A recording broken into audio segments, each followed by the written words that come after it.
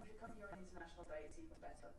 So I think it's really wonderful that this religious conference has come to the first time in its long history. And I'm really that University of South Wales has acted as its host here for us. So I'd like to thank them, which I hope all of you will find interesting, inspiring, and thought-provoking as you set out on your careers as learning disability nurses. I think this title is fascinating, Back to Our Future, because what we are looking at here is trying to examine what it is as part of your role, what it is that is the core function of learning disability nursing, enabling people to get the right services with the right interventions are met and they have individual support. And it is the individuality that I would like to emphasise today. We have a lot of people coming through our health services, and most of the time we have models. Service delivery is very driven by this is the way we do things here. However, individuals with learning difficulties and learning disabilities have to be seen as individuals with unique sets of circumstances, and it is very important that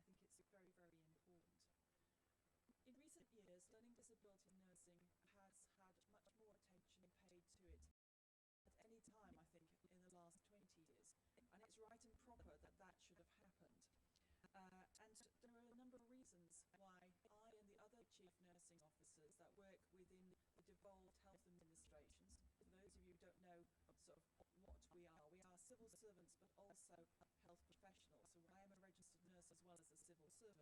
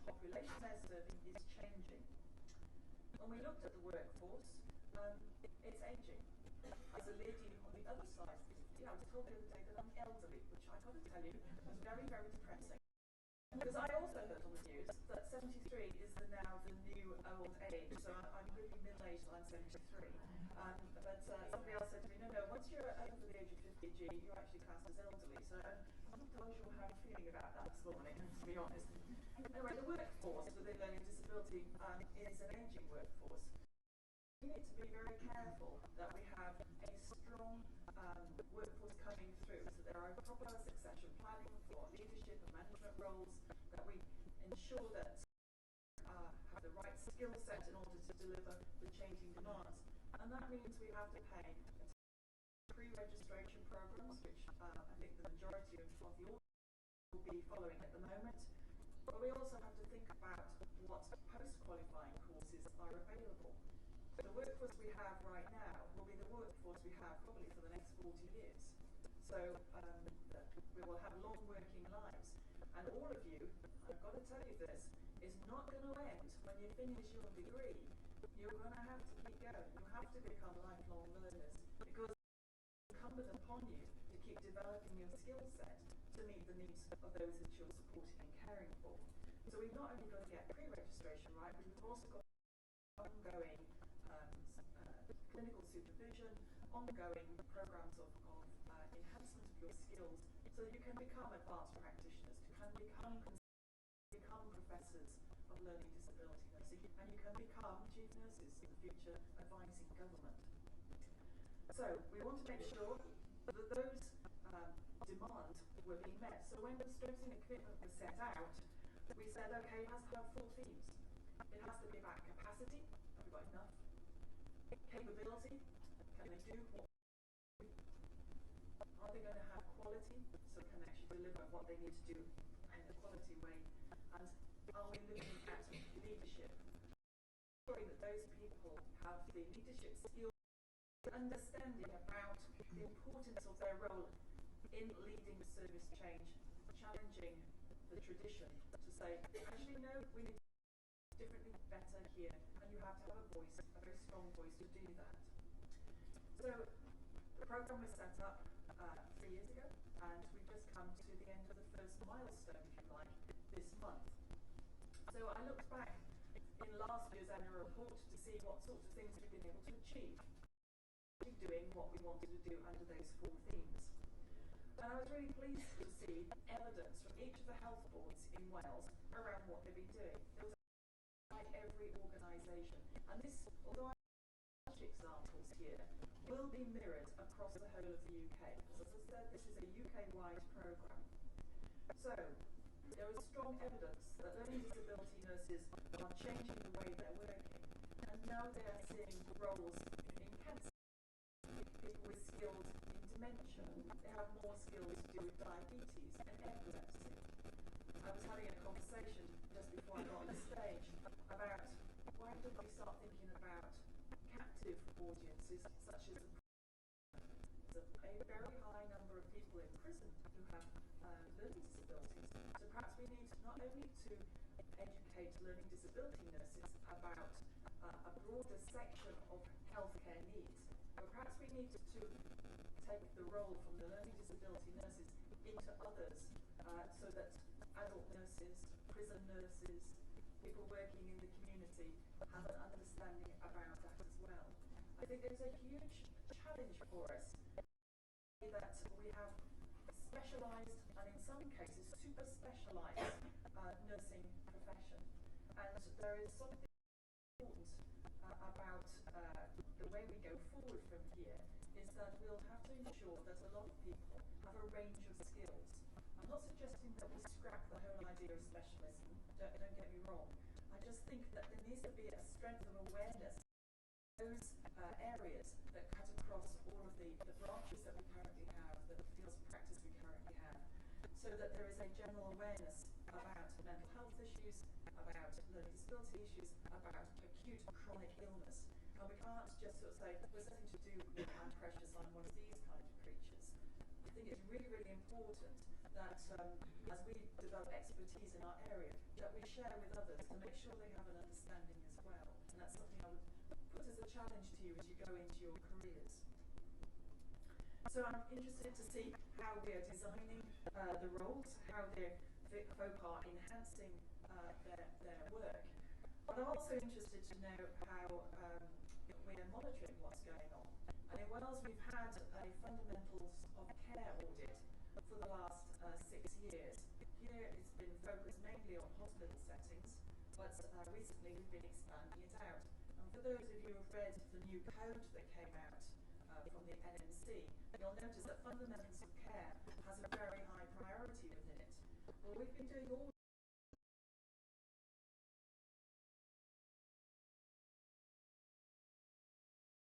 is a new evidence, is a new way of working. And this is what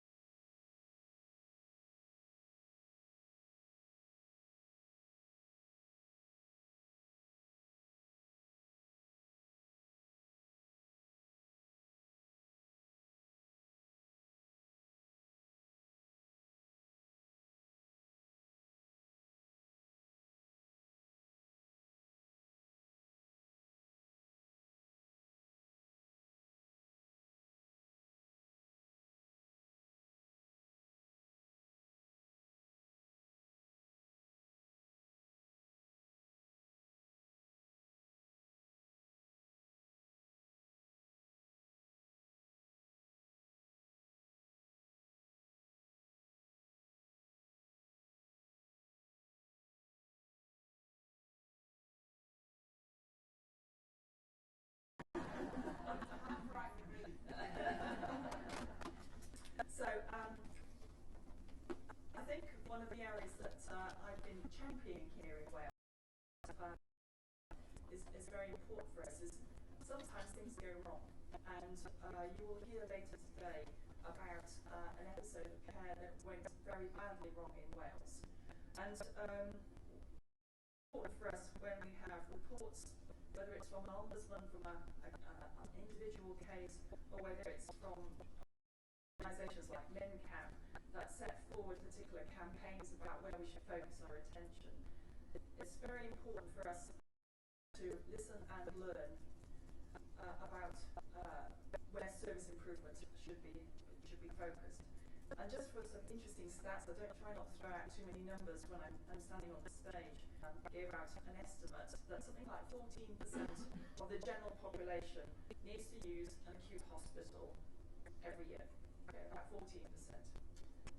People with learning disabilities tend to be more like 26% need to use a hospital. So that's a very higher number of individuals who are going to need to use hospital service. And it's very important for us that when individuals come into hospital, that their care is safe, it is high quality. And we have developed, on the back of the case that you're going to hear about later today, a whole series of safe practices that are being rolled out across Wales under a term of a care bundle. And I'm really pleased to see that in some areas, 100% of the ward staff have had training in learning disability care issues. Others have begun embedding this. We have more liaison nurses. We have a complete focus of attention of individualising care through the hospital. So I'm really pleased that you're going to hear that lesson today, because it is incumbent upon us when mistakes happen. And that's one of the things I would like to sort of emphasise to you.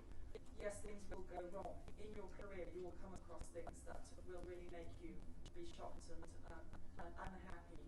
And it's really important that we learn from that so that it doesn't happen in the future. So for me, strengthening the commitments now hit its first milestone. 3 years is up. What's going to happen next? The group are going to refresh objective phase. I am personally committed to support. I'm passionate about making sure that very vulnerable members of our society have safe, high-quality care no matter where they go in our service. And I will do my best to support the UK-wide approach, making sure that learning disability nurses and nursing continues to flourish and grow. Have a wonderful rest of the conference. I think you are our future. I'm really impressed that you come together on a regular basis to talk about what is important to you and to think about what your future careers will be. So well done all of you for your personal commitment to this. I know it's a trial to come all this way to the party council. But well done all of you, and best of luck with your studies. Thank you very much.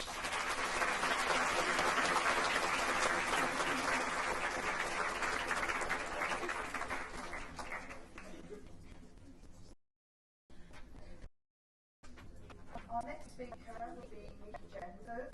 Nikki is head of the School of Care Sciences at the University of South Wales, a post that she in September 2014. She previously worked at within the UK at University in Leicester and is a learning disability nurse by practice. Can you please give Nikki a warm welcome?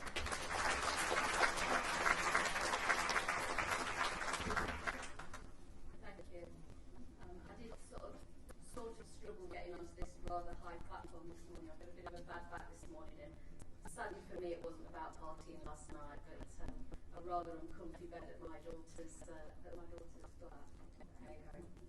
So firstly, I'd like to welcome you to 2015 and to South Wales.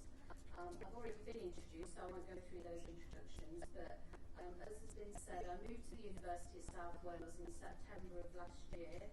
And I'm a learning disability nurse by background.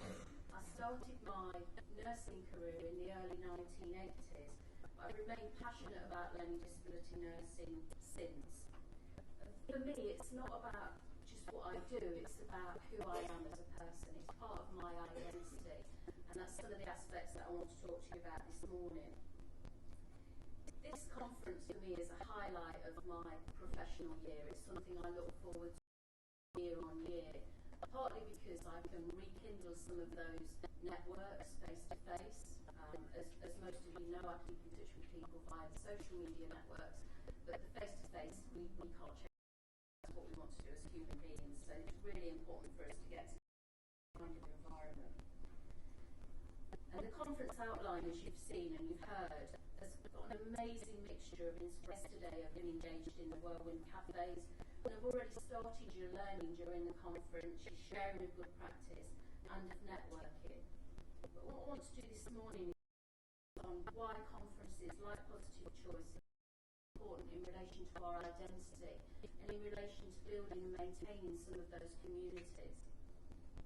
So for those of you that know, I've got a keen interest in identity, in why we choose the careers we choose and how nursing shapes who we are and how we shape nursing too.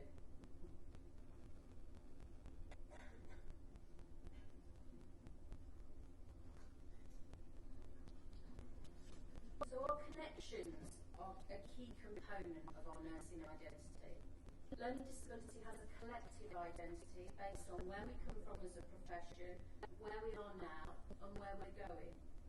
And this morning I'd like to share with you some views of that collective identity and moving forward. All nurses have an individual story. They have a narrative around why they chose nursing as a career, and a narrative around that career pathway.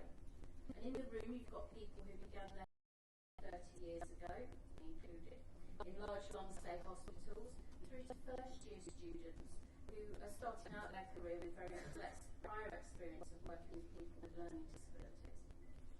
And that collective identity is considered when we ask the questions about who we are as nurses, what is learning disability nursing, and what do we do.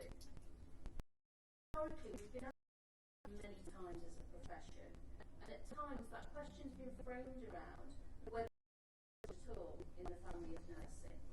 But that's okay, because a key aspect of our identity is about how others see us, not just about how we see ourselves. Our identity as individuals, but also as nurses, is fluid and changing.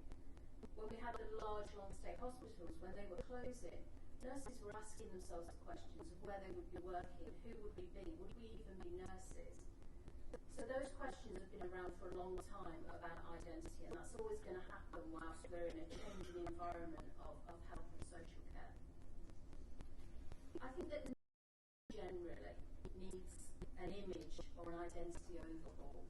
The profession of nursing remains largely focused on low-paid, female-dominated profession based in hospitals. And the public doesn't ask a nurse in an adult nursing setting what they do, because they think they know. But that's often still a very narrow view if we look at where nursing today takes place. So we know that nursing is varied and in many different organisations and locations outside of hospital provision, and it's beyond caring for those that. However, the public image is still often based on Holby City or Casualty or those kinds of things that we see on TV. And I think that for midwifery, Called the Midwife, whilst a wonderful historical programme, I'm not sure it's too many women wandering around on bicycles and smoking lots of fags. So we know that that environment is very different. But this provides learning disability nurses with a continuing challenge when it comes to helping the public understand what it is we do and who we are. A changing public image of nursing more generally to help people understand the breadth of the role and the variety of would go a long way to help the profession understand learning disability. When we think about our identity as learning disability nurses, we also need to understand the impact of the way in which we present ourselves in particular ways.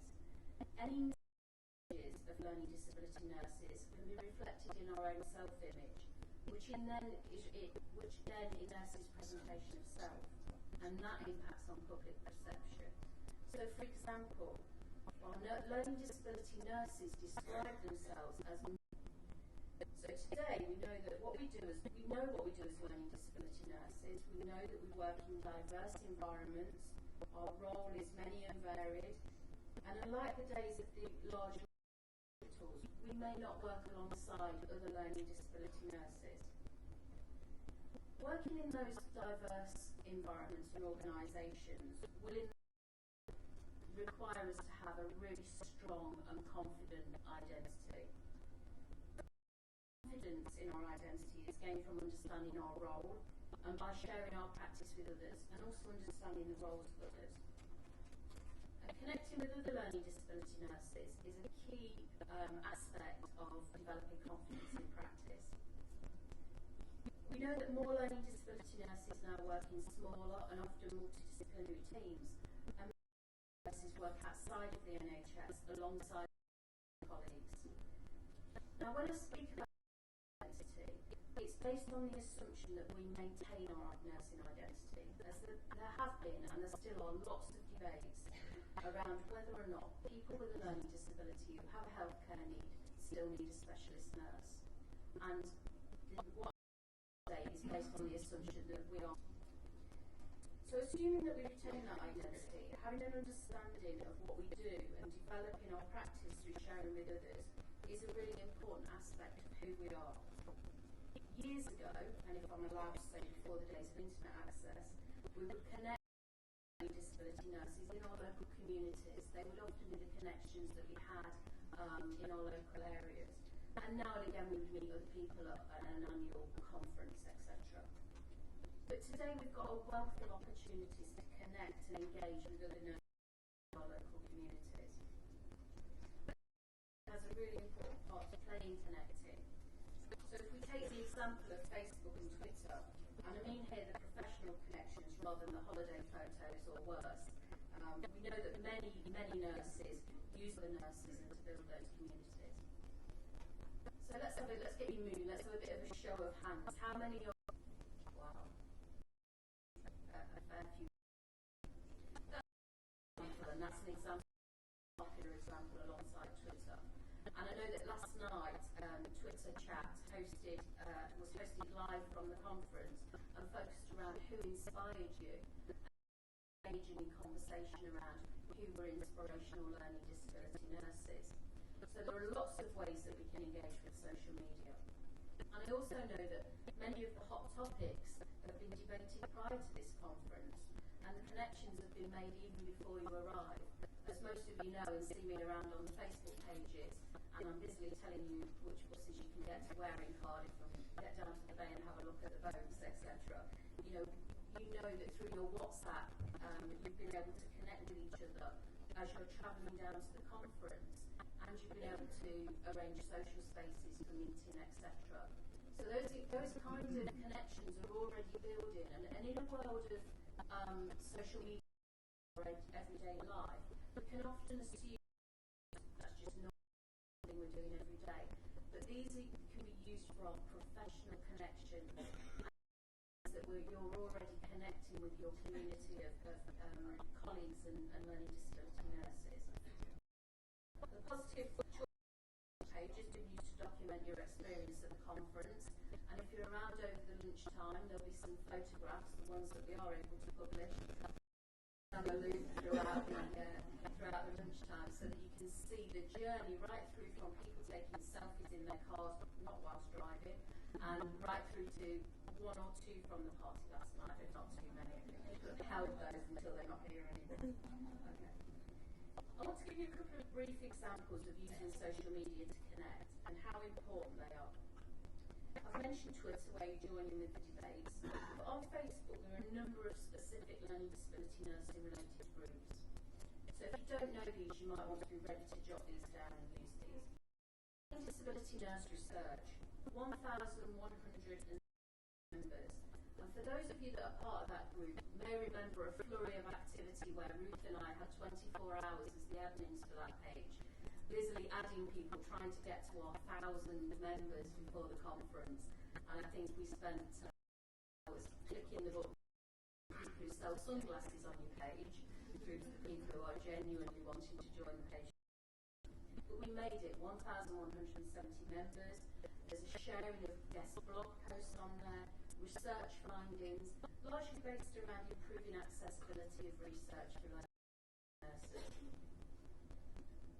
LDnurse.com, 3,035 members. Practice.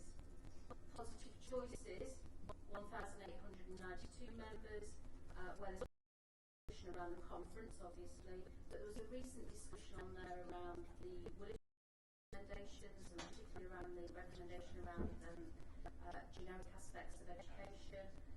Also, there's called I'm an RNLD and I'm a proper nurse, and that has 923 members about sharing views and sharing of practice.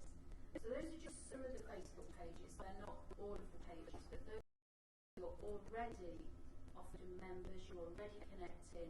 You're not just connecting with each other as student nurses, you're connecting with people who are qualified nurses who have been around for a while, who are in key positions in the learning disability nursing communities. But also you've got examples of people who are parents, who are carers, etc., who are working in those, connecting in those environments. So the opportunities for you to create this, be part of this community and to create networks are huge. And if you're the kind of person, and particularly as a student, if you're the kind of person who perhaps feels a little bit about making those connections face to face. It might feel a bit nerve-wracking to talk to somebody who, like Ben Thomas, who's at the Department of Health. You can always get him on Twitter. You can always have that conversation on Twitter. So those kind of people with that you perhaps wouldn't normally in those outside of those environments. Spaces like Twitter and Facebook groups not only enable the sharing of information, but they also provide a supportive community where members can ask questions and also prompt debate. The question of Facebook groups about using social media for connecting with other LD nurses outside of their current networks, and some of you will know this question, you've seen it.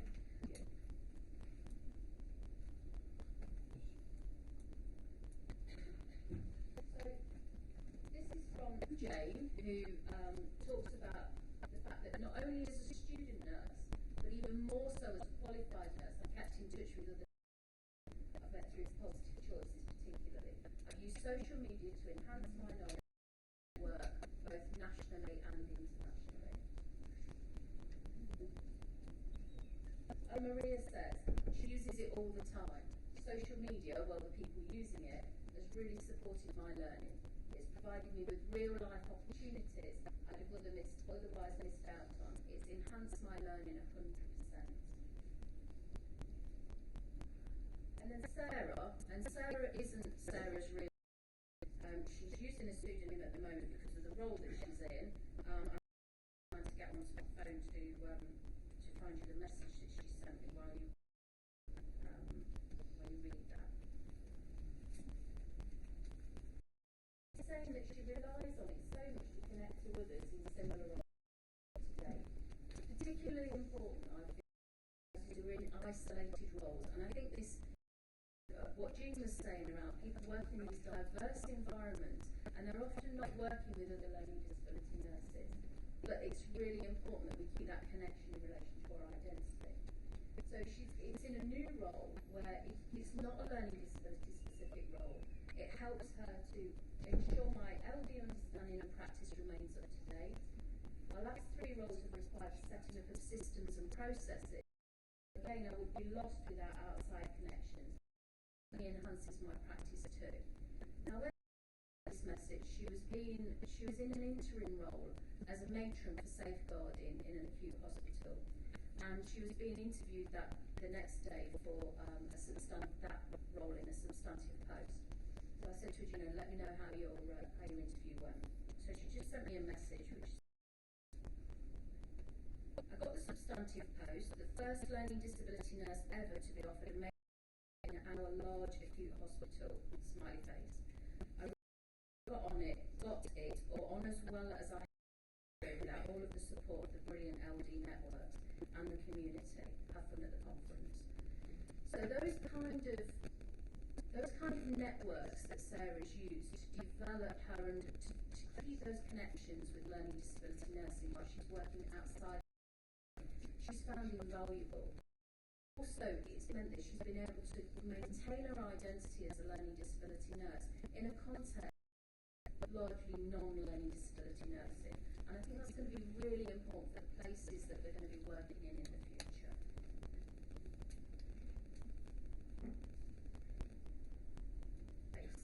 They create opportunities for learning, for sharing of good practice, and can be an excellent tool for continuing professional development. They are and can be effective communities of practice. And I just want to show you here what we mean when we talk about communities of practice. So Wendy did some work in 2002, and I don't want to get too much into theory because you're away from that at the moment, but this is something that if you're interested in aspects of community of practice, Wendy is really important. So these are groups of people concern a set of problems or are passionate about a topic and who deepen their knowledge and expertise in the area by interacting on an ongoing basis. And also, building on that, Andrews talks about a community of practice being different network because it's about something. It's not just a set of informal relationships. And I think that's something where, when we think about what social media does for us, it's a really important aspect of our role. Connecting with others is a key part of identity. We understand who we are through understanding who others are. And today, this not only happens face to face, but also through virtual community connections. So conferences like Positive Choices, annual student conference, it forms part of a community of practice which you can engage in as a student. You can be anywhere in the UK or the world, you can follow the debate, you can understand what other learning disability nurses are doing in their diverse roles, and this not only impacts on your own identity, but also on the collective identity of learning disability nursing.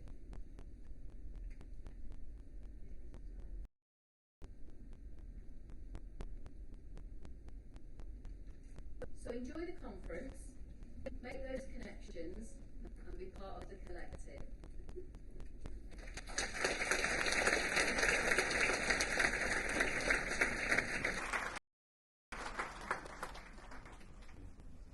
Just before our next speaker comes on, I need you all to do a wave because we're following the Twitter feed, and a lot of you will know Sharon Paley, who tweets and sweetly.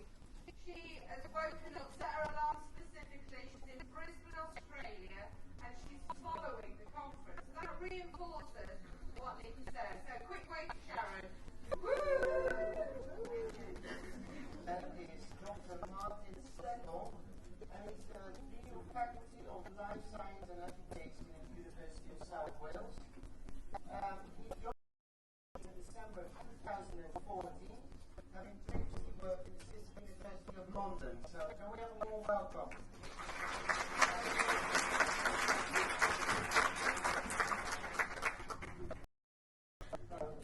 Introduction and good morning, or morning up. I've only been here 6 months, my Welsh is limited to his hello, good afternoon, good evening, really, so Shemai, that's what. Not bad. So on behalf of the Vice-Chancellor and my colleagues at the University of South Wales, I'm absolutely delighted to host the 11th Positive Choice Conference. The University of South Wales, in April 2013, as a result of a merger between and the University of Wales, Newport. And it's a university that is founded by the professions where research, teaching, and our communities runs through our DNA. As one of the top 10 campus-based universities in the UK, and one of 2 universities in Wales that offers learning disabilities, I am very proud that we have hosting this conference. And it's the first Welsh university to host the conference, which is fantastic. So up to 5 months ago, I had 18 and a half years unbroken clinical practice. I'm an adult nurse. I've had 18 and a half years unbroken service before I took up this current role, and I hope to go back into practice very soon. And I was regularly exposed to clients who had learning disabilities, and I built up a very good relationship with the colleagues. Now these colleagues have a skill set that has a huge impact, but is at risk of being undervalued, in my view. And that's because if you think about healthcare, secondary care has almost voice. Voice can get lost in all that noise that care. But then disability, in my view, is such a long way ahead of practice. In terms of how you manage communication, how you manage and cope with long-term conditions, but it's a fantastic skill. If the 4 fields of nursing was being a marathon, I think learning disabilities would be the dot in the distance. Mental health is doing much better, it's catching you up.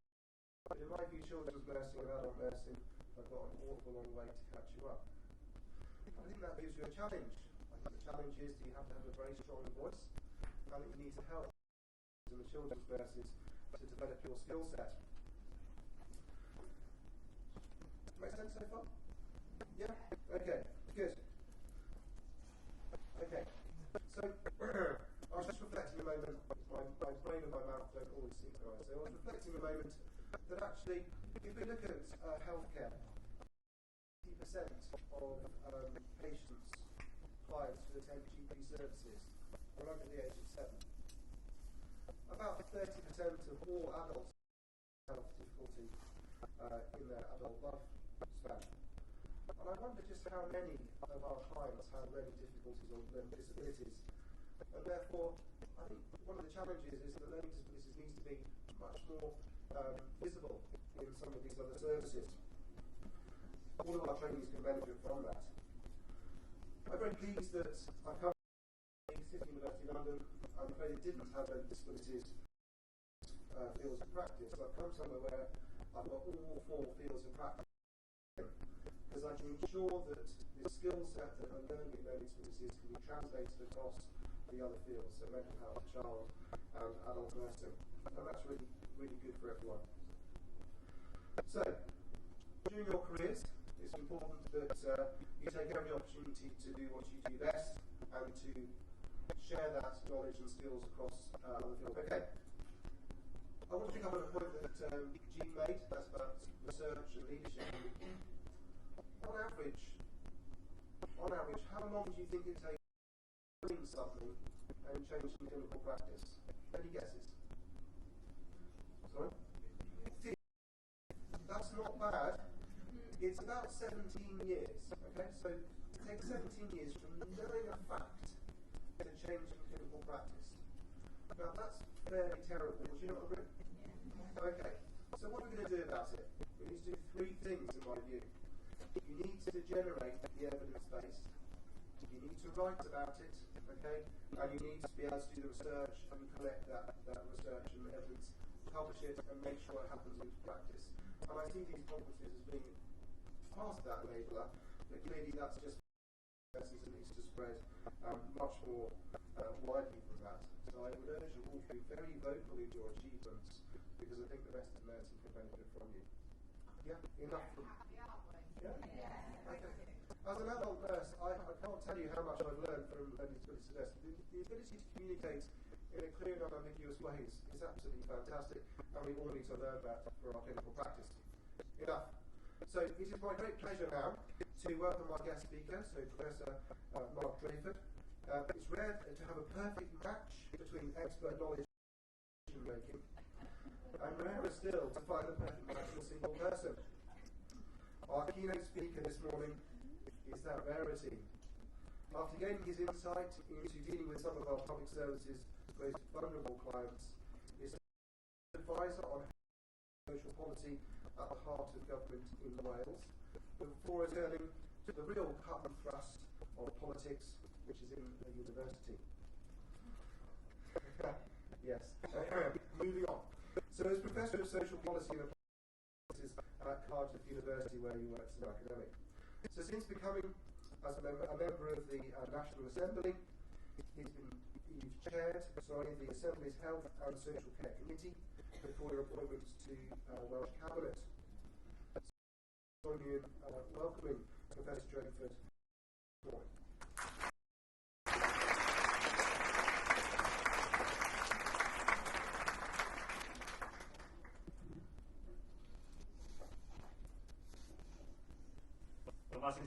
Diolch yn fawr iawn am y cyflwyniad mor caredig. Croeso iawn i chi gyd i Gaerdydd ac i Cymru hefyd. Welcome to you all. It's a great pleasure for me to have the opportunity on behalf of the Welsh Government to welcome this conference here to Wales for the first time, a conference important wherever it happens to take place, but we are particularly pleased to be able to simply because, as with any part of the United Kingdom, we have a substantial population of adults and children, 13,000 of them currently registered as having learning disabilities, and a number than that, quite certainly, who have the milder end of learning disability do not appear on any register. It's a real pleasure for me to follow others onto the platform as well. We are very fortunate to have Professor Jean White as our Chief Nursing Officer, not simply for the passion that she brings to the whole agenda, but for the particular interest which I know from my very regular meetings with her that she brings to the whole field of learning disability, and the efforts that we want to make in Wales to do more, to make sure that the services that we provide really do match with the needs of those for whom those services are provided. Well, I was thinking earlier in the week about coming here this morning and reflecting on to you. If I look back over my own working life, it is difficult, I think of any area of health service provision which has changed more fundamentally than the way that we provide services for people with learning disabilities. I began my work in 1973 when I escaped from school and went to work in St David's Hospital, which is a hospital in Carmarthen in the west of Wales. When I first worked there in 1973, there were people who had been admitted to St David's Hospital under the terms of what was called the Idiots Act of 1886. When you looked at the register and you saw the person's name and you saw the reason for admission, a single word would appear in that column, and the word would simply be idiot or imbecile. And these were technical, legal terms used under the law that was in place at the time, and there were people there. In a hospital was in itself with learning difficulties and disabilities as a separate group in society. A hospital that had its own farm, its own chapel, its own theatre, that stood on a hill outside the town itself, and where you never ever needed. The regime was under the benign direction of a very small number of paternalistic doctors. Third generation of Dr. Langdon Dunn retired as physician superintendent of Normansfield Hospital in 19, and his grandfather before him had been continuously in charge of that hospital. Down syndrome is named after the first of those doctors. 100 years of continuous, as I say, paternalistic care. Now, by then, the separate system, the positive intentions of it, such as they were, had become a reality of neglect and where service with learning disabilities was quite out of sight and out of mind. Exposed in Cardiff, where we are sitting, with the first of the great mental hospitals of the 1960s and the 1970s. Ely Hospital in Cardiff hit the front pages of the News of the World in August 1968 with an account from an anonymous nurse of conditions at the hospital. And Ely was in many ways a hospital just like St David's. Originally it had been a reformatory school for delinquent young men built in 1960. It had been built from the centre of Cardiff. But by 1968 it was in the middle of the largest council estate in the whole. And yet, despite the fact that it was surrounded by the life of the community, it was cut off from that community in very, very significant ways. 660 patients looked after by 2.5 doctors who were employed at a hospital, the physician superintendent, the well entirely remote Dr. Cyril Wynne Jenkins. Patients died at Ely Hospital without Dr. Wynne Jenkins ever being informed by staff who didn't want to trouble him what was going on.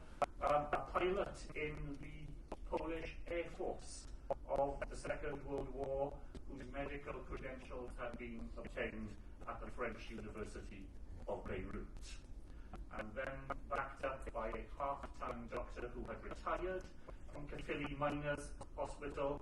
The landmark report into events at Ely said of him, he had no training, he reads, he has no interest in the care of people with, as it would be said there, mental handicap. They were supported by a very large number of nursing staff. The inquiry team who visited the hospital made a particular point of asking how many members of nursing staff at Ely had any connection. Of all the staff that they interviewed, they found two nurses who had any experience outside the walls of Ely Hospital itself. One was a nurse who had escorted a patient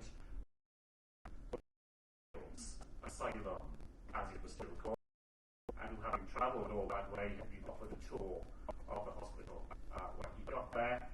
And the other was a nurse, the only nurse they found, who had attended a training course, and she had attended a training course sometime in the 1950s on the role of nursing in the event of an atomic war. And that was the entire connection between nursing staff at the hospital and the world of the health service beyond its doors. The back wards, as they were known inside the hospital itself, referred to in that way in the report, the back wards were the fiefdoms of individual members of staff who had been there cases literally for decades. The wards were cut off not just from the world outside, but from the world of the hospital itself. That was where care, as the report said, had become corrupted. Corrupted through indifference, corrupted by neglect, corrupted by a fundamental belief that the people who were receiving the service deserved no better than the care of which they were in receipt. And it's from the Ely Hospital report that the real impetus for care in the community, with all its challenges and all its imperfections, dates from that day. And in one working lifetime, because in Ely's Hospital, when I arrived there, was not that different to the conditions that were to be in Ely Hospital, I think that the way in which services are provided for people with needs and the way that we think of people with those needs really are entirely different. So now our aim is to recognise that people with learning disabilities, just like every one of us, have only one life to lead and are as entitled as any one of us to make the very most of it.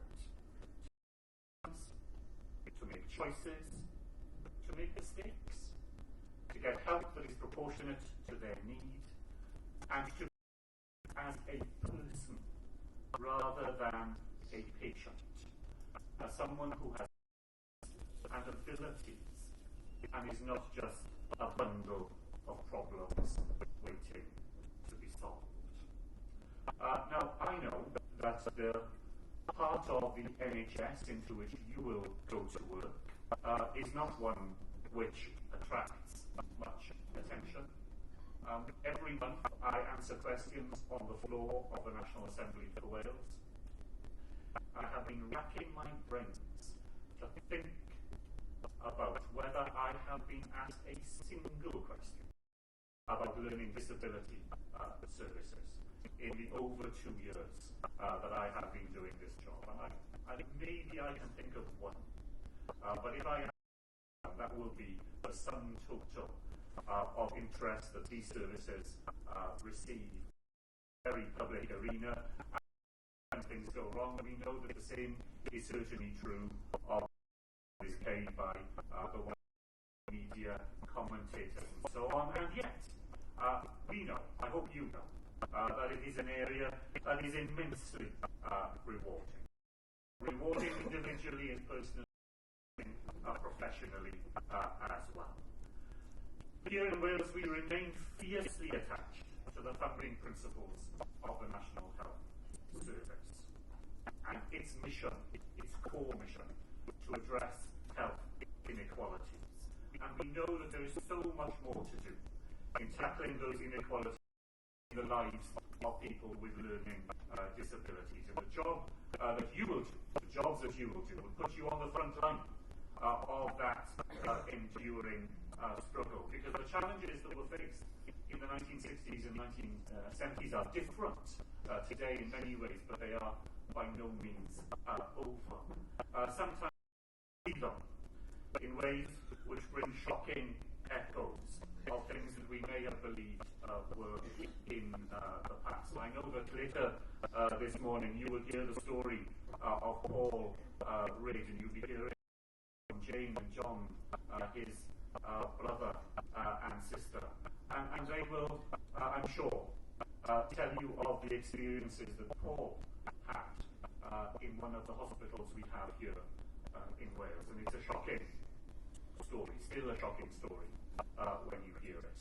But hopefully, from that, you will also hear of the work that we are trying to do here, to develop and now to implement care bundles for people with disabilities, setting the standards for what we believe they are entitled to expect and to receive. And that care bundle, which has been available in the NHS in Wales now for over a year, is beginning to make a difference. But we're at the start of that journey. We're certainly not at the end. More of that experience, I think what you will hear is something that Martin spoke to you about as well, which is the struggle to enhance communication between people with learning disabilities, their families and their friends, and provide services to them. We're always alert, I hope, to issues of communication in Wales. I began with a few words to you in the Welsh language, and we have people who have learning disabilities and are able to communicate through the medium of Welsh. How we find a way of making sure that people with learning disabilities are able to make their views, their voices heard, is, I think, at the core of our ongoing wish to make sure that we address the health inequalities that we know continue to exist for people in that position. Wherever you go to work, ambassadors and advocates for people with whom you work. The very specific health challenges exist for people with learning disabilities to the wider agendas that we face right across the health service. You will be in practice, I hope, which will be thoughtful, which will be reflexive, which will be disputatious, as we argue amongst ourselves about the best way to make sure that we achieve what we want to achieve, and will be rooted in a clear concern, not simply for what we do, but for the impact of what we do in the lives of those people with whom we are working. I wish you enormously well for this conference, learning from one another, helping to shape the future, helping us to create the workforce we will need to do all the things we know are there to be done for people with learning difficulties and alongside them. Way to go on providing a service which we know is valued more than any other service we provide in the lives who rely upon it. Thank you very much.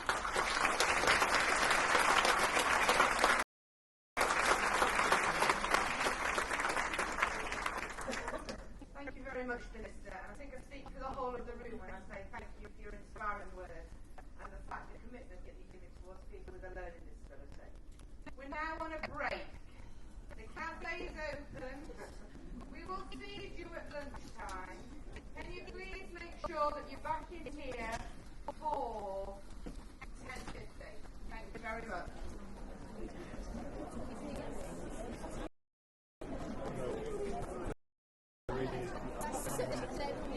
But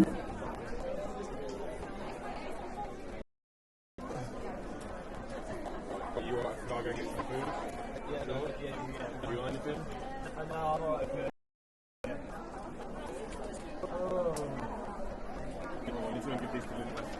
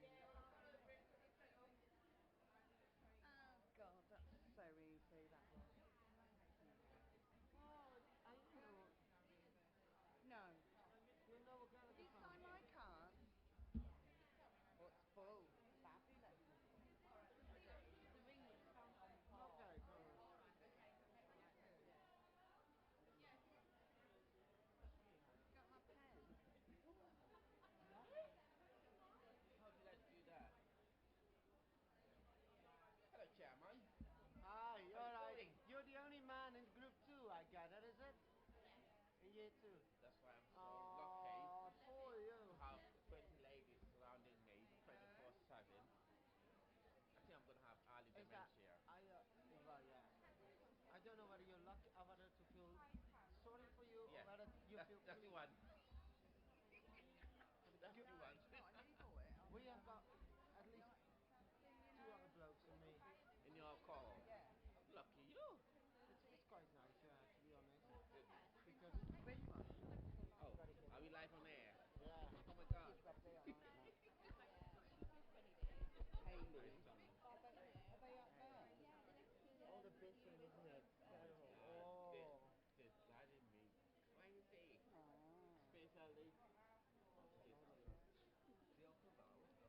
Especially. I'm Voldemort. Joachim Bauer is But really fat. Yeah. Yeah. bored. Okay. Yeah, no, Yeah. I need to find out phonetically. Can't bother to go back up there, to be fair. Right, I can want to look at. I haven't been able to get on the internet. Bloody days, man. 30 to look around. Yeah, that's phonetically, I think. Joachim Bauer and Voordenold. Disgusting. Joachim Bauer and Voordenold. Yes, Joachim Bauer what's and that? Voordenold. Well, welcome back. coming back. Oh, Welcome back, everybody. Okay. I'm very impressed with your Wales. I'm fluent. Very. Are you? Oh, you should be living in UK. You're taking me some lessons. Right, we're going to talk. I'm gonna really share this. I know it's cheeky. I took a No. photograph of the minister. Let me take a photograph of the Brilliant. minister. Fabulous. I'm going to get Why on the not? When do you get the internet. opportunity? You could have took wireless. Done it now. Oh yes, that phone's been there and I haven't even seen it. I'm a bit of an old fossil. I don't, yeah. I met this lady yesterday. She's fab. Yeah, I made a lot of friends yesterday. So, Loads. who's your girlfriend then? I just wonder. I'm contemplating whether I should put the photo on Facebook. Friends. Oh. Brag, brag, brag. I met the Minister of Health. From up from Birmingham. Croydon. Shall I do it? I'm not on Wi-Fi. How do I get on Why Wi-Fi? did you all come down to Wi-Fi, sorry. Not like parties. No, it's cool. Um, Just a friend. Well, friend. You know what I mean? Yeah. Yeah. how do I get on the Wi-Fi? Wi-Fi. You can hear everything. Bollocks.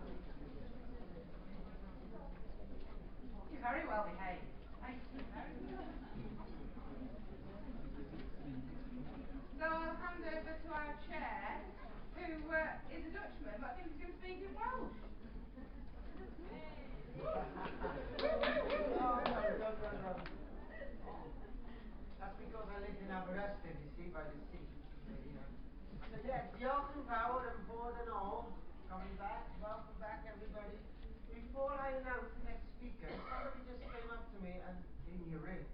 But it's not for me, somebody's lost it, you know. So if anybody would like to come and collect it after in the break, it's here, it's got like black little stones in it. It's quite pretty. Yeah, we sell it for charity. Okay. Anyway, our next speaker, you can come in and all. Our next speaker is Dr. Pauline Haslop, sorry. Goedemiddag iedereen.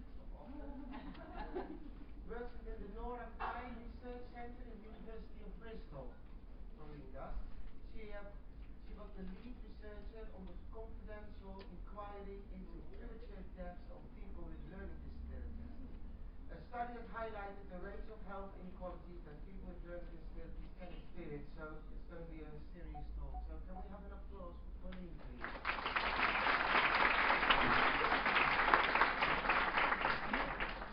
Hello, thanks very much, and it's great to be here. I grew up in Cardiff and have very fond memories of the Students' Union at the tender age of 16 and the very sticky floor and rather horrible toilet, so I hope it's improved since then. And in the days, I moved over to Bristol and did my nurse training in Bristol. And things have changed, I'll give you that. In those days, we used to admit children with learning disabilities into the ward for respite care for a 2-week holiday. Can you imagine anything worse than going into hospital for a holiday to give your parents a break from your care? So, you know, I'm glad to say those days are behind us, but I would say that we've still got a long way to go. And I hope that this conference is going to inspire you to get prepared and go out there and make changes in your world, in your days. So, as was said, I managed the confidential inquiry into premature deaths of people with learning disabilities, which ran from 2010 to 2013. Now, I'm trusting that many of you will have heard of and at least read a summary of the report of the confidential inquiry. So, hands up who has. Who's heard of it? Fantastic. Brilliant. Okay, that's great. That makes my job a whole lot easier. So the reports look like this. There's a main report, an easy-read report, summary report, and there's also a DVD that provides a summary of the findings that we made with a theatre group of people with learning disabilities. So these reports and the free, they're available. I'll put my contact details up at the end. Just drop us an email and we can post those out to you if you'd like them. Okay? They're also freely available online on the website, and the DVD is available on YouTube. So you know, there's no excuse to be not to have read it. So in this presentation, what I'm going to talk to you about is I'm going to give you the briefest of brief overviews of the findings for those of you who are not quite up to speed. I'm going to really tell you a little bit about how taking part in a review of death can influence change. Now that's really important because the Department of Health in England has made it clear, well, there's an appetite at least for the expectation that all deaths of people with learning disabilities will be reviewed in future. And you as nurses will have very key roles in that, either in notifying deaths, either in contributing to reviews of deaths. So it's really important that you get up to speed and understand how contributing to a review of a death can improve practice, and hopefully we'll address that in the next few minutes. And then I'll give you an update of actions that have taken place following the confidential inquiry. So first of all, just a very brief overview. Hopefully this is all familiar to you now. What we found was that the median age of death for men with learning disabilities was age 65 years, meaning that men with learning disabilities are dying on average 13 years sooner than men in the general population. For women, the situation is of even more concern. The median age of death for women was 63 years, meaning women with learning disabilities are dying on average 20 years sooner than women in the general population. And actually almost a quarter of people with learning disabilities we found died before the age of 50, and that's just compared to 9% in the general population. So So very stark differences in the age of death of people with learning disabilities. We also looked at the cause of death, and we looked at, in particular, avoidable deaths. Now, there are two categories of avoidable deaths. There are preventable deaths, and there are deaths that are amenable to good healthcare. And if you think about preventable deaths are deaths that could largely be avoided by public health interventions in the broader sense. Hopefully you're all familiar with public health interventions. So, for example, deaths from lung cancer due to smoking could be avoided by, we've got good enough smoking cessation programs now that we should be seeing those deaths decrease. Another example might be deaths from falls or accidents. Again, we have enough information about trips and slips and falls to be able to largely avoid deaths due to falls. And when we looked at the rates in the population of people with learning disabilities compared to the general population, we found that the rate of avoidable deaths due to preventable causes was about the same, at 21%. Now, deaths that are amenable to good quality healthcare, examples of those might be deaths from infection. You don't generally expect people to die from an infection or something like peritonitis now. Those deaths should largely be avoided by the appropriate and early use of antibiotics. But when we looked at these deaths and compared the deaths of people with learning disabilities with the general population, we found a threefold difference. So 3 times as many people with learning disabilities were likely to die from a death that could be largely avoided through good quality healthcare, as do people in the general population. Now that's a stark and important finding. It's depressing, but it also means that there's hope. There's hope that we can do something about this and we can make change. And you as student nurses are going to be at the forefront of that. So we identified 5 key ways that these premature deaths could largely be avoided. The first was about identifying people with learning disabilities, using your services, and making reasonable adjustments to accommodate them.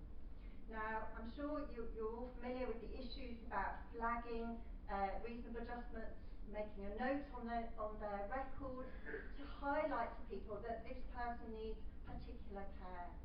Now that in itself is good, but it's not enough. What we need to be also recording is the reasonable adjustments that that person needs to be able to access care on the same basis as people in the general population. That's the important issue.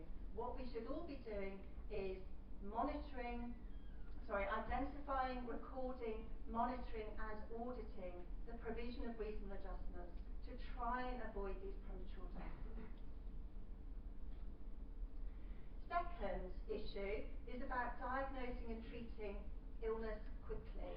What we commonly found was that with people with learning disabilities, there was a tendency to watch and wait a little bit longer than we would with the general population. And that watching and waiting can be crucial, right? And the issue was about the prompt and appropriate treatment of people with learning disabilities soon. I think from past research, there was an indication that the problem that rested with carers, that carers didn't identify the signs or symptoms that a person was ill, didn't take them for medical attention quick enough. And we didn't find that at all in the confidential inquiry. Conversely, we found that carers did identify when somebody was ill, but the problems occurred once that person was taken for medical attention. And that problem with watching and waiting, not providing reasonable adjustments so that there were delays in the system in identifying that person's illness, were what the problem was. The third issue is about coordinating care and sharing information. It's really crucial. People with learning disabilities, I'm sure you're all familiar with, often have many what we call comorbidities, so lots of different health problems related to that one individual. And unless all of those comorbidities are properly coordinated and the whole picture seen about an individual, problems will occur. That care coordination role is really, really important and mustn't be underemphasised. Fourthly, it's about understanding the Mental Capacity Act and the Equality Act, and crucially following it. Hopefully you're all familiar with the Mental Capacity Act. If you're not, please go away and learn about it and your responsibilities under the Act. It is a really crucial piece of legislation in protecting people with learning disabilities. And we found that a failure to follow the Mental Capacity Act in some cases led to that person's premature death. And then fifthly, and certainly not any less importantly, it's about listening to people with learning disabilities themselves, but also their families and the people who know them the best. All of us, whenever we're working with an individual, will only see a tiny part of that person's life. We will only have one piece of the jigsaw that goes into filling the whole picture. And you have to remember that family members often hold more important or more illustrative pieces of the jigsaw than we might see in practice. So listen to family members and carers. Please, they're really, really important intelligence for you in keeping people safe. So let's think about reviewing deaths of people with learning disabilities. As I said, there is an expectation bubbling under the surface that all deaths of people with learning disabilities might be reviewed in the future, and you will have a key role in that. So how can that help? Certainly evidence from other confidential inquiries suggests that although there's widespread professional support for reviewing deaths, we know little about the impact of recommendations that are made from that. And there are two key problems with that. The first is the lack of comparative data, and second is the failure to consider confounding factors, what else is going on in that person's life at that particular time. And those were issues that we took on board when conducting the confidential inquiry and addressed head on, which meant that the confidential inquiry provided us with the best information we have at the moment about mortality of people with learning disabilities in England. What we learned was that by encouraging practitioners to be really reflective about their practice, it became a very valuable learning experience for those professionals, and that had a quite strong impact in the provision of care that they gave. We've got 5 minutes for this. So it forced practitioners to reflect on whether they understood and adhered to existing guidelines, for a start. It also raised awareness of the full range of multidisciplinary colleagues and their roles in supporting people with learning disabilities. What we often found was that individual practitioners sometimes didn't know who the other practitioners were in supporting a particular person with learning disabilities, and that lack of understanding who else was involved in the care was really important. Thirdly, it provided an opportunity to consider the whole person, if you like, putting all of those pieces of jigsaw together and considering the needs of a person in a way that often hasn't been considered before. It emphasised to professionals the importance of accurate documentation. The number of times that professionals looked at what the notes they had written in the past and said, oh my goodness, why on earth didn't I document the discussions we had or the rationale for the decisions that we made. It's a really, really important learning point. And our view is that if it's not documented, it didn't happen. And that was a very salutary learning point for some of the professionals that we worked with. It caused professionals to reflect on the importance of not making decisions on their own, that there are other people involved who do need to be part of the decision-making process. It highlighted training needs, and it also highlighted gaps in our knowledge at a strategic level about what we know about the number of deaths and cause of deaths of people with learning disabilities in our particular areas. I'm going to skip through this and just go through an update of actions following the confidential inquiry. There has been progress made, and I do want to remain optimistic about that. It's really important that we keep focusing on the future and what a difference that our practice can make. The first is that GP registers are now expanded to all age registers. In the past, before the confidential inquiry, GP registers of people with learning disabilities were just at age 18 or over. That's now changed, they're all age registers. So people with learning disabilities you're supporting should be on their GP register. The second is that annual health checks for people with learning disabilities have now been extended to include young people aged 14 to 17. That is a really crucial point for people when they're moving from children's services to adult services. That transition time is a very tricky time for many people, and that extension of health action planning at that point is really helpful. There's now a requirement for providers to audit the reasonable adjustments that they provide. I don't know, a really good question for you to ask when you're in placement about, what does our audit data tell us about the provision of reasonable adjustments for people with learning disabilities we support. And then also there are some new questions being asked at CQC inspections of acute hospitals, specifically about the care of people with learning disabilities, which is great news because it puts it right up there at the highest point in hospital. Public Health England has now made some easy read materials. We flagged up particularly problematic areas, particularly about bowel cancer screening and the lack of easy read material for people with learning disabilities about cancer screening. That's now being provided. And changes have now gone into the flu immunisation plan to be much more specific about including people with learning disabilities in flu vaccinations.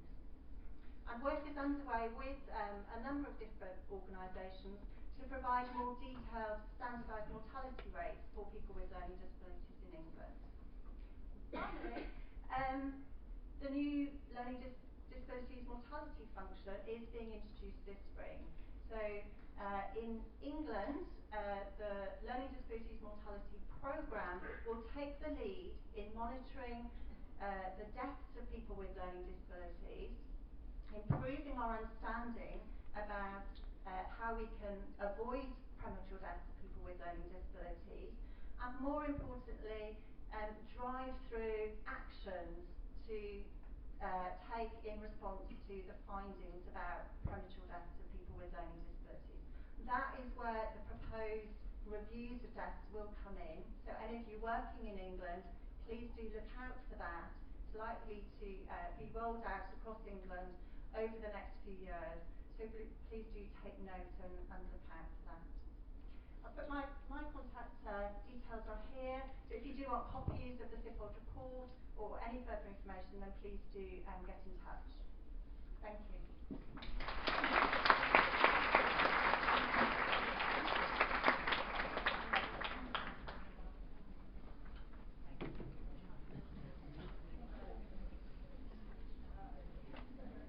Our next guests are Jane Nichols and Jonathan Riz. Jane and Jonathan would like to share their story today about their very special brother, Paul, who had a severe learning disability. Paul sadly died in hospital the 23rd of January 2009, a premature death which was contributed to by a lack of learning disability training and pure neglect. Since Paul's death, Jane and Jonathan have been campaigning for people with a learning disability to be treated as they deserve when being admitted to hospital. Paul brought so much joy and warmth to everyone. His family were blessed to have had him and are determined that his death will not be in vain, and that the required changes within the NHS will prevent this from ever happening again. Please give a warm welcome to Jane and Jonathan.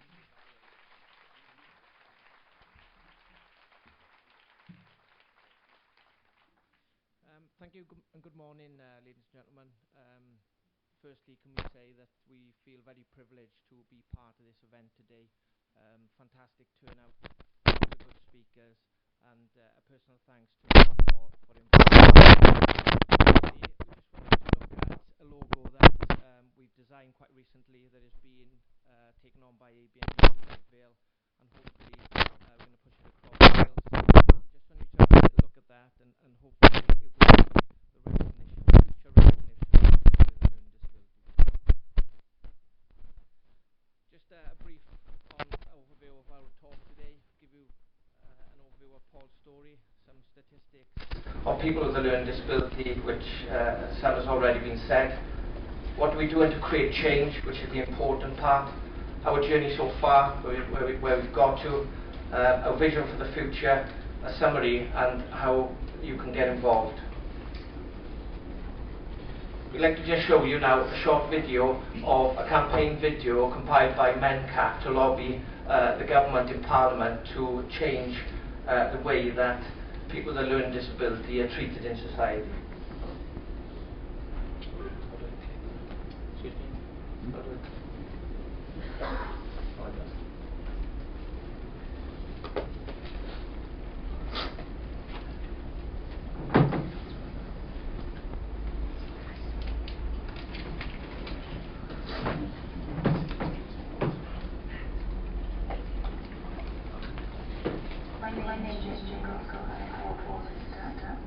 My name is Jonathan Lewis, and Paul is Paul was a very special individual.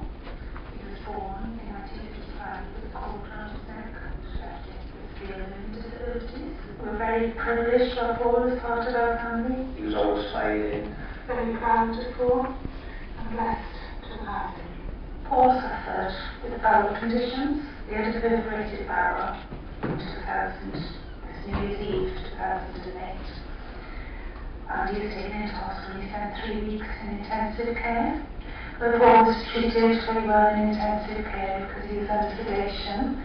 But when Paul came round, we were put on a general ward. Paul's care deteriorated tremendously.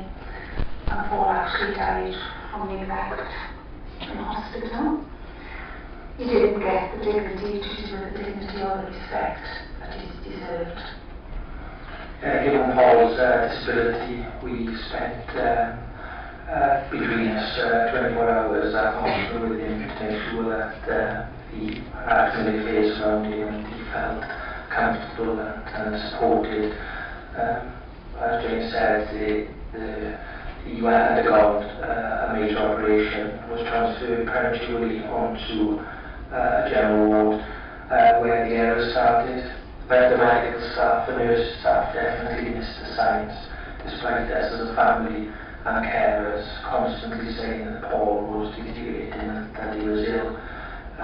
They didn't react quick enough. They kept putting Paul's condition down to agitation, and actually at the time he was dying. We were telling them he wasn't well and nobody was reacting. They were giving out diazepam for agitation. They were saying his clamminess was all due to his disability. The diazepam actually brought his death on quicker. So Paul actually died from diagnostic overshadowing. It means where they see the disability, not the illness. So it's a very, very tragic death. His life wasn't valued like yours and ours. We are tortured as a family by what Paul went through. We wrote a letter to the coroner raising our concerns, which was a list of actually 33 questions. And we went through a number of meetings, attended a number of meetings with the hospital staff, which they couldn't answer the questions. So then it instigated us taking it further, involving the Ombudsman, in order for us to really understand what happened to Paul and why he died. The Ombudsman listened to us, took on our inquiry, and proved that Paul had died from neglect and that the level of care that he received was dire, and that his learning disabilities were not taken into account when he was treated in hospital. We have lost so much. We paid the ultimate price losing Paul. We'll never get him back, but this is a legacy to Paul. Because there's changes that need to be made. Training medical nurses is very important, as understanding the person with a learning disability is, we see it as a key. There needs to be communication between medical staff and family and carers, the people who actually know the individual, know all about them, because then they can tell them different signs of how they show pain. It's so important for nurses and medical staff to listen carers, to listen to families, to really understand the person that they are trying to treat and care for in order to make the right decisions, which again is so pertinent for the well-being of that person. My fears are that we feel that a story like Paul, that it lives on and we need to have somebody else who has died from neglect. That's our fears, our hopes that the work that's going on in the country makes a difference. People actually get treated with the dignity that they deserve. They have a better healthcare experience. They live longer and their lives are enhanced by a better system. We will not stop until we see the changes that are required. We weren't listened to, and as a result, Paul died.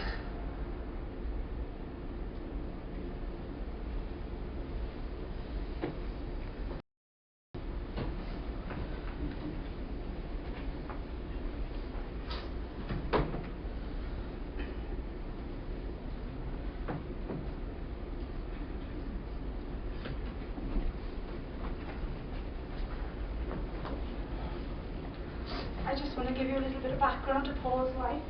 Paul was a very, very special person. He had a wonderful smile and a wicked sense of humour. He was born in 1955 with cord around his neck. He was actually born by neglect at his birth. There was a trainee midwife who was with him. I'm Philly. I'm 41, I'm from Cumbria. I've been 15 Cumbria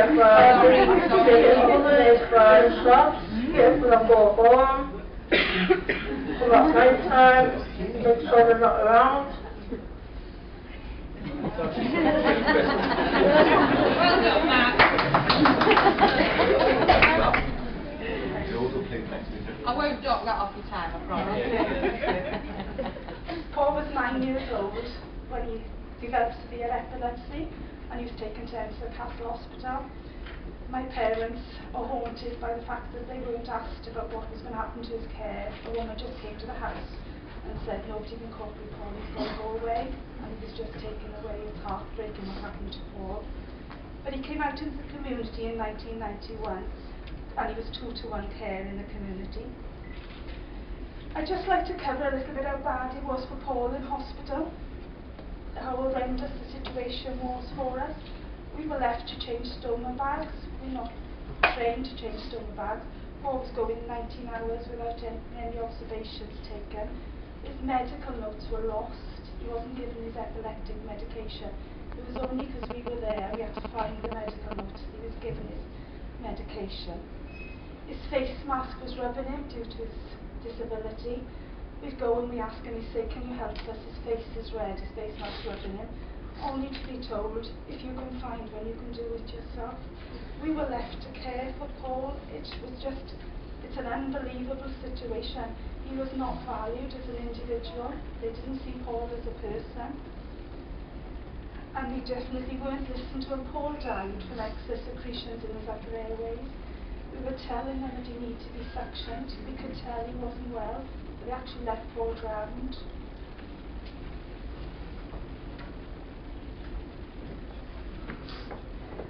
We had so many questions after Paul's death, we didn't know where to go to.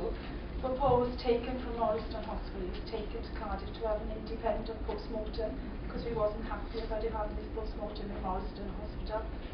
It took us 12 months to get a POVA meeting up and running, but in the meantime it was 9 months before we got hold of Paul's medical notes. They'd actually gone missing and were found in a nurse's drawer in the hospital. And we were actually told we had to pay £350 to release his medical notes. We were never sent a bill actually afterwards. It turned around for us when the Ombudsman actually took up our complaint.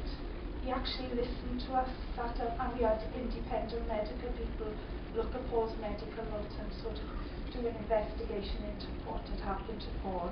He upheld most of our complaint, and that's when it hit the media. And that's when things changed for us. Our voice actually got heard. This was 2 years after Paul's death. It had taken us 2 years for him dying to get the Ombudsman, to get people to listen to what had happened to Paul. Going on from the Ombudsman's report, one of the recommendations, a number of recommendations were targeted to ABMU, that's where Paul died. And then we started getting support from the Welsh Government, being the Minister and numerous other people.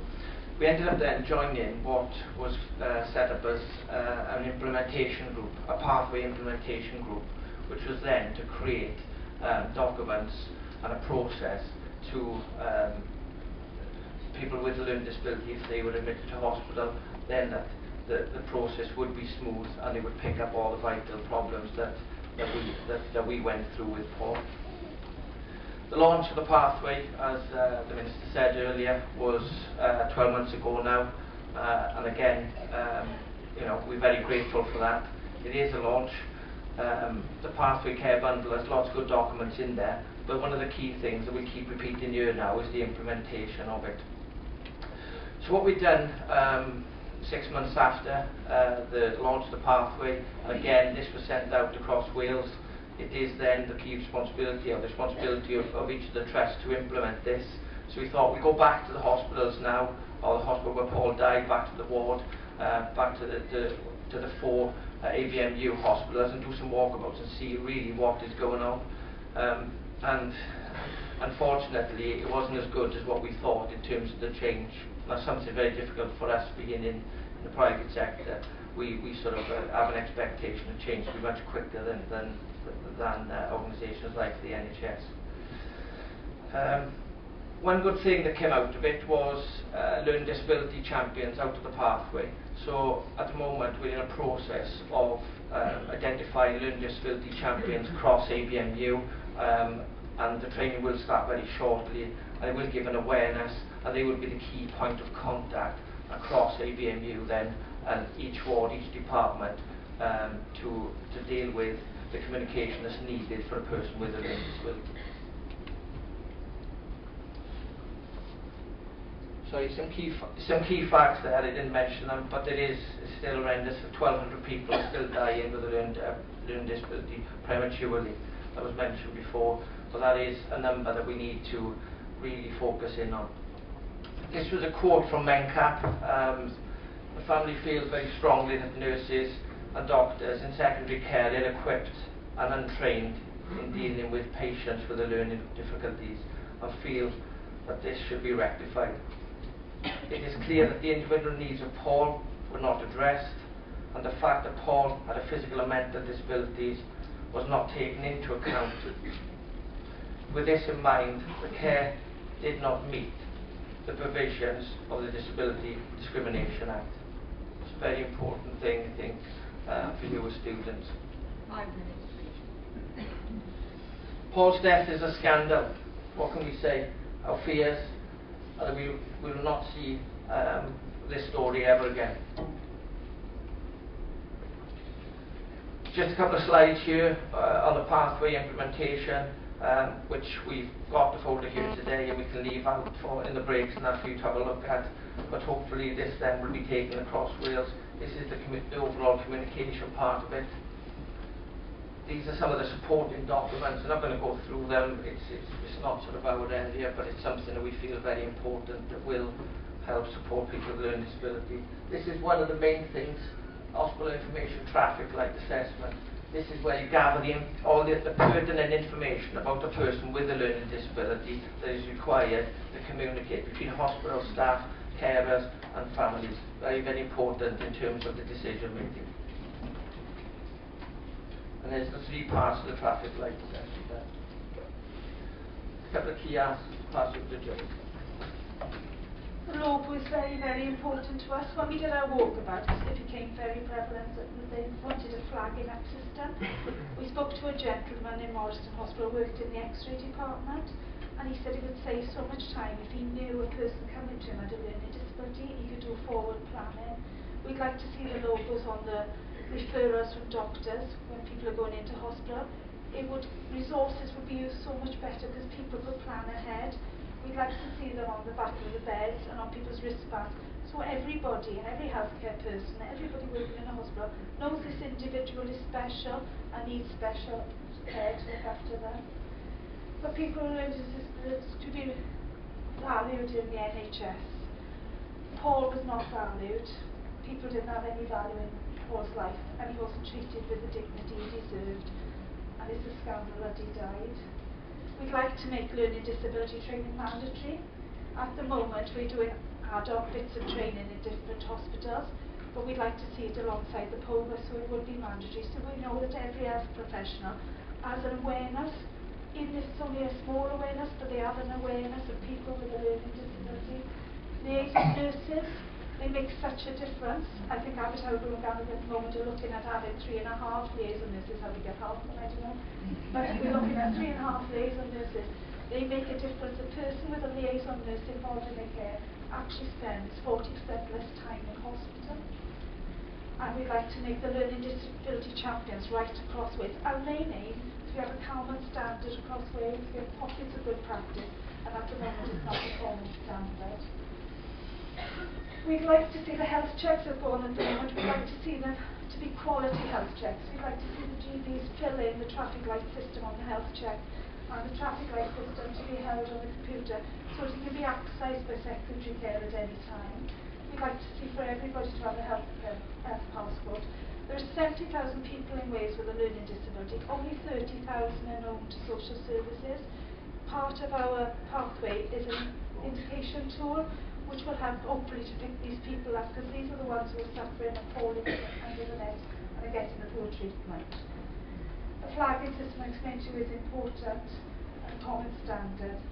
There are 1,200 people in Britain a year dying in avoidable death. That's 4 people. If we stood 4 people up here today, we said to you they're going to die in avoidable death, it would be a tragedy. That figure needs to change, and that's why we want to keep fighting. Like I mentioned, we've got a lot of key support. Health Minister, the Welsh Government, ABMU, Mencap. Mencap have been absolutely fantastic. If you get time, go onto Mencap's website. They've got some amazing material. And the Unit for Development and Intellectual Disabilities, Ruth and her team. And key UK politicians, again, go onto the Mencap website now, you see that a lot of the leaders of the government have signed up now to change things for the better. Just a quick summary. Paul paid the ultimate price due to a lack of training, ignorance and complacency. Our journey so far has been long and tough, and change has started to be implemented in Wales. The key to creating positive change is working together. This is something we can't emphasise enough. It's all about working together. Families, carers, staff, we're all human beings. This is only the start.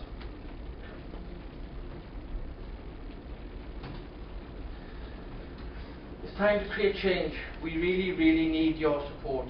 There's lots of ways you can get involved. Nurses and medical staff to listen to families. That's been mentioned here today. Carers and supporters. They have the pertinent information about that individual, and that can save people's lives. Attend and embrace learning disability training. The GMC has lots of good training on the website. Look that up, and you'll get a CPD certificate out of it as well. That could be the start. Positively promote and implement the Pathway Care Bundle, and again, hopefully this will be launched across all the health boards in Wales very shortly. And sign up to your A Voice campaign to make sure that the government are lobbied in terms to make the required changes at the highest level. People with a learning disability deserve equal health care. They're dying too young. This can't happen in the UK. See the person, not the disability. Just think about that for a second. Government leaders to make changes to protect people with a learning disability. It's a long road, but we will not stop campaigning. We will not. Paul's legacy is to prevent this from ever happening again, and that's the reason that we stand up here today. We share our story, and we do really thank you for giving us the opportunity to do that. But Paul, as James mentioned, gave us as people so much joy, so much warmth, but also made us the people that we are, to understand how lucky we are and why you should give to other people. That is so important. Thanks very much for your time.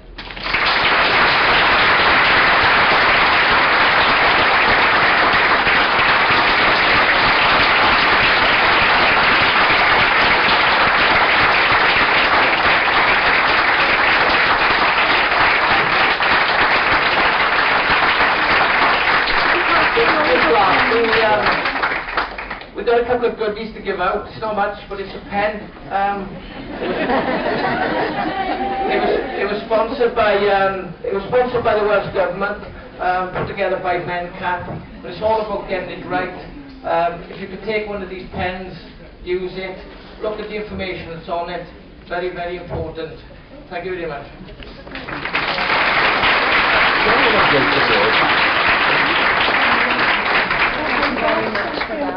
Okay, Helen, follow that if you can.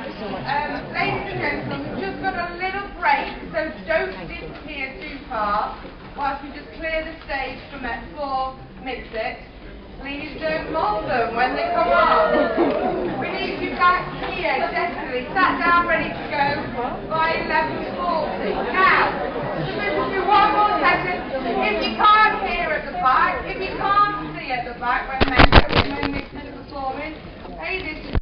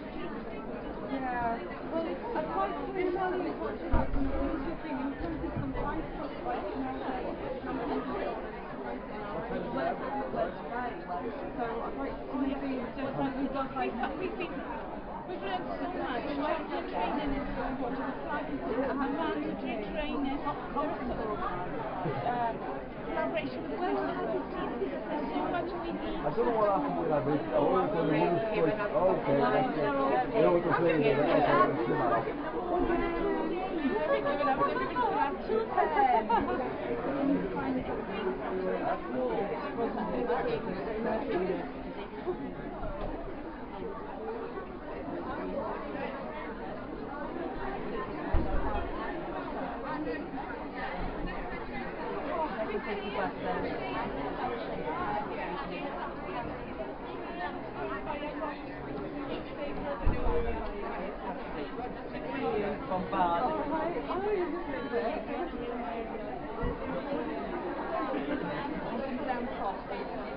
I'm actually very caring, but not through anything that I've got.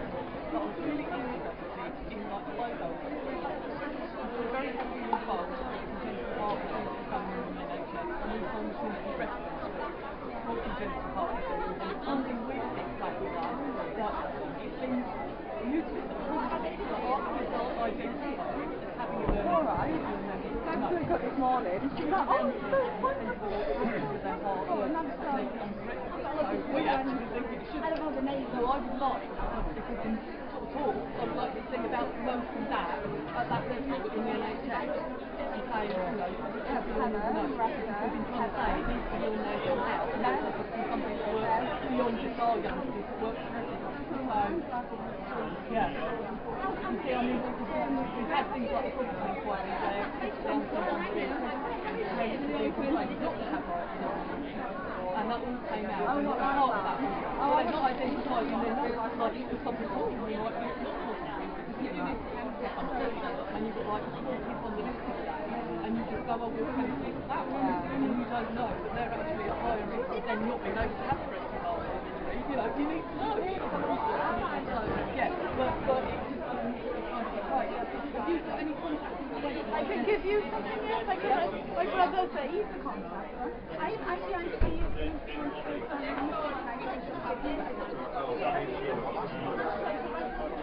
Yeah, I'll say we're heading up about half one. We've got the stand and we're heading up about half one. Okay. But make sure you get. Okay, lovely. Thank you, Joe. Well, I say I like that is a really simple, easy way to do it. But I say we've been banging on about it in the meetings, but I'd like to actually give them something. Well, absolutely. And I say we've been banging on about it, that, it needs to be done, but that just seems to be missing. I thought, well, that's the obvious way to do it, isn't it? If something started already, we just shut that into the system. Yeah. Okay, brilliant. Thank you. Just a very quick question.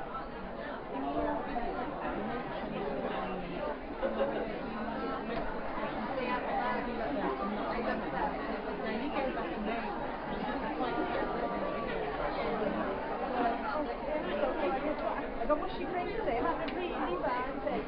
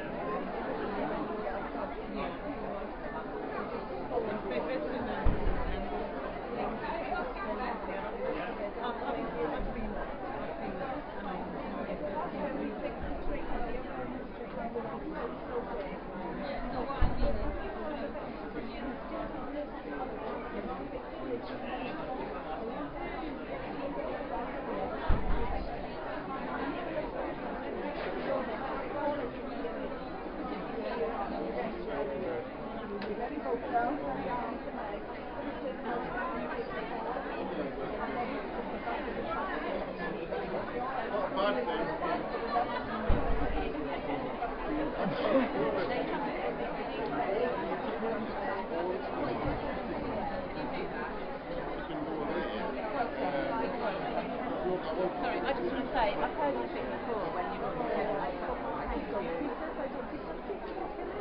well, it makes it real so much. Every cry every time you speak, thank you for what you're doing. It all makes sense. It's so great.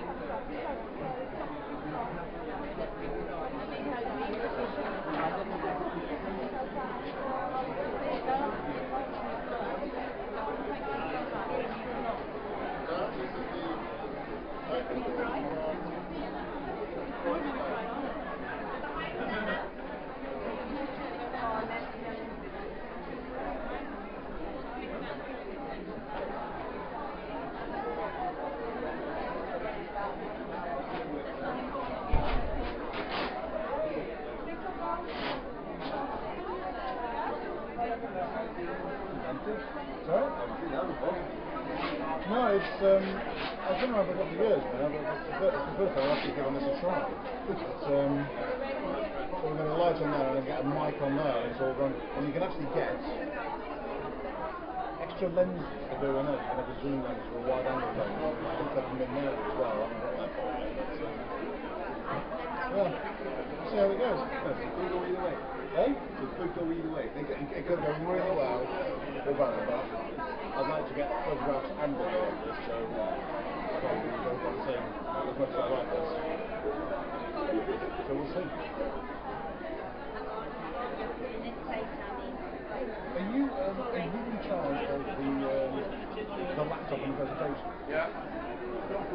Have you got on there? I'm from my name's Alex, I'm the media manager from the University of South Wales. So I'm doing some photographs for the website. I've got a photograph to take of who's also taking photographs with the camera.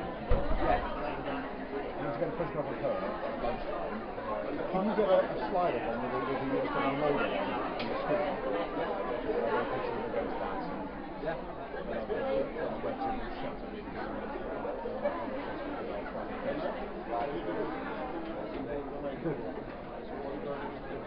She's one of these. She's living in London. Yeah, just with the logo, yeah? Yeah. Thank you.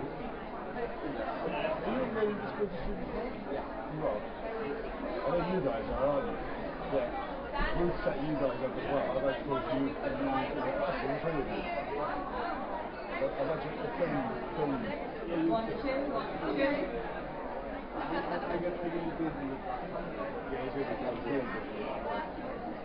let's just ask you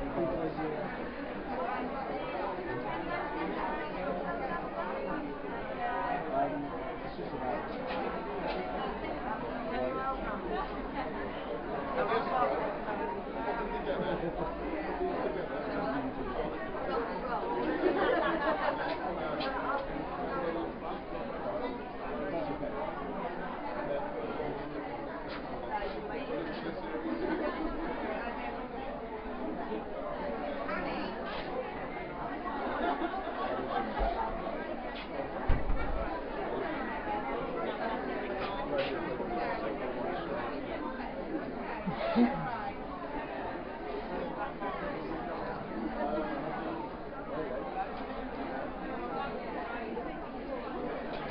You alright?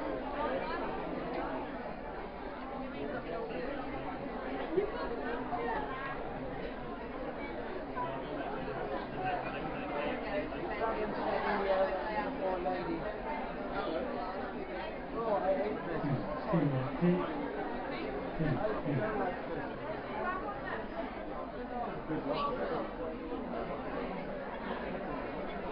Where's Helen? Hang on.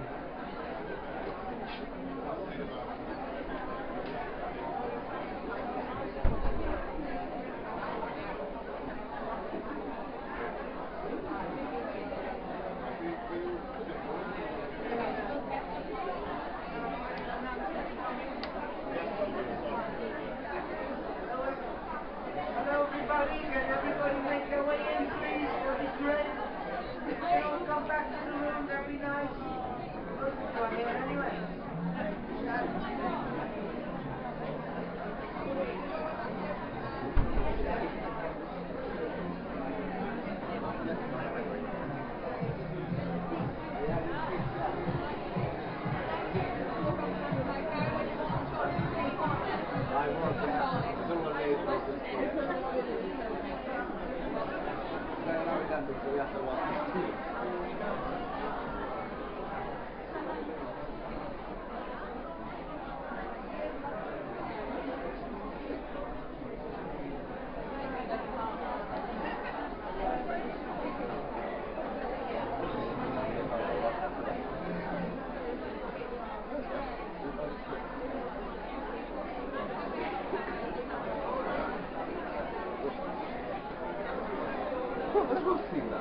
I don't know, I haven't seen Ruth yet, anyway. Oh, last I saw she was go for 5, actually.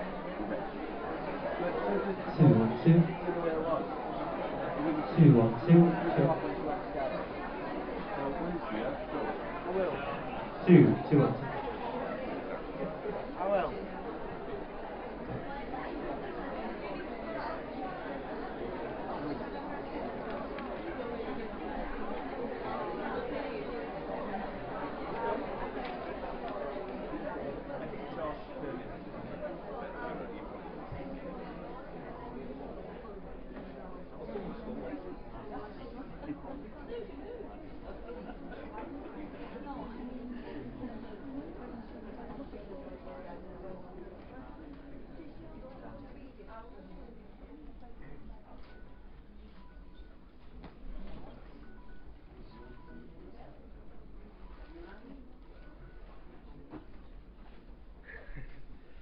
Well, welcome back everybody. I don't think I need to introduce these guys, but I'm going to do it anyway. This is Mix It. They are from the county of Durham. Yeah? Come on, come on. Some of you haven't already enjoyed them last night. They were great. Can we give them an applause for that as well? That was fabulous. And the piece they're going to perform for you now is it's called One or Two Things About Us, and it's a shortened version of the piece they have performed on the the Fringe Edinburgh Festival. So it's going to be really good. Go on, give him a round of applause.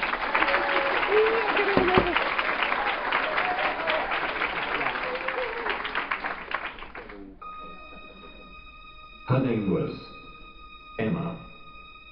She was from Tulsa. Just arrived, Grand Central Station, 2 suitcases in hand, and a dream in her heart.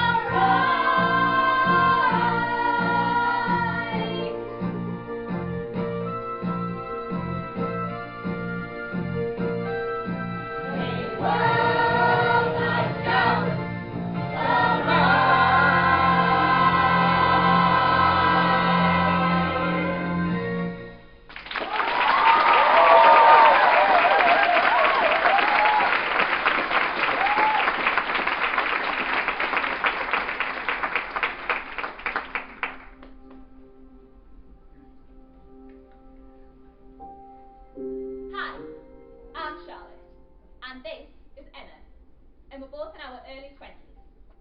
I went to school, then I went to college, and then I went away to university. How you bought a house? That's right. After I graduated, I bought a house, and I passed my driving test. Emma lives in an assessment treatment unit, 24/7.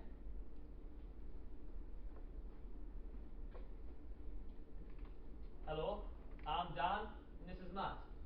And we're both in our late 20s. I'm in a band, I play shows, I go on holiday, I love going on holiday. We both love football, don't we, Matt? That's right. We love football. I've got a season ticket and I don't miss a single game. Matt goes to boys' club once a week.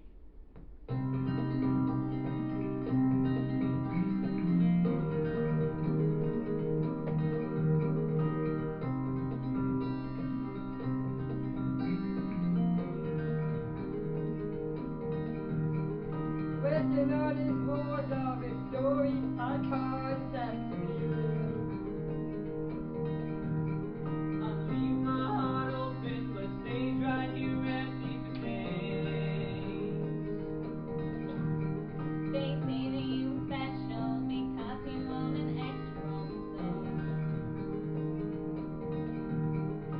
Seems to me that what I've done is words will be written on my stone. And I'll be gone, gone tonight. The ground beneath my feet is open wide. The way that I've been holding on to time, like nothing in between.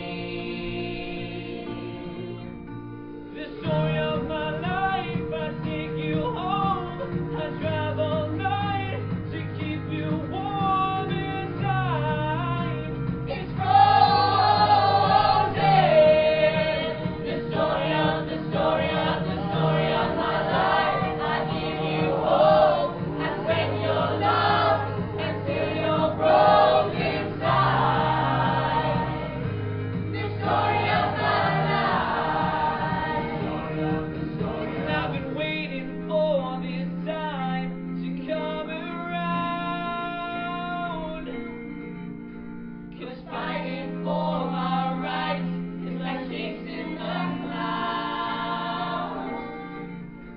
The story of my life, I give you hope. I spread your light to keep you warm and tight. It's frozen. The story of the story of the story of my life. I give you hope. I spread your love until you're broken inside. The story of my life. The story of my life.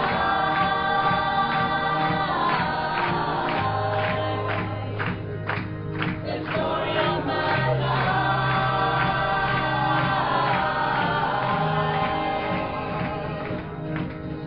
Loving my life.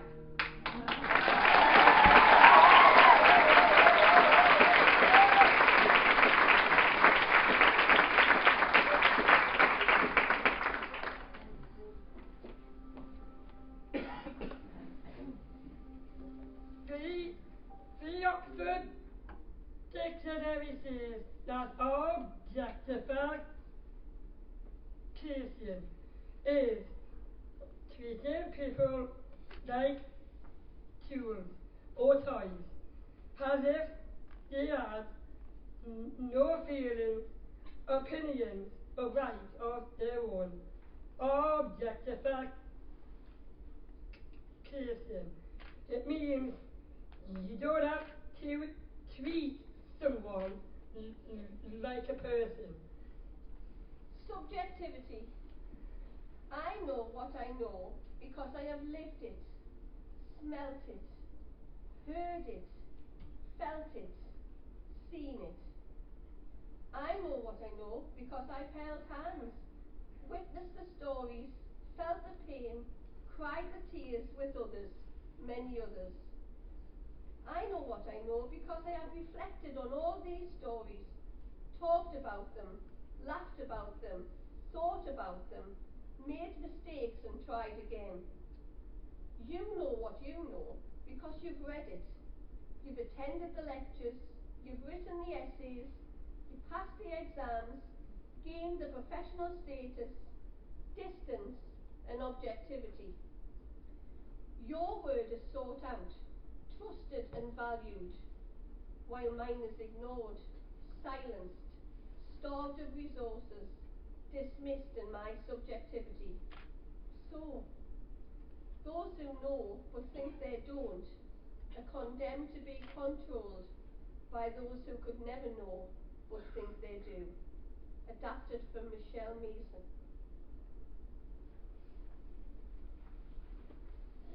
Hello, Stacey. Out doing a little bit of shopping. Let's face it, that care home pays us enough. Are you Chardonnay? Yeah, I'm out blowing me minimum wage. Oh, God. Look who's over there. Where? It's a client. Emma. Hello, Emma. Oh, what are you doing? Bloody hell, she's going to come over now. Did you not get the memo? No. Did you not go to the training? What training? About talking to clients outside of the workplace. Apparently, we're not supposed to speak to anyone that we see outside the care home. Oh, but that's silly. Emma's our friend and she only has us. It's not our problem anymore. But don't worry, I have prepared for this very event. Prepared? Yes. Hello, Stacey. I saw Denise. How's... Yeah, no, Hello. Insert client's name. We are not in work and we can't talk to you. What are you doing? Nappy free. Why not? It's a new company policy. What is a policy? A policy is a rule made up by work. Oh, suddenly, what have you been valuing? Well, you can't know what I've got. Well. Have some broccoli? I do. And some chicken. Have you been following me? And some beef.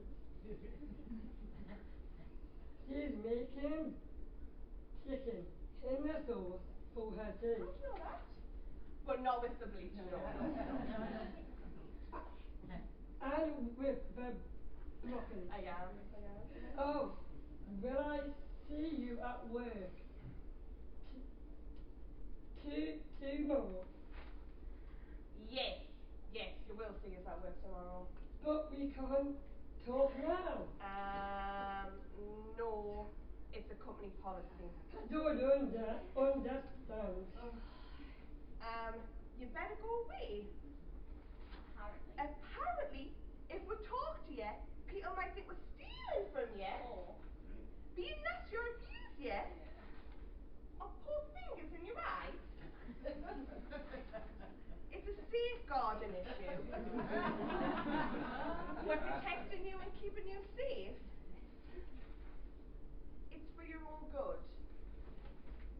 Oh, now go away. Oh, can you carry us when you get back? Because Miss Sky is broken. Okay. That was terrible. Oh, I know. And I didn't want to do it. But you know how managers like. I didn't mean that. I meant a spelling. Where do you go to school? You may think that we made this whole thing up, but no. Last year, 2014, a national care provider set this very rule. No staff was allowed to speak to any client outside of work. It's sad, but it's very true.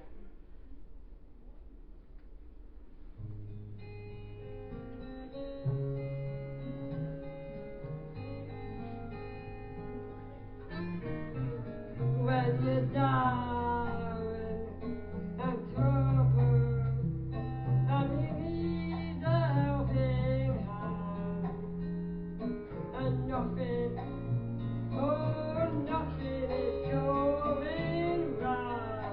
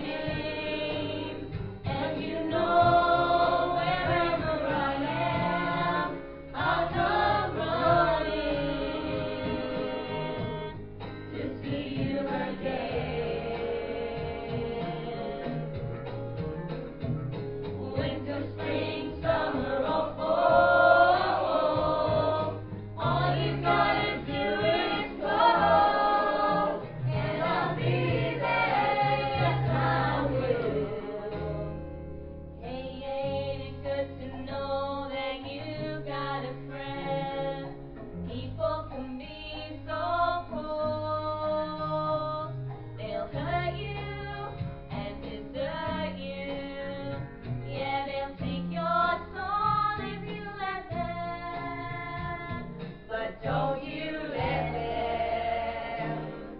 You just call out my name, and you know wherever I am, I'll come running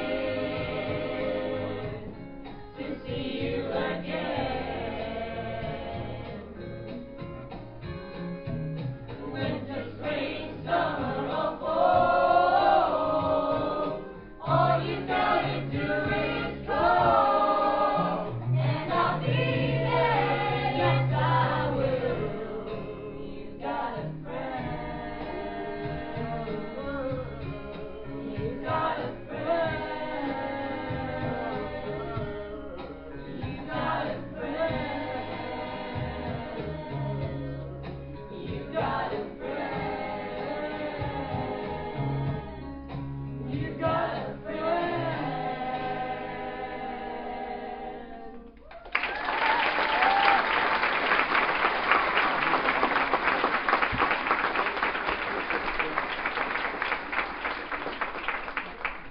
Me and Emma wanted to go to pigeons, but I didn't have to ask her mum, I didn't have to ask her dad, I had to ask her social worker's permission.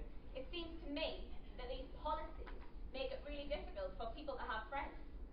I don't want a be friend. I only want a friend.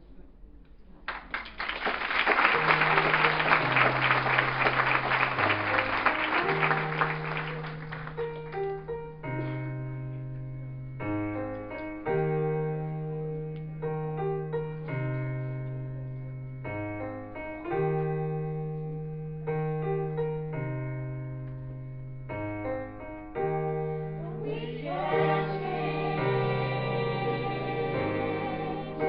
even if we try, even if we wanted to. I used to feel weird. I think the whole world hates me. Have you read the YouTube comments lately? What a reason! Gets dropped on the daily. We become so numb to the words that we're saying. A culture founded from oppression, yet we don't have acceptance for them. We call each other Staka behind the keys of a message board. A word rooted in hate, yet our generation still ignores it. We can't change, even if we try, even if we wanted to. We can't change, even if we try, even if we wanted to. It keeps us strong. It keeps us strong. It keeps us strong. Disability is synonymous with the lesser. It's the same hate that's caused wars through religion. The same fight that led people to walk out and sit in. It's human rights for everyone. There is no difference. We can't change, even if we try, even if we wanted to. And we can't change, even if we try, even if we wanted to. It keeps us strong. It keeps us strong.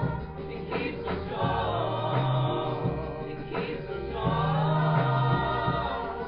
When people are more comfortable remaining voiceless, rather than fighting for people's rights and have their rights stolen, we may not be the same as you, but that's not important. No freedom till we're equal. Damn right we support it. We can't change, even if we try, even if we wanted to. And we can't change, even if we try, even if we wanted to. It keeps us strong. It keeps us strong. It keeps us strong. It keeps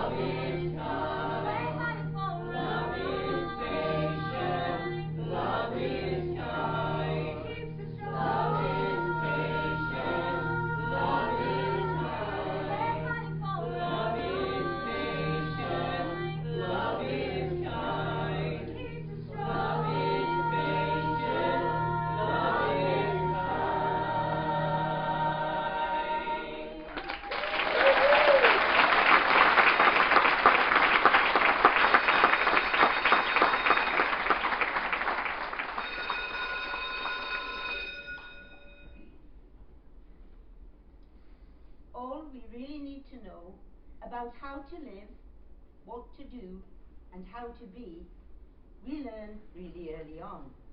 It happens when we're in school. We learn lots of other things from our peers. And some of these things are play fair and share everything. Don't hit people. Put things back where you found them. Clean up your own mess.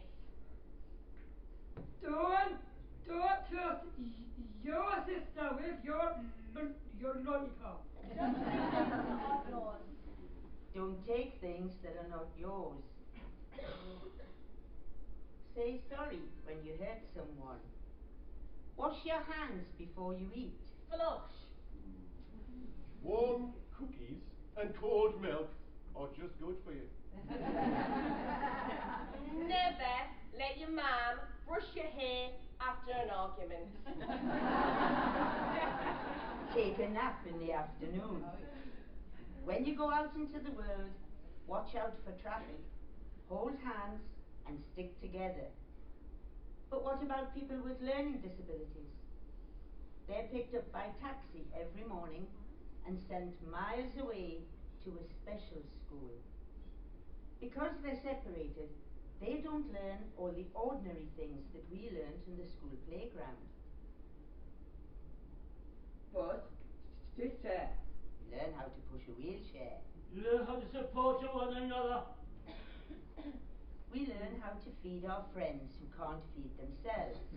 Yes, but what do we teach them of life? We separate them from their community. We teach them that they're different, and the rest of us are taught that they are different and need to be separate from the rest of us. We believe we are not one of them, we are one of us.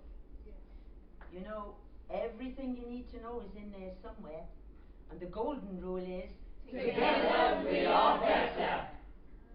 Take any one of those items from our first list and transfer it into sophisticated adult terms and apply it to your family life, your work in your world, and it holds true and clear and firm. Think what a better world it would be if we all, the whole world, had cookies and milk around 3 o'clock every afternoon and then lay down on our blankets for a nap. And flush. And it's still true, no matter how old you are, when you go out into the world, it's best to hold hands and stick together. Quiet practice! Quiet practice! Quiet practice! Come on, smile. Charlotte, yes, smile. Charlotte's crap.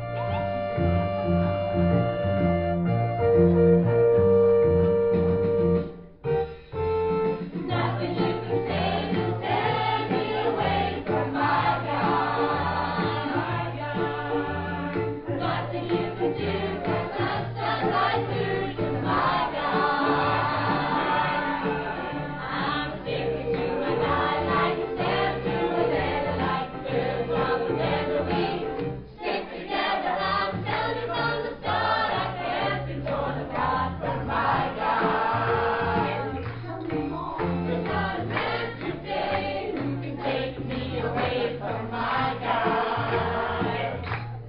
There's not a man today who can take me away from my God.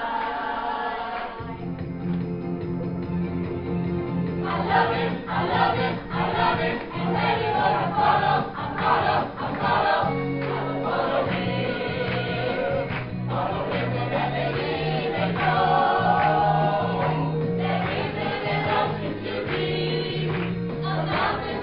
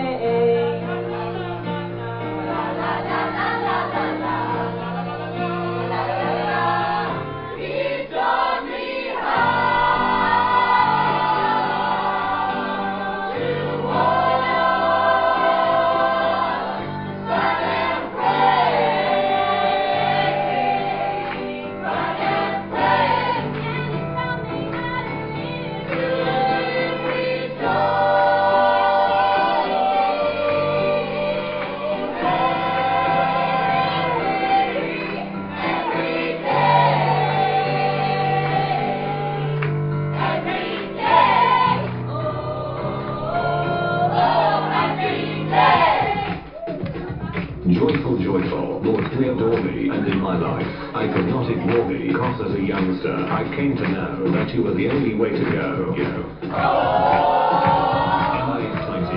Am I excited? Am I excited?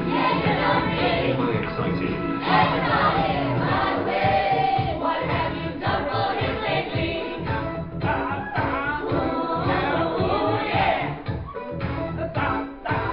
What have you done for him lately?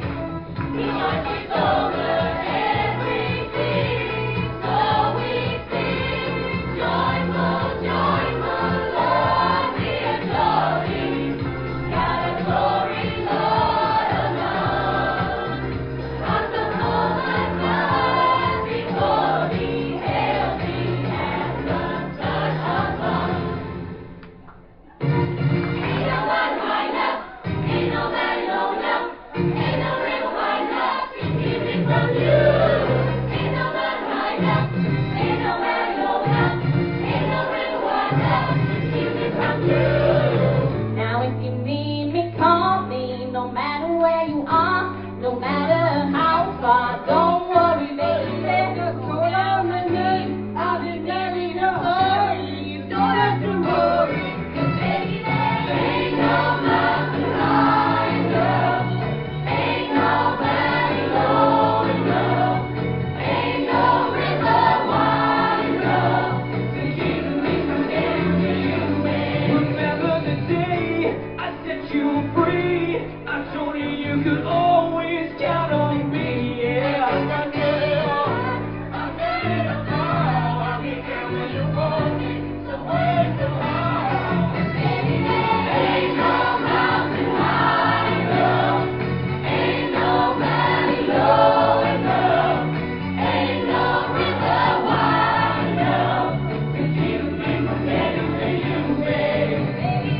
Ain't no mountain high enough.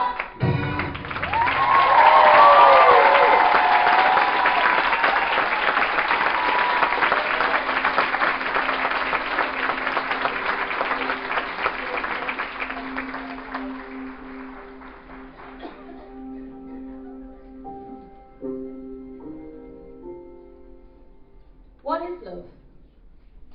Sooner or later, we begin to understand that love is more than happily ever afters in stories, or romance in the movies. We begin to understand that love is here and now, real and true, the most important thing in our lives. For love is the creator of our favourite memories and the foundation of our fondest dreams. Love is a promise that is always kept, a bond that can never be broken. And this amazing experience, this special moment, is a blessing, one only known by those who love.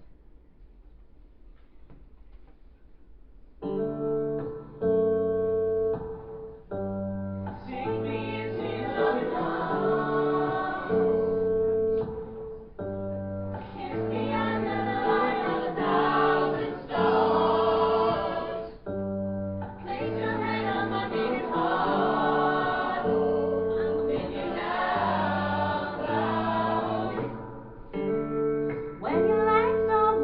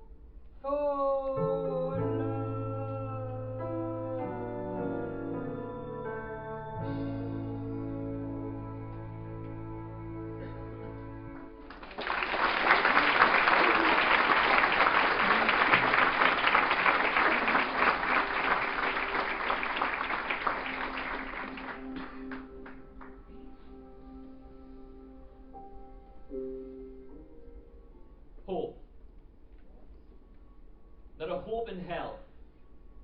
There's little or no hope. His last hope. Give up hope. Hope springs eternal, high hopes. He is hoping. Hope for the best. Hope against hope. Don't give up. Hope.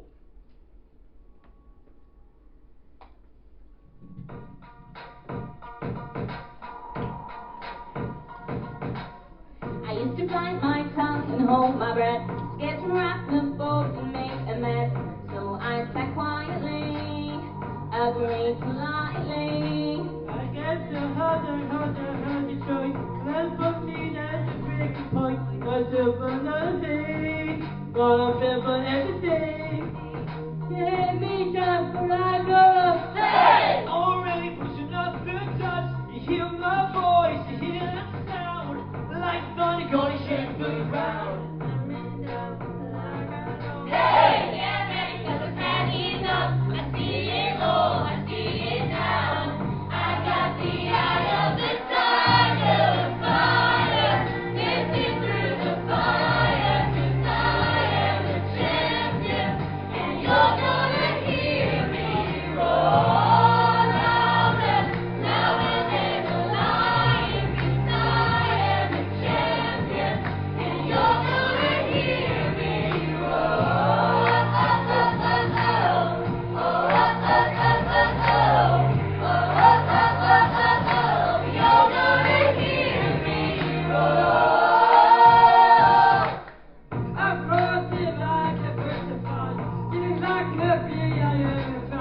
I went from zero to my own hero. Hey! Already pushing up the dust. You hear my voice, you hear that sound. Like thunder gonna shake the ground. Down, down, upside down, up. Hey! Get ready 'cause I've had enough. I see it all, I see it now. I got the eye of the tiger, fire, dancing through the fire. 'Cause I am the champion, and you're gonna hear me roar louder, louder than a lion. 'Cause I am the champion, and you're gonna hear me roar.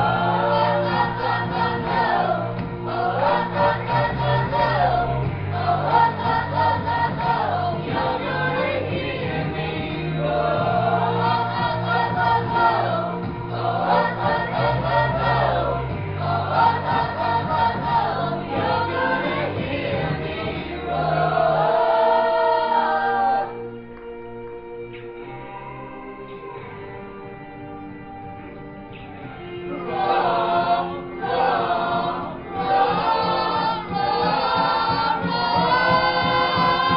I got the eye of the tiger, fire, dancing through the fire. 'Cause I am the champion, and you're gonna hear me roar louder, louder than a lion. 'Cause I am the champion, and you're gonna hear me roar.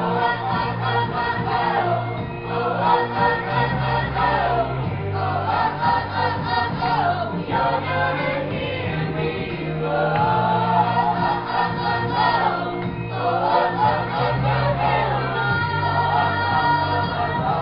You're gonna hear me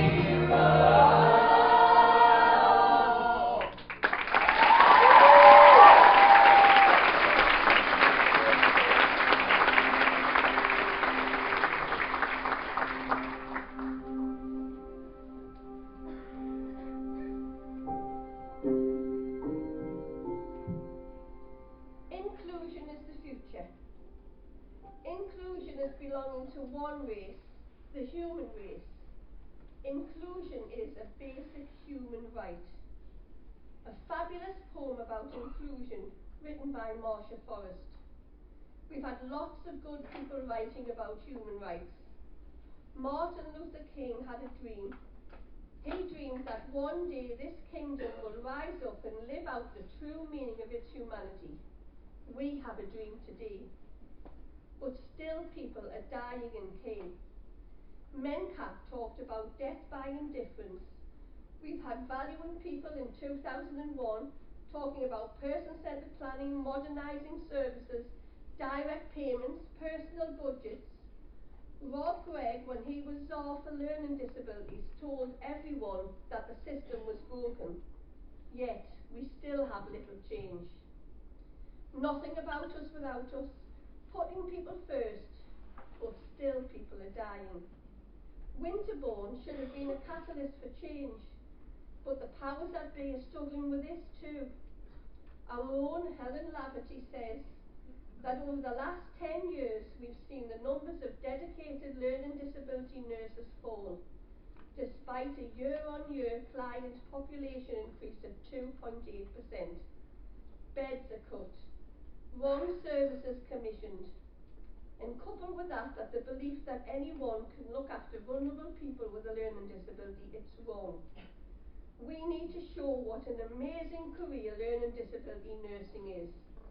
And commissioners need to understand what they are and aren't commissioning. People with learning disabilities deserve better. Nelson Mandela talks about letting your light shine.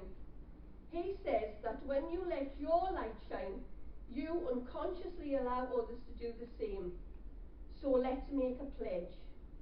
We will let our light shine, so please let your light shine too.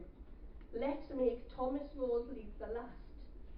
We have a dream today, that from today our world will be transformed into a situation where all boys and all girls of all abilities will be able to join hands and walk together as sisters and brothers.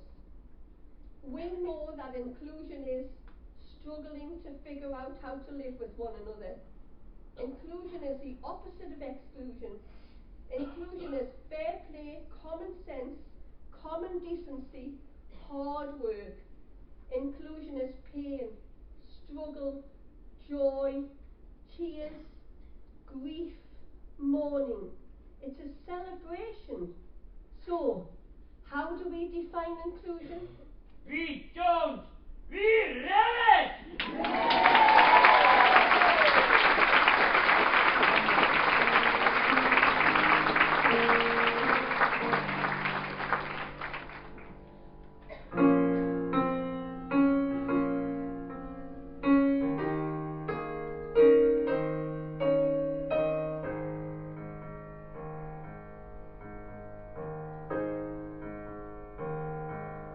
Say it loud.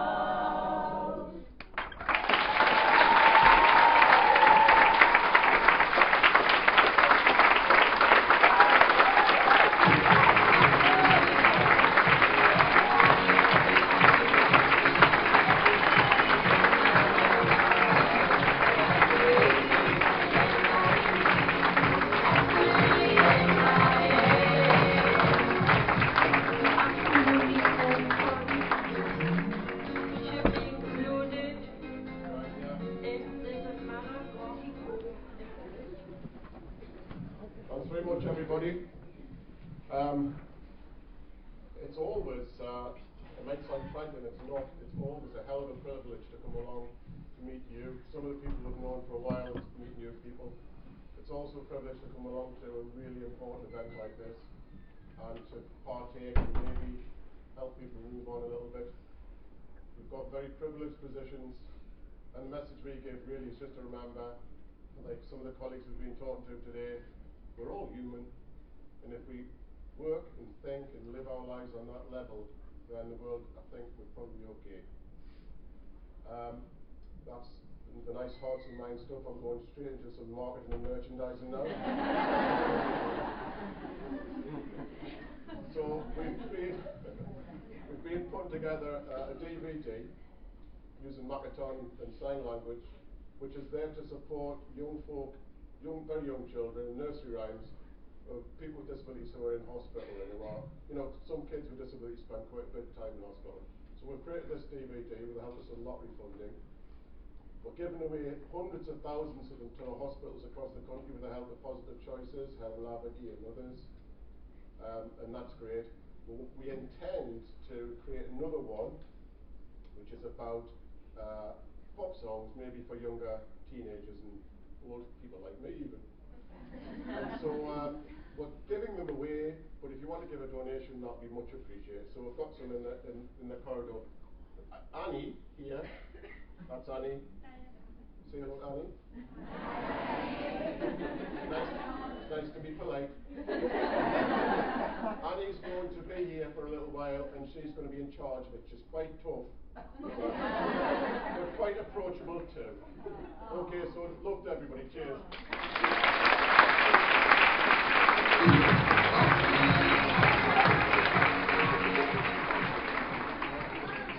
Okay, everybody, just before we go for lunch, it's your turn to sing. Because somebody is 21 and a little bit. 21 and maybe 21 and a bit more. So it's Anne's birthday today. She's giving up her birthday date to be with us. So, ready? 1, 2, 3. Happy birthday to you. Happy birthday to you. Happy birthday, dear Anne. Happy birthday to you.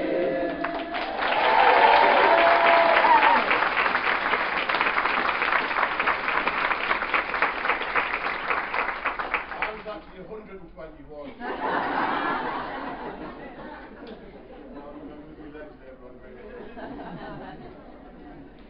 Okay, ladies and gentlemen, it's lunch now. Lunch is served in the exhibition area. Don't complain because it costs us a fortune.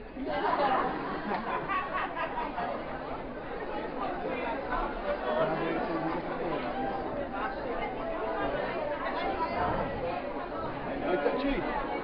Yeah. I don't know why I keep calling you Dutchie. It's funny. Dutchie is alright. I can deal with that. Dutchie. Alright, thank you.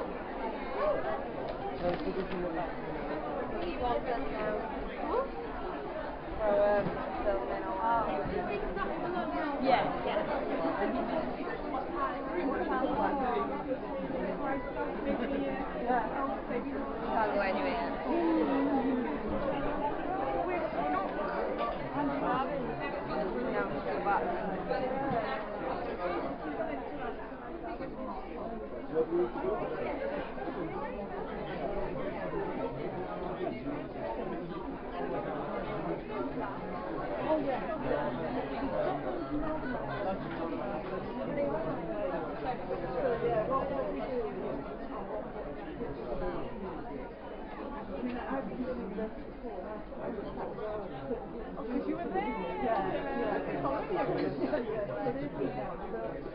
Our insurance was here. You're just going to check about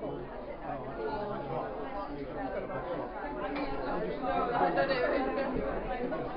was doing the thing tomorrow night.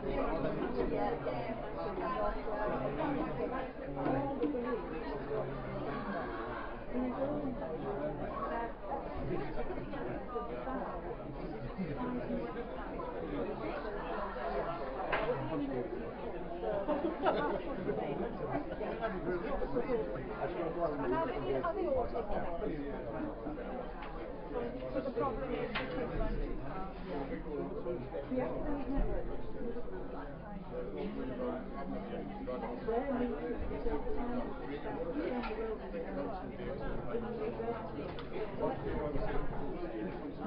and they are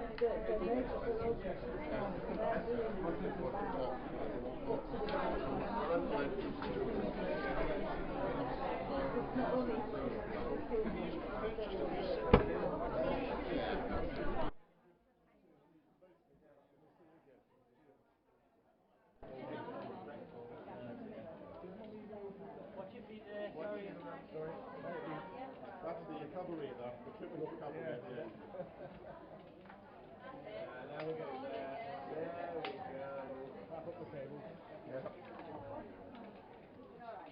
Guy, it's on a reel. It's on a reel, guy.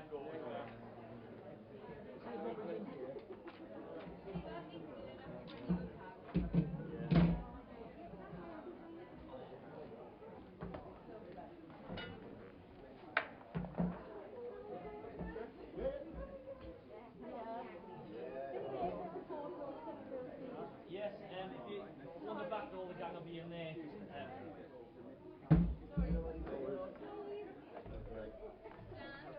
Yeah? Yes. Yes.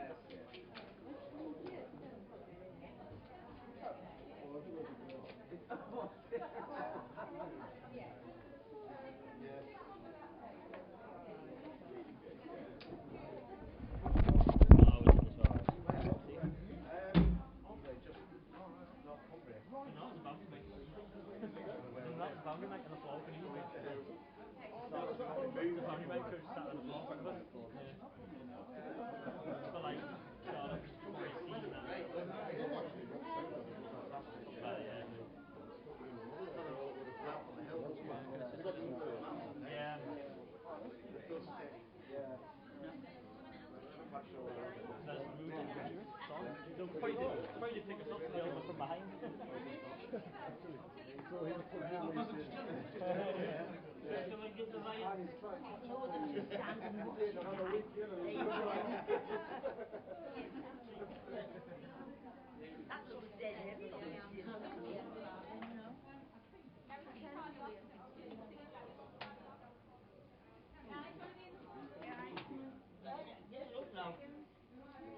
Everybody? Where's everybody?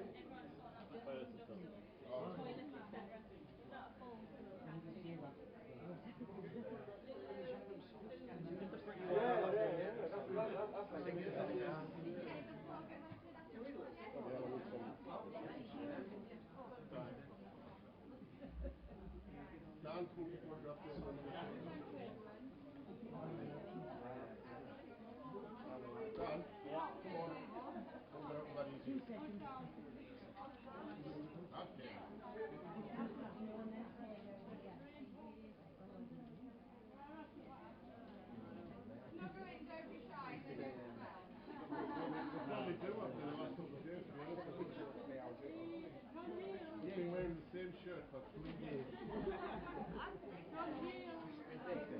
I was going to Just no days.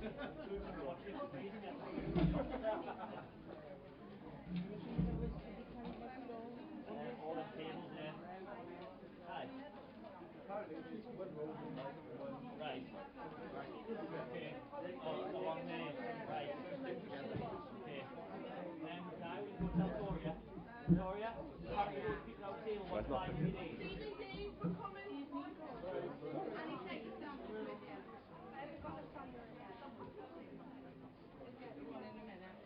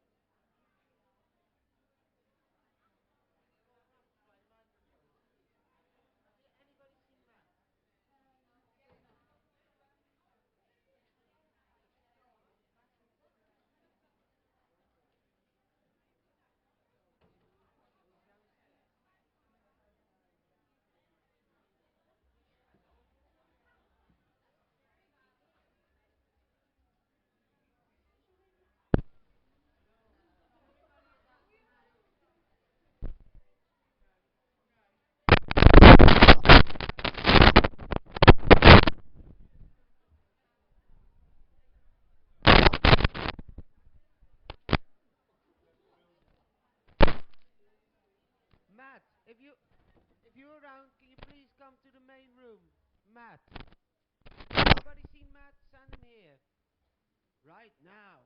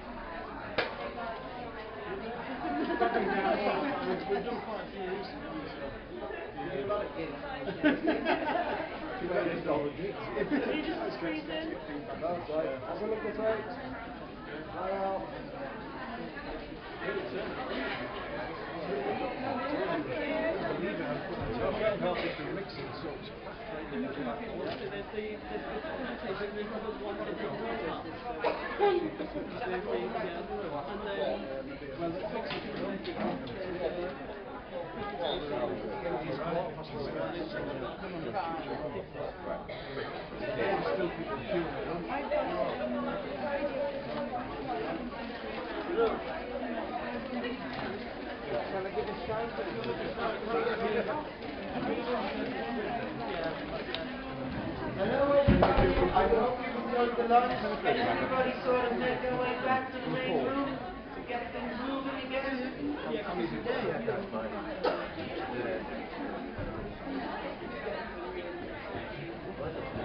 Just have a quick look, see if individual. Yeah, carry on. Everybody make their way to the main room again. Finish your lunch, bring it in, so we can get things moving and carry on. Thank you very much. What I have got is a display with them.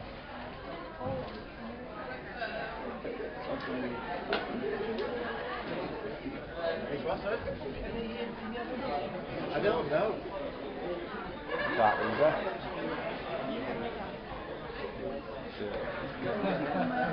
Oh, the play the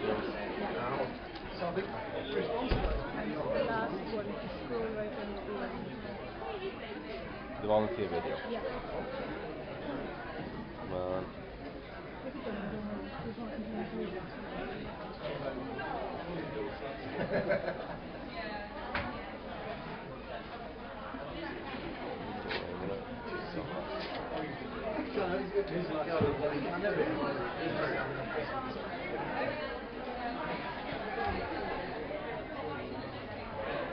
you go. Right.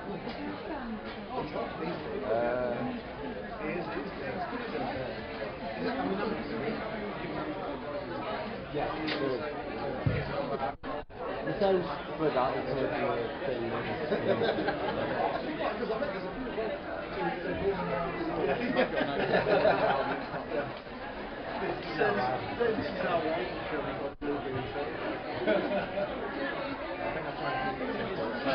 I may have turned the sound down on that, I'm not sure.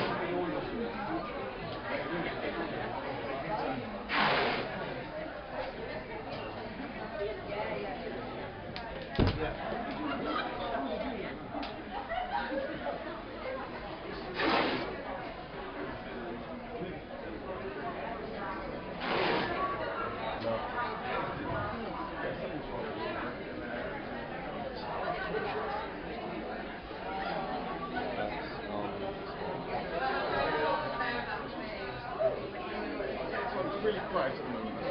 Right, that's on full.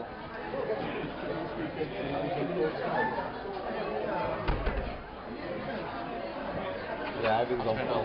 Right,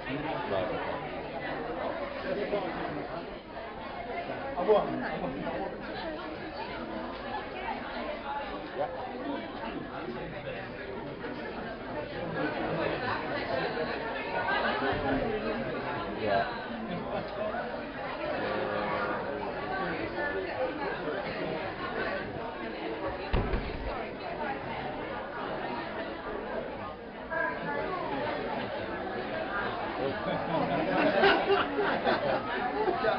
That sounds good. I can hear it outside. Ah, right, okay. Right, okay. I'm going to get the golden ticket. I had one golden ticket now. I lost it. Do I believe you? I don't have it.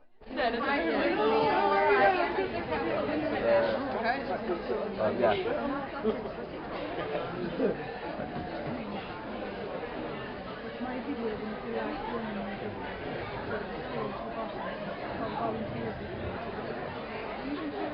Yeah. Right, I'll keep that open. And then I'll... Oh, come on. There we go. And I'll just put it down there so we just pick it up when we need to be.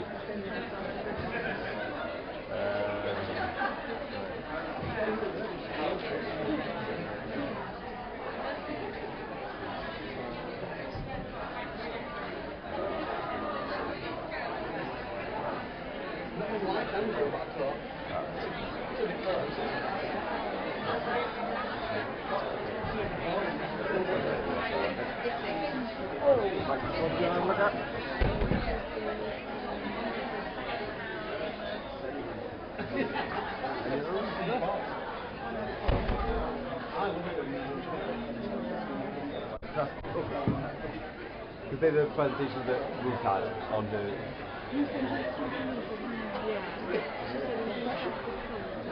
Oh, yes. Yeah, communication books. Yeah. I forgot which this is.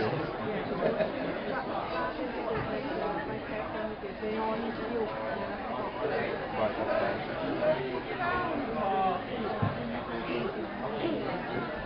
I didn't do that. Yeah, I didn't do that.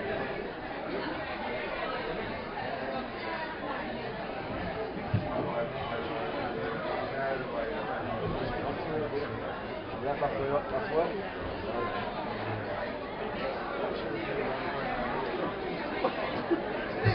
Okay, ladies and gentlemen, I wish we'd never done this because you've driven me mad with it all the 2 days. But if you've got a golden ticket, can you please bring your golden tickets to Joe and Mia, including the lady from University of Wolverhampton who's lost hers. And I believe you. And get your golden ticket prize.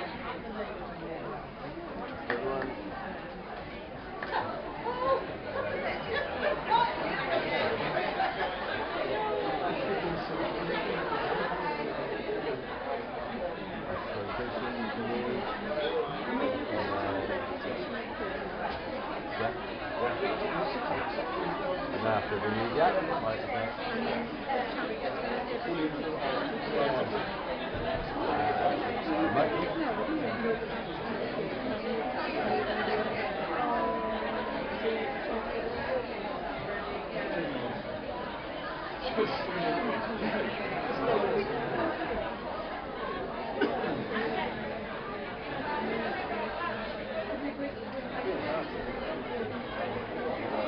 Anyone golden tickets? I've got golden tickets.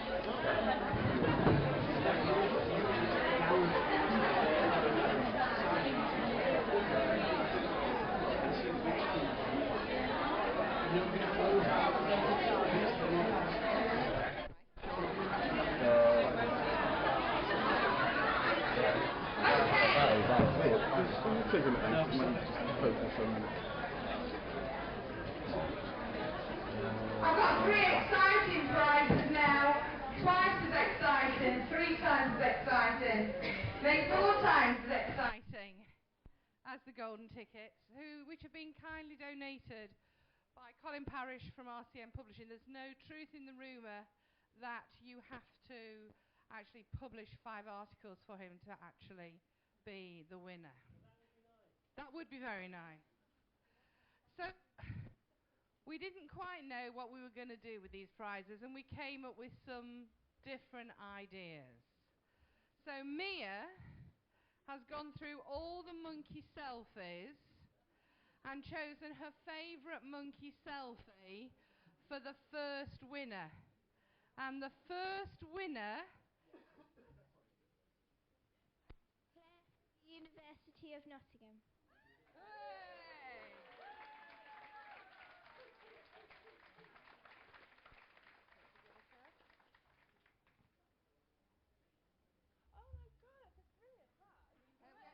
Hang on, get your picture taken.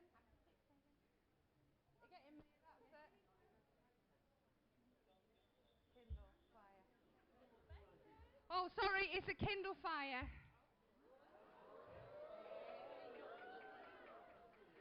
So our second prize of Kindle Fire went to the most inspiring tweeter from yesterday.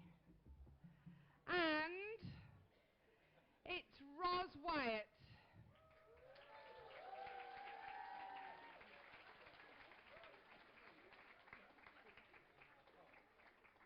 Come on, don't be shy. Oh, he's going the long way round.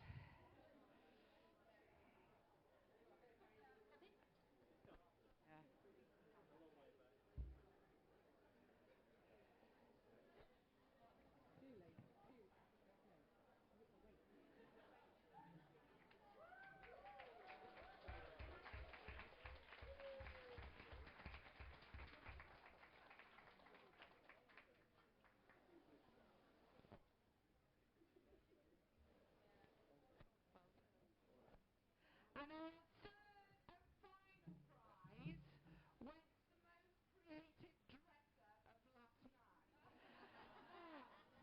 There were lots of votes amongst the academics for Austin Dorothy, but we said no.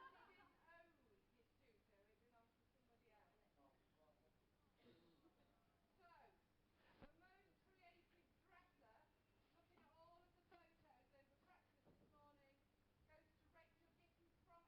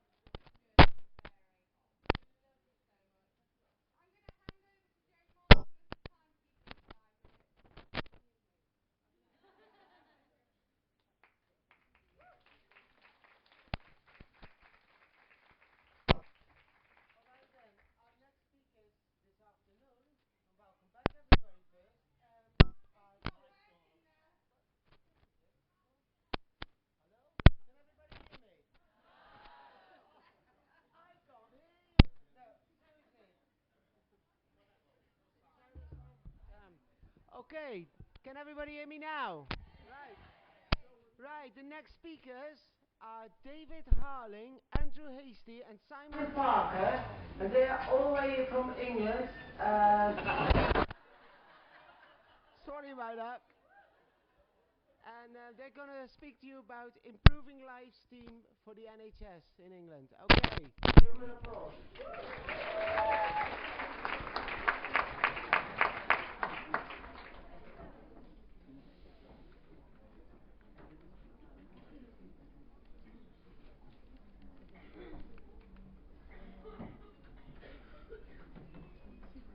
We are in fact three very butch fellas crowded onto a podium. I'm assured that we're getting some new batteries for the microphone. Just before we start, I just want to say we are here representing NHS England. It's an absolute pleasure to be here. NHS England are proud to sponsor Positive Choices, and we as three professionals working in the field of learning disabilities and learning disability nurses are really privileged to be here. I guess I was just saying to my colleagues earlier, it's an honour really to follow Jane and John in terms of Paul's story and also the Mix-It. So yeah, we'll try and do our best. Contrary to what some people have asked, bearing in mind the posters on the wall, we are not ex-members of Boyzone. Can sign the autographs, but we really are.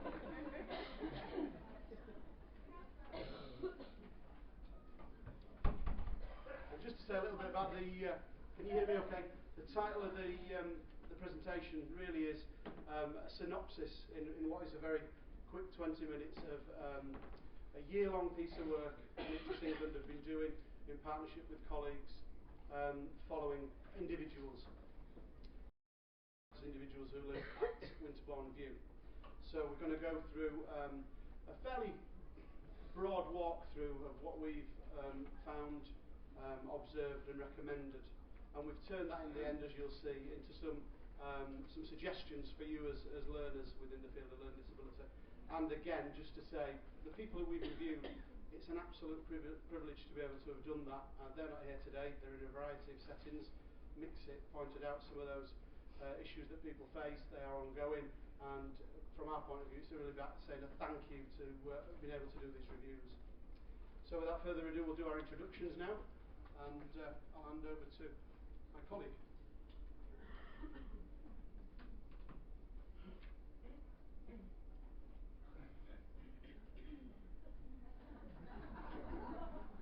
That is scary. It is very scary, isn't it? Hello, my name's Andrew Hasty. I'm an LD nurse and I'm the programme lead for the Improving Lives team at NHS England, and I'm going to be talking today about the good stuff. Hi, I'm Simon Parker. I'm also from the Improving Lives team. I'm the deputy from the Improving Lives team. I just want to point out that I'm not Paula Smith, because on your leaflet and your timetable it says David Harling and Paula Smith. Paula Smith's not here. So you've just got the three of us. And I'm representing the mediocre. And a little bit like the Three Bears, I'm representing the extremely poor of what we've found.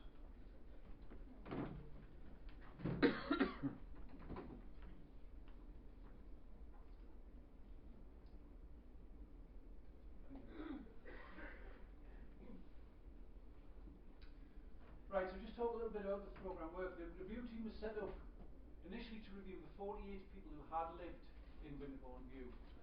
Over the course of doing that work, we did find lots of other people in situations where of a great concern. A lot of that information came to us while doing part of those reviews. People were saying to us, you know, we've got people in worse circumstances than this.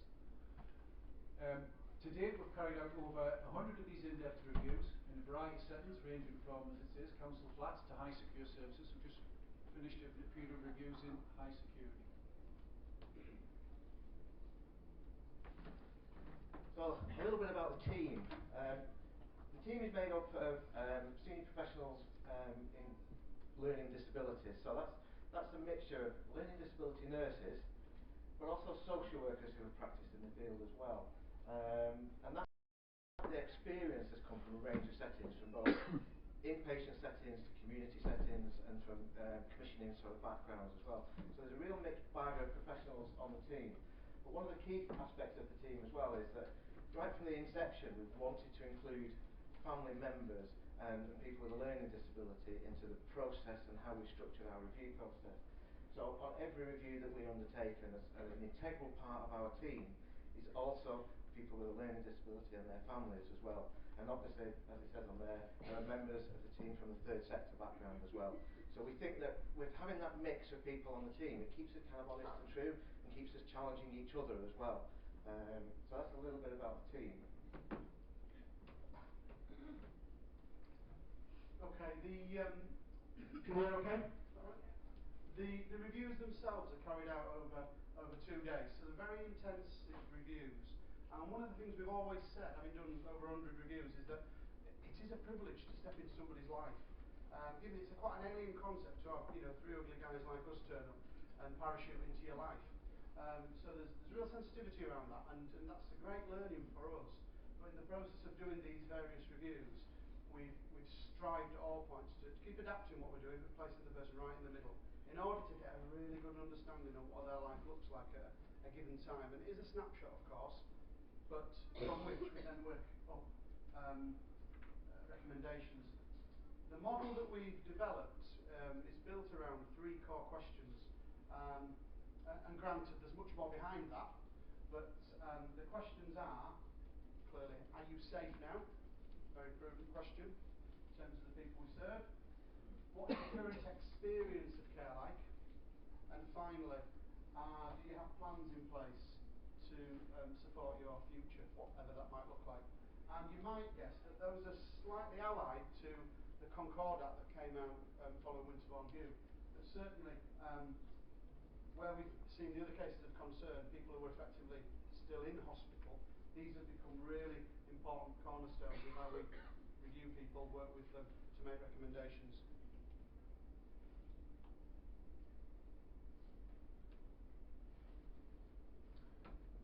So following each of the reviews, the process is that we leave a recommendation-based report, very much a co-produced report.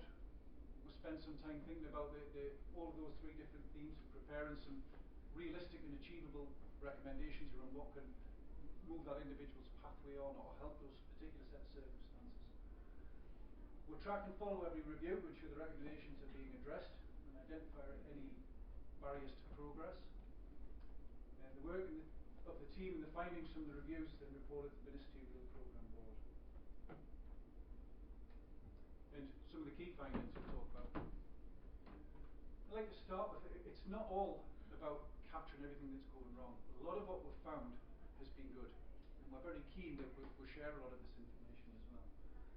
So what we found are various different themes, but a number of active discharges have taken place as a result of the reviews.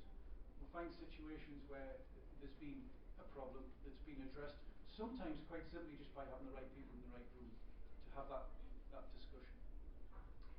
We've come across issues where there's been safety was a concern, identified during review, direct action was taken to address that. As a result of enabling providers to think differently, a number of individuals have been moved out of seclusion. Many people in these circumstances without real clear and proactive exit strategies, and we've been able to encourage people to think along those lines and really move things forward. The reviews have directly resulted in a reduction in the use of polypharmacy and resulted in better use of positive behavioural support. But following the reviews, many people have now got realistic and achievable plans on the which was something that wasn't in place before. And by co-working very closely with families and individuals, it becomes something that's really a part of everybody's aim moving forward. Well, that's a whistle-stop tour of the good, if you like. As you can see, there was quite a number of people that were from the Winterbourne View cohort that were already out, living in community settings. Their commissioners, their local area teams had done an awful lot of work to get people out, and they were living ordinary lives. There were a few people that were stuck, people were kind of scratching their heads a little bit, going, what do we do here? Those people from the good side of the services were very open to the challenge and very open to sit down with us for 2 days and reflect on their practice with external people like ourselves coming in and being like critical friends. That's a great process. Working with good people, signed up to doing the right thing really sort of felt good. That wasn't always the case. Some of the mediocre, if you like, there is a bit of emotive language that we sort of use, but it kind of sums it up really. It sums up everything in between all the sort of services that we came across really. So many providers and staff working in services admit that they were finding it hard to change their practice. They themselves have become entrenched in systems and processes that they found restrictive. And when you spoke to them, they kind of knew what they should be doing, but couldn't do it. They felt like their hands were tied. Too many people living in services that weren't receiving individualised sort of packages of care really. And bear in mind, once we moved on from the Winterbourne View cohort, a lot of the people that we were seeing were detained under the Mental Health Act and in assessment and treatment units and in hospital sort of settings. Aggregate sort of living arrangements, very sort of group sort of care arrangements as well. There was a real sort of limited understanding within those settings. There was lots of paperwork that proposed to be person-centred in its sort of construct and its thinking. And it was all spoken about in the first tense, I this, I that. When you spoke to the person, they actually didn't have a clue what their care plan was like and what they needed to achieve to sort of move through the system. So it's kind of been written on their behalf by their key worker or somebody well-meaning really. So there was a dip in the cap towards person-centred thinking, but actually at the heart of person-centred thinking, they kind of missed the plot a little bit really. So lots of services were averse to taking real positive risks, and those positive risk-taking plans were challenged by the review process.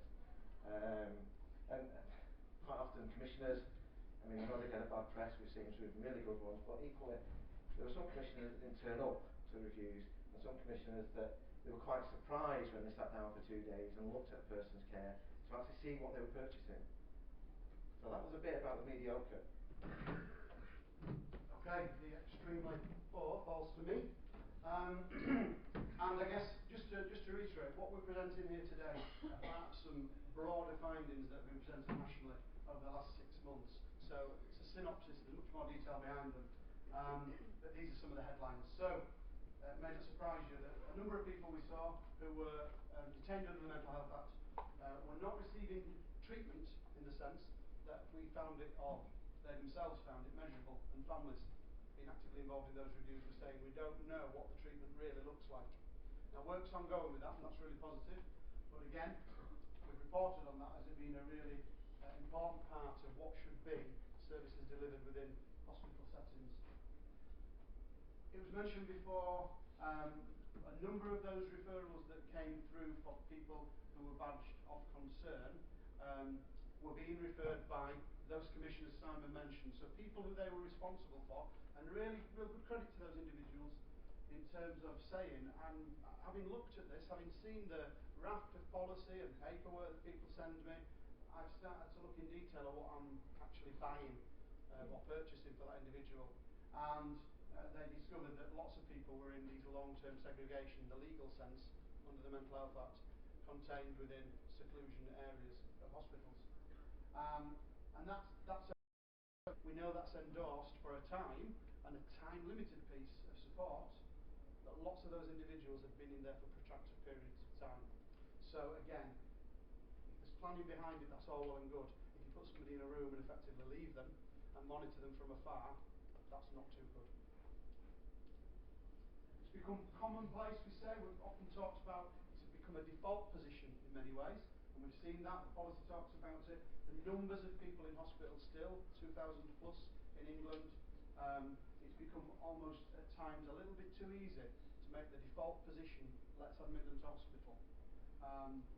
So we're encouraging, and I'm sure you as learners have seen this across the placements and the areas you've worked, that there are real alternatives to that. It does take will and intent, it does mean that you have to work together to think creatively, but it also means that you can divert people at the point of crisis. This term, time limited, seems to be a real key term at the moment in thinking about what hospital settings might look like in the future if we're having less people within them and accessing them.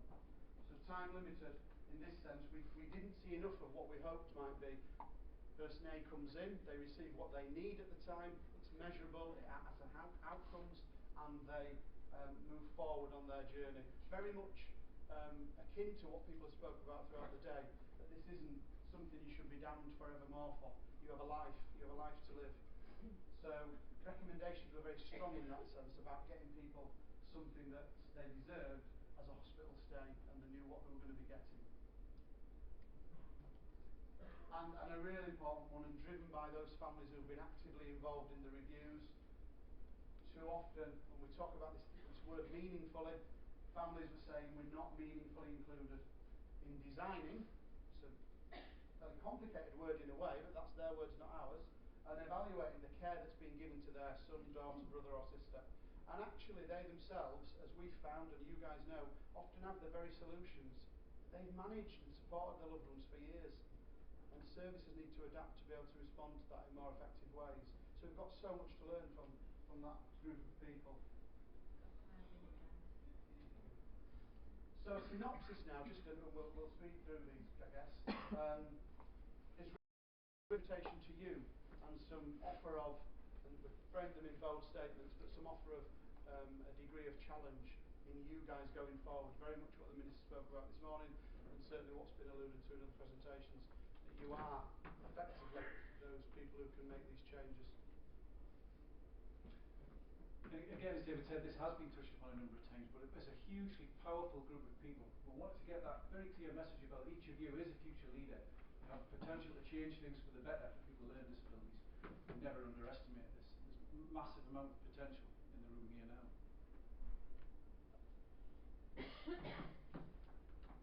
So, I suppose our challenge to you guys is never be afraid to challenge the status quo.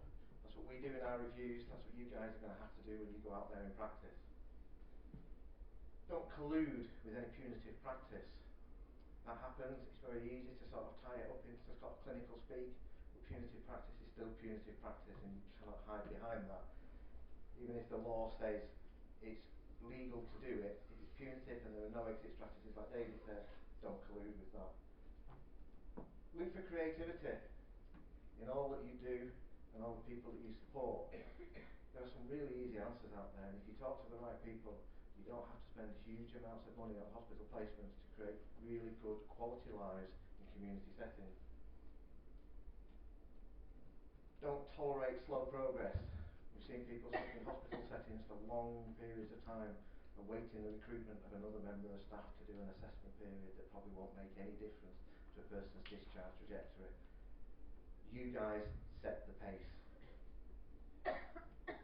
Never forget that services can reform, even though, as we've heard earlier today, that can sometimes take time. You are part of that process now. You can speed that up. Lead this. And always strive for the gold standard. Never stop listening to the people you care for. They quite often have the answers, as do their family members. Thanks, Simon. I guess some really salient points there in terms of that. And just to wrap up, a couple of quotes here that are provided by some eminent people in the field. Some are a little bit old, but they are powerful quotes. And I've used these with student learners for years. I'll read them. Never permit yourself to refer to anyone except as a person. Although you can control the language which exits anyone else's mouth or anyone else's written words, you can control your own. And that should link, I hope, back to some of the findings that we see, where we're saying you can change, things can be done differently, and all those standards Simon's just put forward have real meaning in that. What people do not hear, they cannot repeat. So don't be quoted employing language that demeans, no matter who you quote, how famous they are, how powerful, or are accepted. I don't know if we've got just a quick one, Simon. This was his last slide. I think it's important we can say. I suppose these are just two very quick sort of like caveats really about people's better lives. One of these people, the lady standing in the rain there, was actually a lady who was detained, and she was detained in her own bespoke service area, and she's had quite a dire time of it, quite a dire history.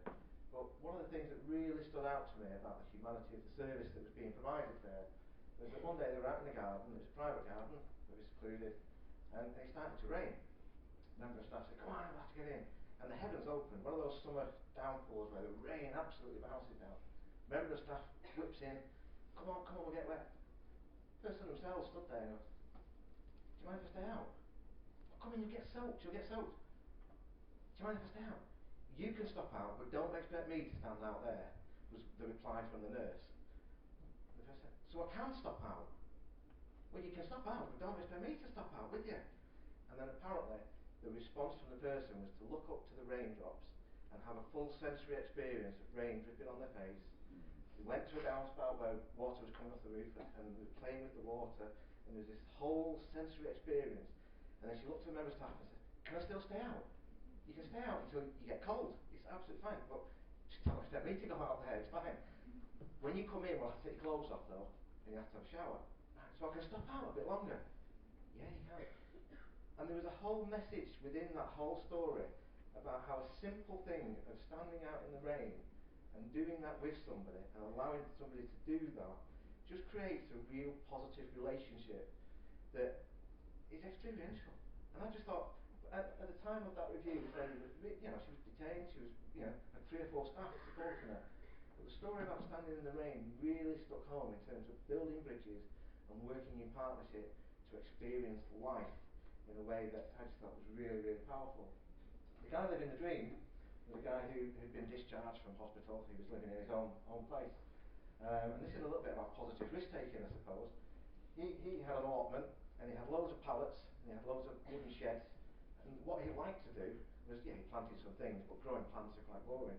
So once he planted them, he just said, great, fantastic. But he would then pull down the sheds and rebuild them on another part, and then he would pull the pallets apart and rebuild little tool sheds and things like that, and all the time he was pulling these things off. And a member of the review team was on the allotment with him and says, well, can you kind of summarise what's going on for you here? And he went on these big pile of pallets with all these rusty nails sticking out of it, hammers, axes, saws, and everything. Went there, Phil, I'm actually living the dream, mate. I'm living the dream.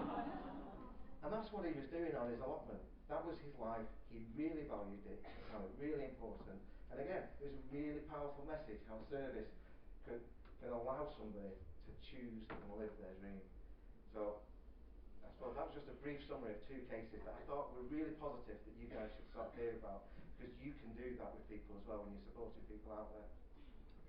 So just to wrap up, thank you ever so much again for allowing us to come and present to you. Hope it's been useful. There are contact details on there for us as a team.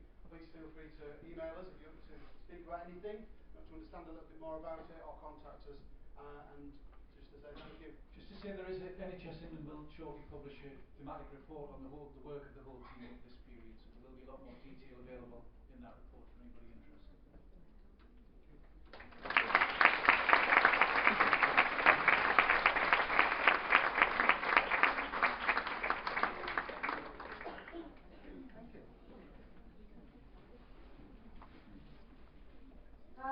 We're going to have Teresa Lockney, Carol Taylor, Sharon Rees, Amanda Rees, and Yvonne Brutton-Miller. Teresa, Carol and Sharon work with Amanda and Yvonne as volunteers for the Speech and Language Service and Haldar Health Board. Their presentation will tell us more about the work they do and also encourage us to improve our communication skills.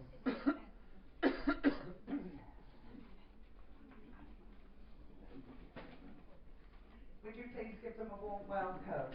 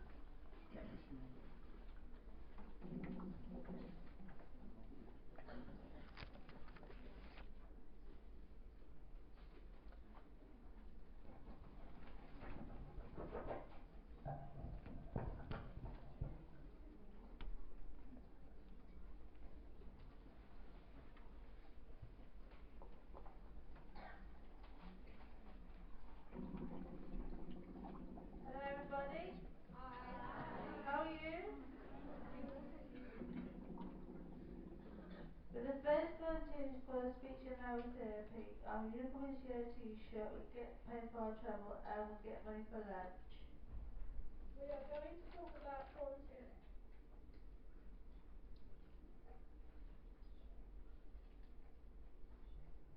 Hi everybody, my name is Charlotte Griffiths. I am a volunteer for the speech and language therapist and the hospital in Carmarthen. My name is Teresa Notney. I'm a volunteer for the speech and language therapist and the hospital in Carmarthen. My name is Carol Taylor. I'm volunteer for speech and language therapy department. My name is Carol Taylor. I'm volunteer for speech and language therapy department.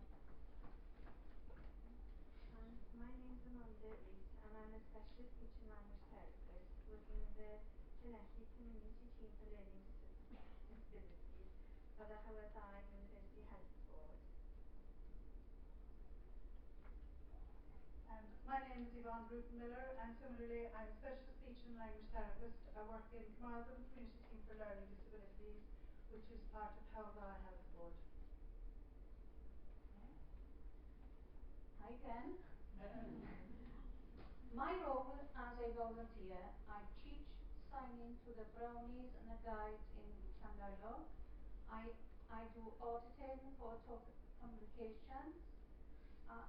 I have been to Cardiff to give a talk to speech therapists about our work. I go to Easy Read Group to check that books and leaflets are easy to read. My role as a volunteer, I've been doing audits for total communication for the last 4 years. I have taught the young farmers in Llandough about the importance of signing for people with learning disabilities. I coach total communication meetings 3 times a year. I help make senior users reviews better for everyone. My role as a volunteer, I teach staff to use to sign. I'm attending the Easy Read Group. This is Ash chairing the total communication meeting. This is me taking part of the silent session at Total Communication Coordinates meeting.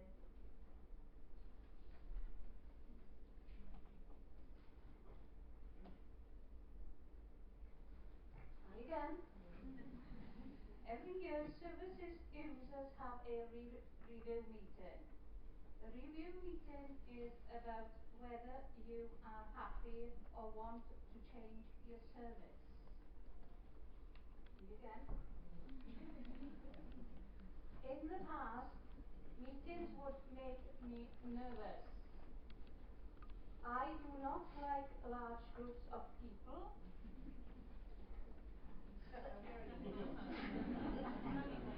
Yeah. Sometimes I do not know the people at my meetings. I do not like it when meetings goes interrupted. Sorry about that. We wanted to be at our review meetings. We wanted to take part. We wanted to lead. Okay. Me again. We started looking at the reviews in February 2010. Myself, Teresa, and Hannah worked with Yvonne, Amanda to make reviews better for everyone. We designed new review packs. They are being used by the teams. So we had a bit of a similar story to the previous speakers. Back in 2010, it was quite common for people not to be invited to their review meetings, or if they were invited to their review meeting, it was a very stressful experience. And we were tasked with trying to change the way that we did reviews in Carmarthenshire. And we started by getting a group of people together of who we thought might be experts in how to change the way we were working. But we found the groups weren't right, and we actually needed the experts that are standing here today that are doing this presentation, which is Sharon, Teresa and Carol. and they were involved over a 2-year period in telling us what we were doing wrong. And they came up with some really, really brilliant ideas and things that we would never have thought about. And I think it's worth saying that Sharon, in the past 3-4 years, yes, she was very afraid of large groups of people. You didn't like going to reviews even, which would be 5 or 6 people, but now you can talk to a room of people this size. So your confidence is really good.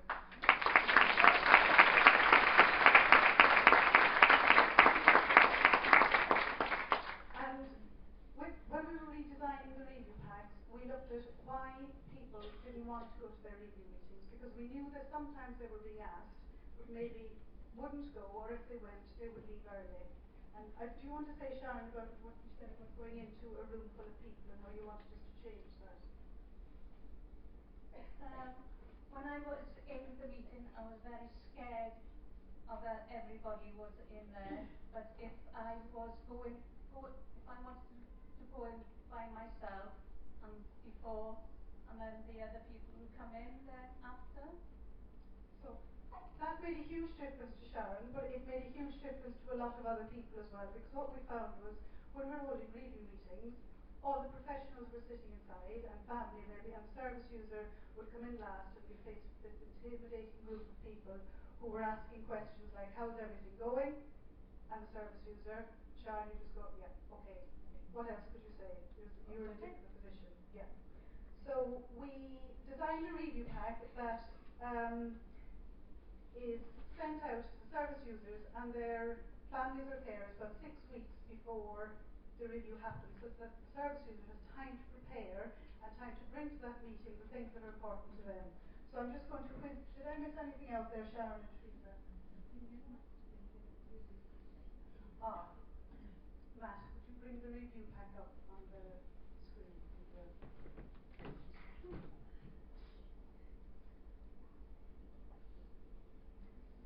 Do either of you want to talk about your review meetings while we're waiting? It went well, but we were increasing systems, so we talk about holidays, anything really we want to talk about, what we're going to do that's in the future. Yep. So it's much more tailored to what you want to say and what you want to do. So just to give you and one other thing as well, at the end of the review meeting, which is accessible to everybody, at the end of the meeting there's an evaluation form which is talked through with the service user to see how did that meeting go, how could we make it better, and what was good about it. And a very important point, Carl has reminded me, the last section of the review pack is talking about your future. Not coming up. Okay. Shall I run through it anyway? Because I know we're short on time. And can I just say as well, in case I forget to say this at the end, I think it's safe to say that the service user involvement in the development of the accessible review pack has changed the speech and language therapy services and policies, and is also beginning to change other services and policies within Howell.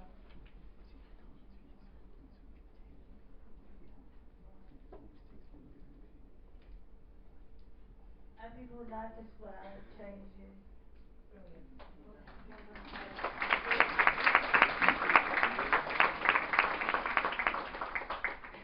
So I'll just run through it. The beginning of the review pack is asks where the service user would like to have their review, who they want to attend the review, and they get an option to send out the invitation to the people that they want to be at their review, because it's their review, nobody else's review.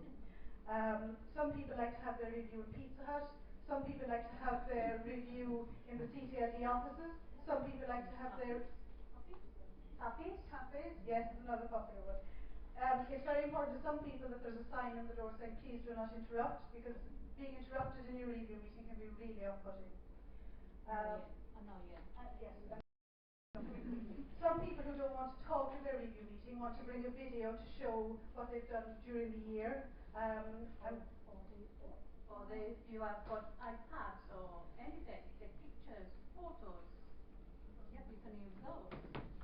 And Carol brought lots of repository to her review meeting, which was really nice, didn't you? Yep. So there's about 15 different sections. One of them is about can't bring up the other one, can we, Matt? No. Which one's that? It's another folder at the bottom. If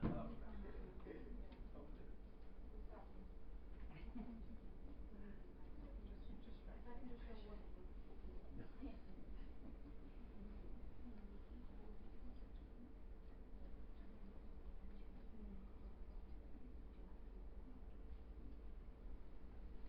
Have I missed out anything? It took a very long time to put the review pack together. We thought it was going to be quite a quick job, didn't we? We were wrong. We were wrong, yes. 2 years? It took 2 years to actually develop it, yes. 2 years?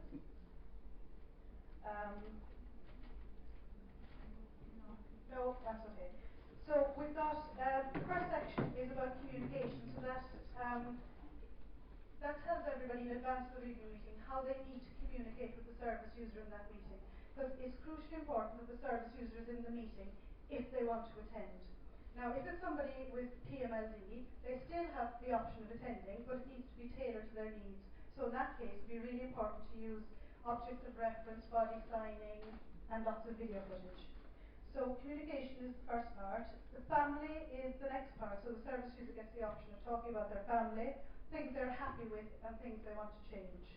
We've also got friends, home, free time, day centre, college, work, holidays, as Teresa mentioned, a very important one. Do you want to say a word about your holidays? I think 2 years ago, I went on holiday to Greece, Kefalonia, and I actually met my real mum. I haven't seen her for 42 years. Wow. So I went over there for 2 years to meet her. But she came to England to see me first. And then I went over there, she phoned me to go over there, so I went over there for my holiday. For a week holiday. See you soon.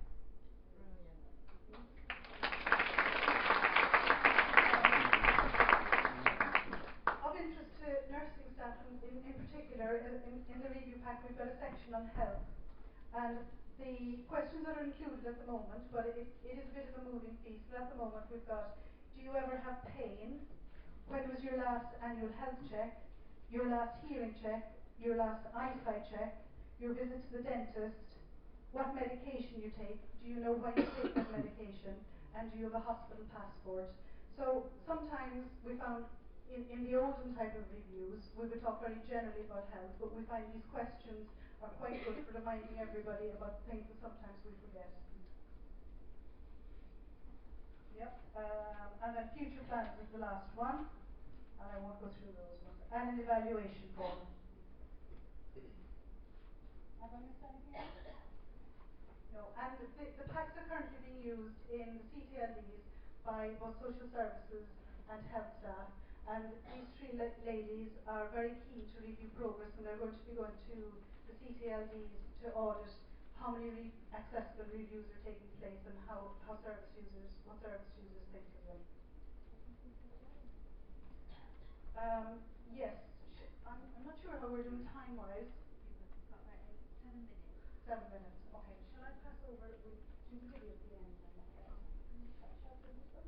Yes. Yeah. The easy read work will look at people's leaflets and give them advice how to make them easy to read. This is our easy read test.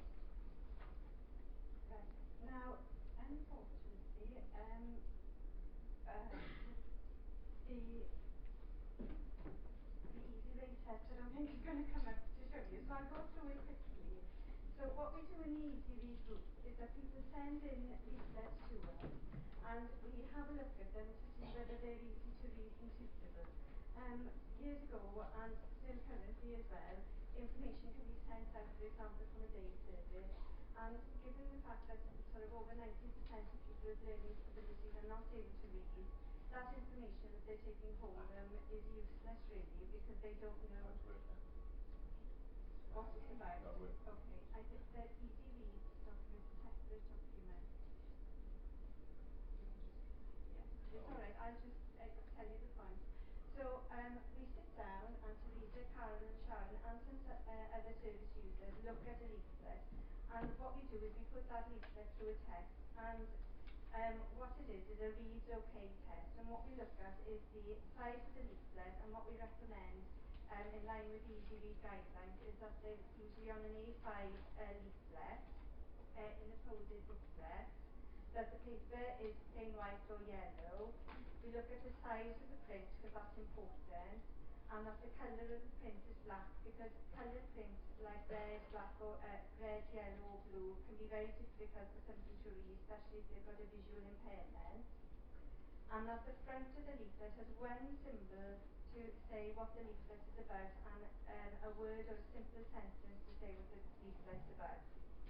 When we look at the leaflets that come into the Easy Read group, we look, what we've defined is that the symbols are on the left-hand side and then the written text is on the right, and that there's one symbol to denote the topic and then information on the right-hand side to go along with it. And that if you're using rigid symbols as well, we recommend that you say on the leaflet what symbol system that you're using because they are copyrighted, and just to be aware of that. We take a few sentences from the leaflet and we read them out, and then we discuss whether those sentences are hard or easy to understand. Sentences shouldn't have more than 12 words, and there should be no more than 5 difficult words within the leaflet itself. And we've got a few examples on the Easy Read test to see whether they're easy or they're hard words. And as we're in Wales, we have to ask whether there's a Welsh and an English version of the leaflet as well, so we find out about that. And what we do then is we collate the information, we tick the boxes on the Easy Read test, and we feed back to the people who have sent the leaflet in, and we give them advice and feedback from the service users who have read through their leaflet.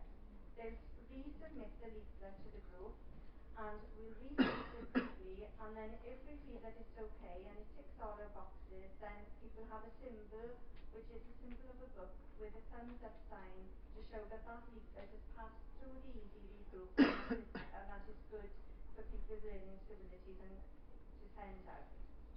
And we've got many leaflets now available, and particularly around medication. We've got a lot of medication leaflets because obviously there are lots of epilepsy drugs and lots of other drugs available that people are given, and those are in an Easy Read format as well. So that, I think, is what we're going to say about the Easy Read. We did have a little, we both have a little summary now, but I'm not sure whether we're going to be able to put the actual yeah, I think what we'll do, because if we're having some technical difficulties, we'll do the signing session now. Okay? I see this bit will enjoy it then. Right.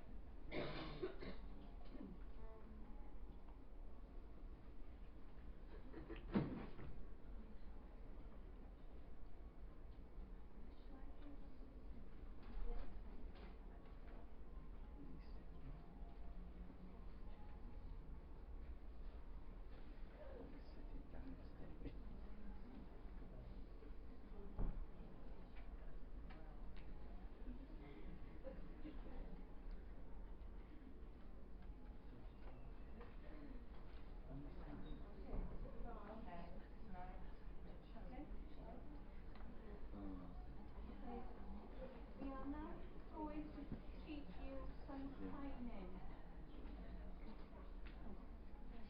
Sorry about that, ladies and gentlemen.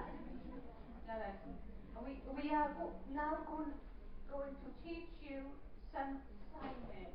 Oh, now then. Oh, scary, scary. You must speak the word out as you sign. Always speak and sign together, not apart. Thank you.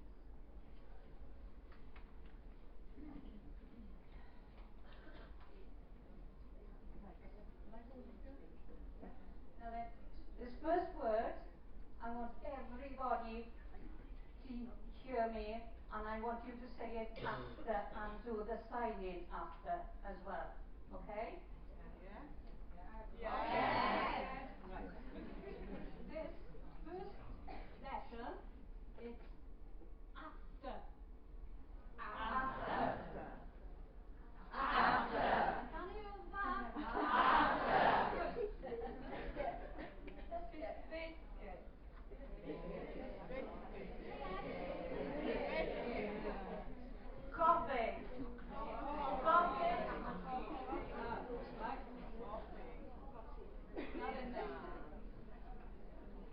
I can't hear you.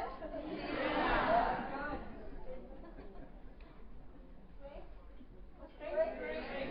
Good. I still can't hear you. Good. Right, next one. Finish.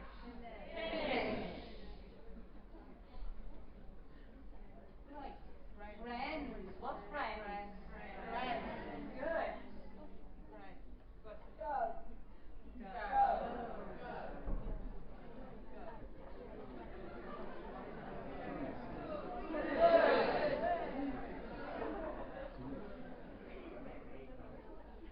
Now then. Good.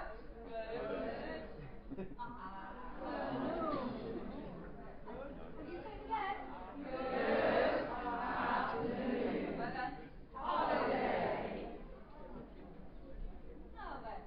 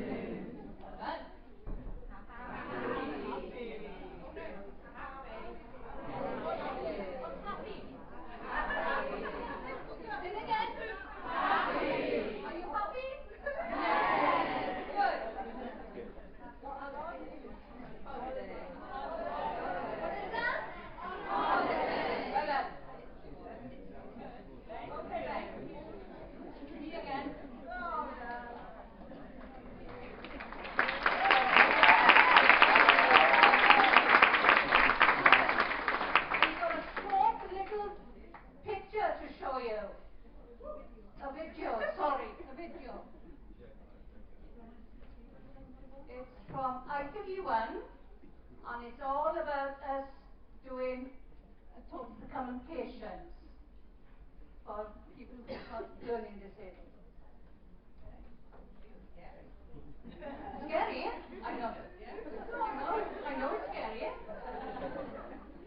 Adults with learning difficulties have become first in Wales and I don't know if you could hear it. Helping the Hull Bar Health Board Communications Department is benefiting both them and patients. Our health correspondent, Mary-Claire Carrington, reports. Don't be scared, darling. I'm down to the messenger, making sure everyone is starting to have in the building. Of course, both these volunteers. Nick, Sharon and Teresa all have learning disabilities, so they know why clear communication is vital.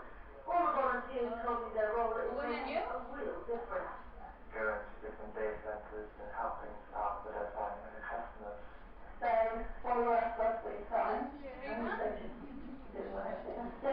had people who and then also helping senior health staff realise why that's important. I recently hit a target Cardiff to 100 speech and language therapists from all over Wales. Because speech and language is the team's main role. Cardiff is promoting sign language. All of this means give the volunteers more confidence and to make the health service more accessible to all patients in West Wales. We did a survey asking patients how they improve in your stay in hospital. 80% said volunteers making music. That's a real big difference to outstaying hospital. And our volunteers are emphasis of hard culture and it's fantastic. The plan is now to build on that success and recruit more volunteers with learning disabilities in the Hull Bar Health Board. Mary-Claire Kerry-Jones, Wales Tonight, Llandilo. An event to celebrate Indian culture is being held for the first time in Wales.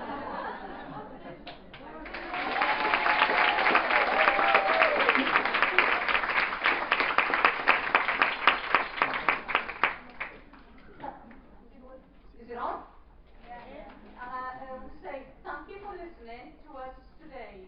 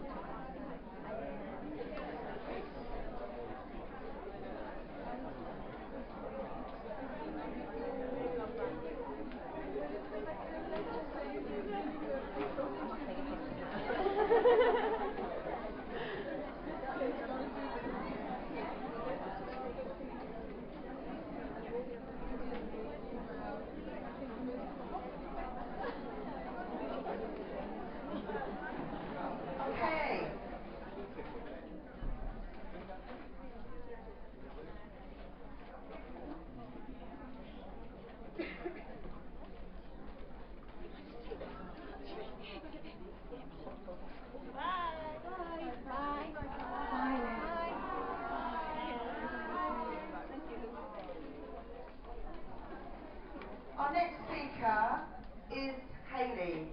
I'm not going to say her surname because I'm going to get it wrong. Hayley is mum to Natty and Mia and runs the blog site Downside Up. She has written extensively and has won national awards for her writing. She was due to join us last year at Positive Choices, but due to transport difficulties, the train line from Cornwall was not functioning, this was not possible. But we were really inspired by the video that she sent and which we watched. This year, we are delighted to welcome her in person, Hayley.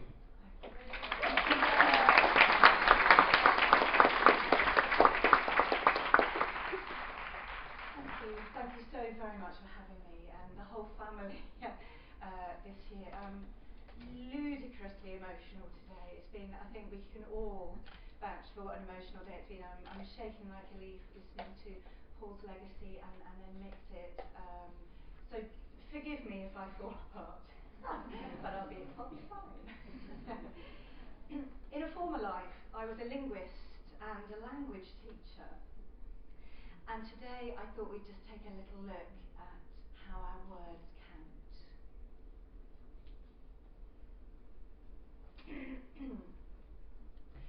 Don't start. I look at this photo and I see two very ordinary, average newlyweds.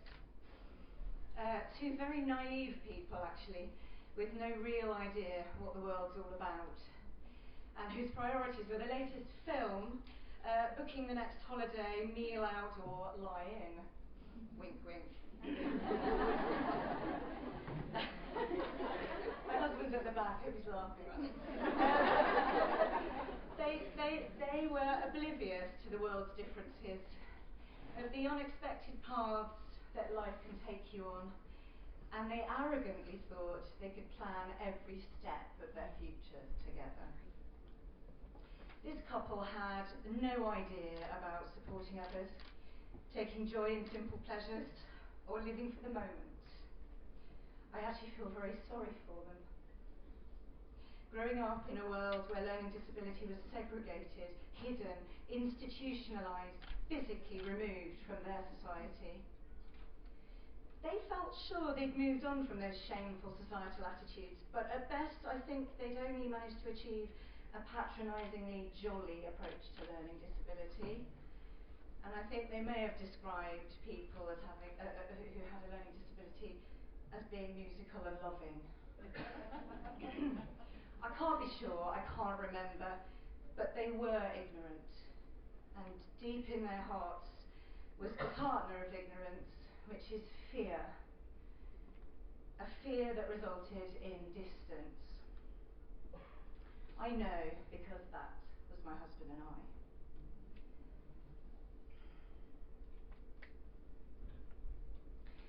We don't mind what sex the baby is as long as it's going to be healthy, we unthinkingly stated when pregnant with both our girls.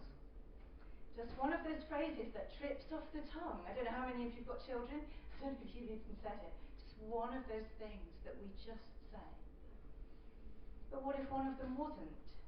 What dangerous subtext had we internalised over the years?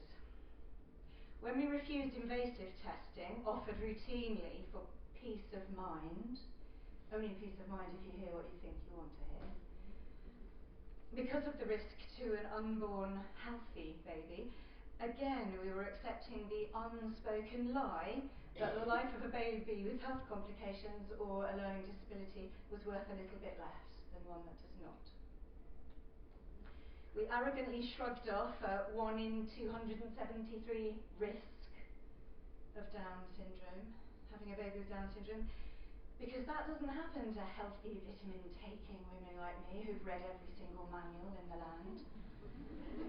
Does it?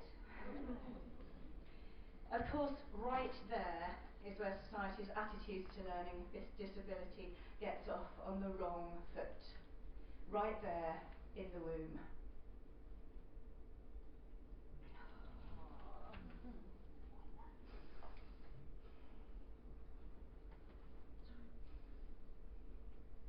She's at the back, so it's quite hard. I'm okay.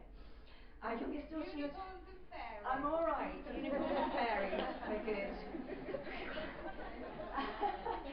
Our youngest daughter Natalia came into our world after a calm, planned labour at home. Small and silent and blue, she was born on our bathroom floor. It was meant to be downstairs and Bob had it covered in plastic. I don't know what he thought was going to happen though.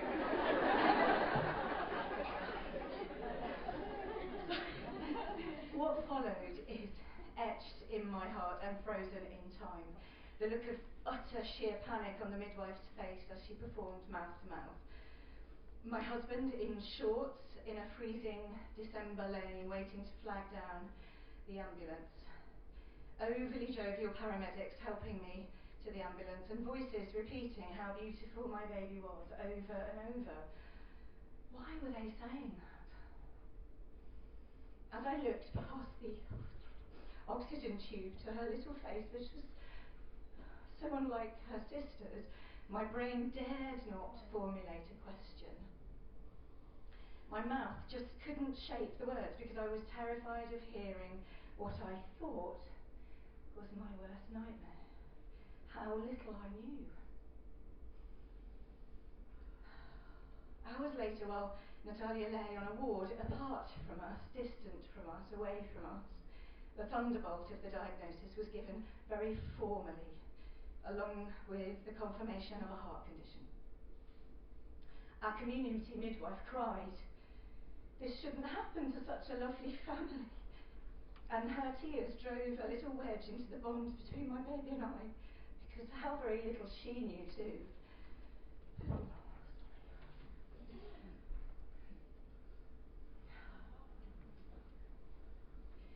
Too much, too soon, and overwhelmingly tragic. Leaflets, bloody poem about Holland, and platitudes, that seemed insincere after so many months, 9 of them, of warnings and advice about tests and scans and screens. Their tune had changed because Natty was here, in the here and now, but I knew they didn't mean any of it. My ignorance came to the fore and nonsense tumbled through my head. Would we ever visit the beach again? We live in Cornwall. Would people stare? Would she wear terrible clothes and have a national health haircut? But mostly, was I good enough to be her mum? I was shocked and overwhelmed by the unknown that lay ahead of us. And I was afraid to love our baby too much in case we lost her. We really didn't know.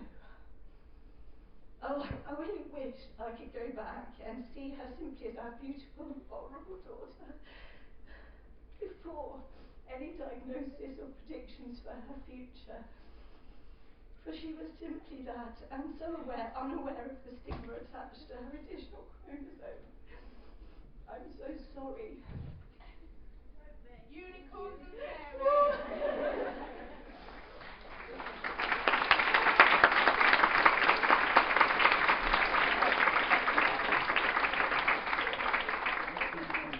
It's okay. But of course, I look back now. It's hard doing that when they're in the room, that's all. I look back now with my 2020 hindsight glasses on and I see how very wrong I was and how differently the beginning of our journey could and should have been. The day... I'm alright, Helen, I am. The day... Yes. The day of the birth of any of your children should not be the very worst day of your life, and for so many of us it is. But there is a lot of good practice in the early days, but sadly it's all too rare. As parents, we spend 9 months having Down syndrome presented to us as a risk. Risk of fire, risk of flooding, risk of drowning, risk of... Such a negative word. Something to be tested for and screened out like a cancer. If the test is positive, very often families are told it's bad news, amid concerns and sorries and pictures of children suffering and being afflicted are portrayed by sorrowful consultants. All too often, the only option given to families is an appointment to end this perceived suffering before it begins, a kind of early euthanasia. I guess you know the 92% termination rate of those who have an antenatal diagnosis, which obviously not all parents go for. These are direct quotes from families that contact me. I can book you in for a termination in the morning. No time, no cooling off period. Get longer than that with a freezer to think about it. I can't treat you if you continue with this pregnancy. I wouldn't continue this pregnancy if I were you. Your marriage will be over if you don't end this nonsense now. And why? Oh. If we hear these words from our trusted medical professionals during pregnancy, is it any wonder that we're filled with fear, thinking that Down syndrome is to be avoided, eradicated at all costs? How can we be getting this so very wrong? Why is it that for so many of us, this diagnosis is, just such a thunderbolt and the worst news that we could possibly imagine? The reality of my life now. I shudder to think how lucky we are to have slipped through that net. This picture actually shows Natalia having her very first taste of breast milk. And we expressed everything for 3 months, and she then learned after 3 months to breastfeed. Well done. It can be done. There are midwives who say it can't be done, their tongues are too big, they can't do it.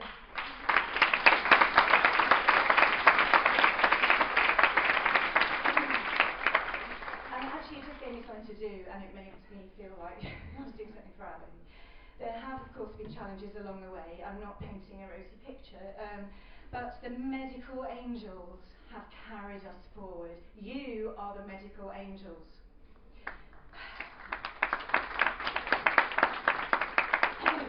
Their names are long forgotten, but their faces and their words remain in our hearts. There are words we remember on the difficult days. There was a tall, beautiful, dark junior doctor who told us that we would be ambassadors for children like Natty one day. I think she was about 2 days old. I think I took him a bit literally. The neonatal nurse who showed us family photo albums of her daughter who had Down syndrome. The wise midwife who lent me an industrial breast pump. And who told me to get down to that hospital and simply love our baby because she needed it whether she lived or died. Just what I needed to shake me out of my selfishness. The health visitor who got it and told me she'd always be there for us and who listened without talking and without judgment. It's that listening, not talking, it's that listening. The GP, a granddad to a little boy with Down syndrome himself, who asked to be Natty's doctor, and who welcomed her into his arms on the first visit, saying, "Now, let me see this gorgeous baby I've heard all about," quickly followed by, "These are the world's best kept secret, these babies." Many, many, many, many nurses who've shared coffees with me in the wee small hours on some ward or another, who've been unruffled by my tears or who've shared with my rants, and who've ultimately filled me with hope. Paediatricians who've told us we're doing a good job, and just that simple nod that we're on the right track is all you need as a mum sometimes, because it can be hard work. And the doctors who now speak directly to Natty and value her voice as much as mine.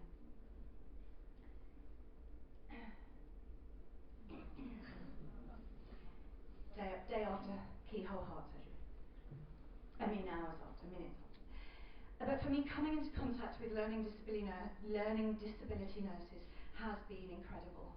The most important role of the learning disability nurse was to listen to our fears as a family, to validate our feelings and not brush them aside.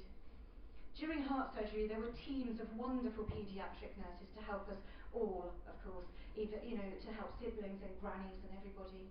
But more recently, a learning disability nurse team helped ensure that Natty's tonsil op went as smoothly as possible. They understood her history, that each hospitalisation builds on the next, The experiences are remembered from mum and dad as well as for the patient. And they ensured she went to theatre early in the day and avoided scary pre-meds and needles. As she grows, your services become more essential to us all. So, let's see.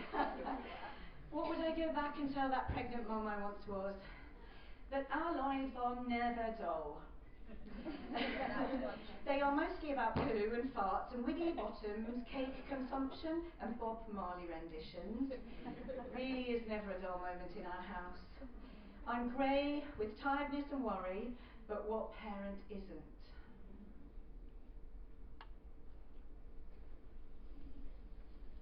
With support and invaluable help, we've overcome difficult times as a family. We've all learned our strengths and weaknesses and grown to see and value life in a very different way. There's rarely a dull moment anymore, and we appreciate the teams around us, the safety nets, such as the NHS, and we've learned to throw away our rule books and life planners.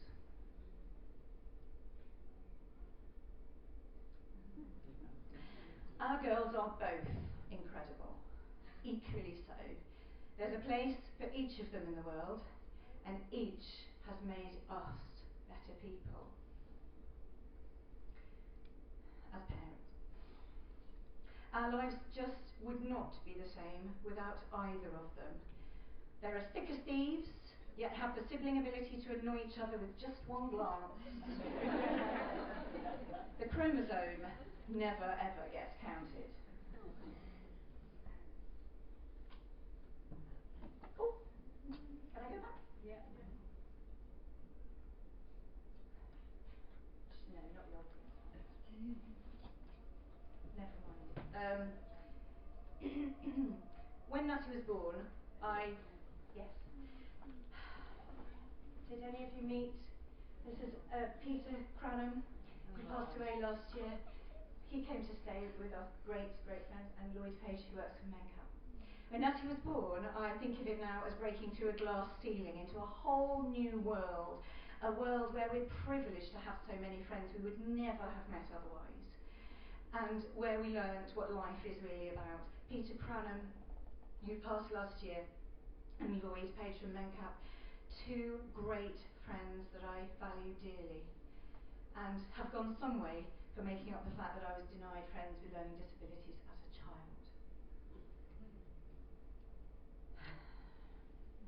So let's break down those labels and make the world see each individual for the unique person they are. Is Natty musical and loving? Hell yeah, but what kid isn't? And she's a whole lot more besides. We are the lucky ones. And gradually and gently we're changing perceptions of learning disability together.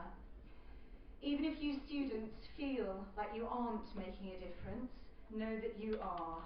You're changing one attitude at a time, one person at a time, and that will have a ripple effect.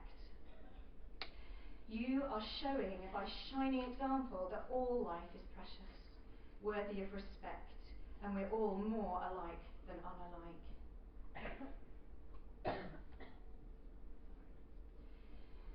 And we all know what we are, but not what we may be. We are all working together to the very same end, and in Helen's words, together we are better. And Mia is going to come to the stage now. Our eldest daughter Mia is going to come and talk to you.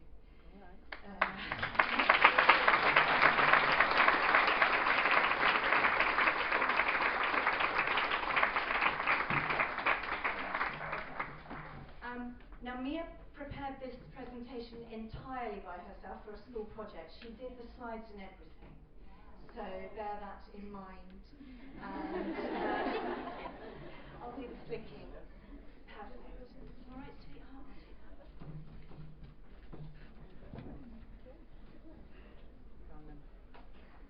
I didn't actually actually do everything. I did have a bit of help from Mum. So, it's probably not quite perfect, but... Anyway, a sister just like yours. Oh, it's not flicking. What do I go into at? Oh, that's clever. I didn't do that one. Go to the next slide. Ah, go. My little sister Natty is 8 years old. She's just like other sisters in lots of ways. Sometimes we go horse riding to... 1 second. Stop. Oh, I have to press each. Okay, I got it. Okay. Sometimes we go horse riding together, and she likes it when I lead her horse Dino or Freddie. This Christmas, we both entered the Gymkhana, and Natty came first in musical corners.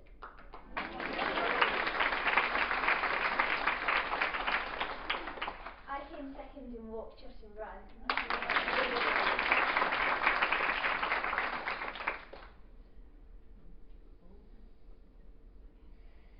We love cuddling on the sofa and watching Frozen, singing together or reading to each other.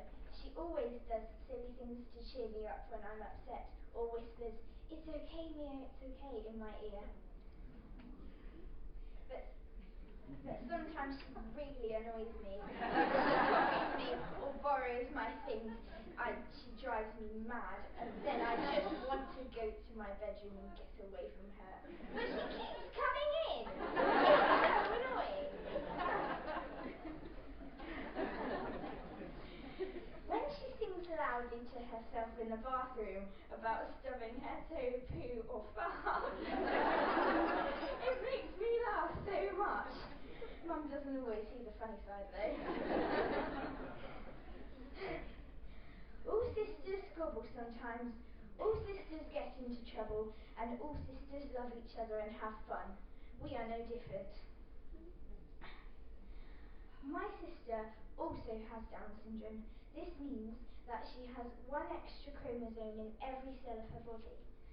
When she was little, she was quite poorly, and I couldn't visit her in the baby unit because I had a terrible cold, and that made me sad. When she was 2 years old, she had her heart fixed in Bristol Children's Hospital. Now she has titanium mesh inside her forever. That makes her bionic. But she is fixed. After the operation, she woke up and immediately blew a raspberry at the surgeon who... She's funny. She's a bit smaller than other kids and needs extra help and time to learn things. She learns by looking, watching and copying.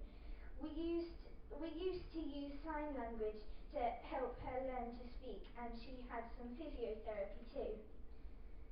The point is, we all need help with some things, even if you don't realise it, even you and your brothers and sisters, even your parents and grandparents, even your teachers, and this is what communities and people are people helping each other.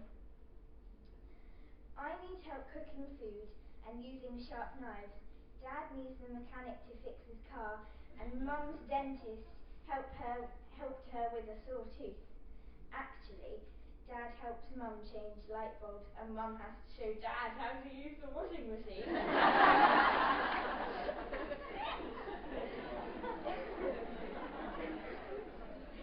We are all different and unique, but we are very similar inside, and we learn lots from each other. Having Natty as my sister has taught me to be patient with other people. I am also very protective of my friends. Having a sister like Natty has taught me that life is not only about winning or having good school grades. It's about taking part, being happy and trying. It's also about having fun and working together. I wrote a book with my mum about our family and explaining what Down syndrome is. It's called I Love You Natty, and I wrote this about my sister. I like it when Natalia takes photos of me. I like it when she kisses my Thorny better. I like it when she pulls funny faces. I like it when we read each other's stories. I like it when we dance in the kitchen. I like it when she hides in my bed.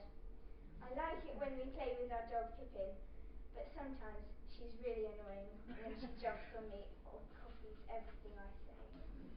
Well done, Mia.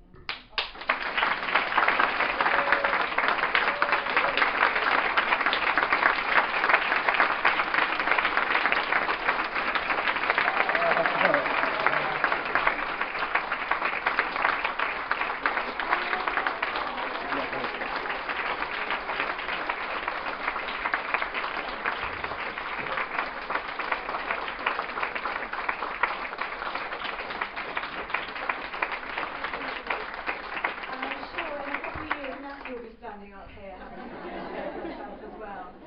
Thank you all for what you do and what you are doing, and please do just keep it up because we love you all. Thank you so much.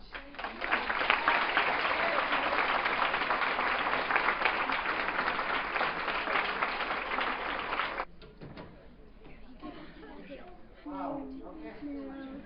Actually need a break after that. Do you want a chocolate bar? Yeah, give Mummy a bag. Yeah, yeah, that'd be lovely. Okay, have a drink. So, You're amazing, honestly, all of you are so amazing. And what a wonderful family you are. You are just, not your host, you're just amazing. Well done.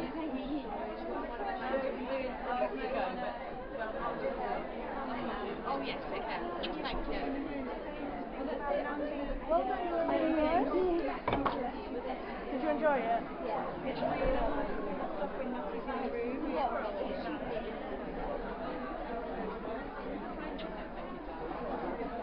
Well done. Thank you. Absolutely brilliant. Oh, you practiced that loads of times. Well done. Wow. It was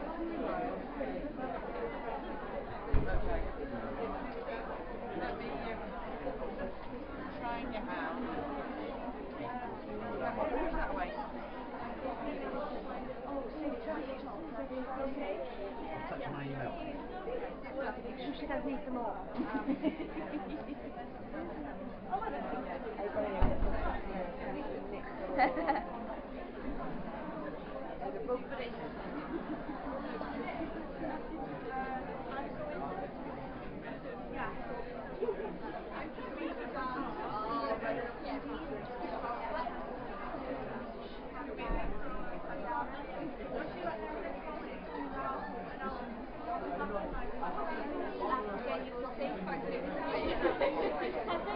Or the tallest shelf that you can get.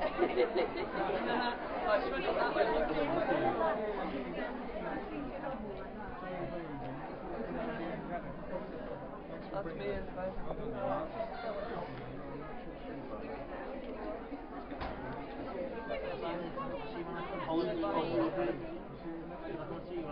Lunch at 30. I like that. Hello.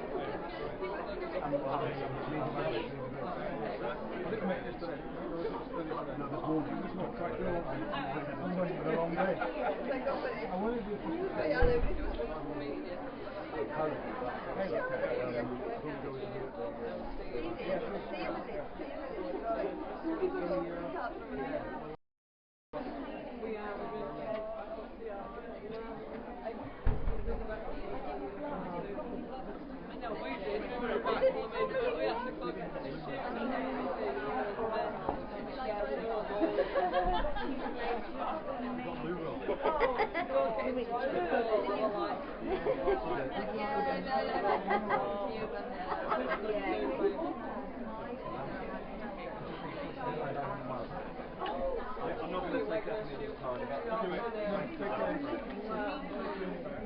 I will get that stream, I will get it all back.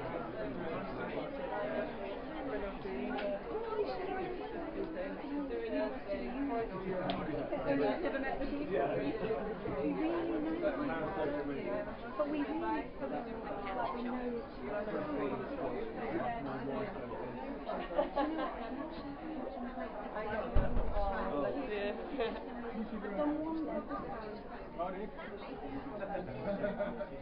Right, we're going.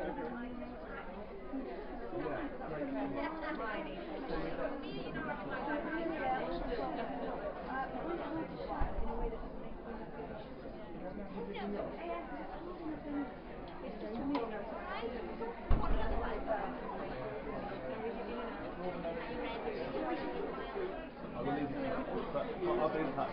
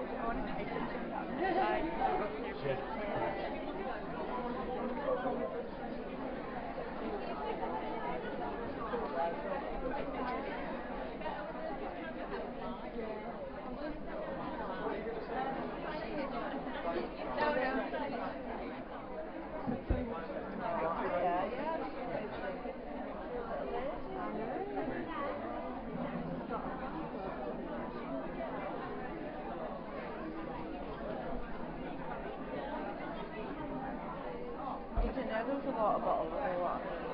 Yeah.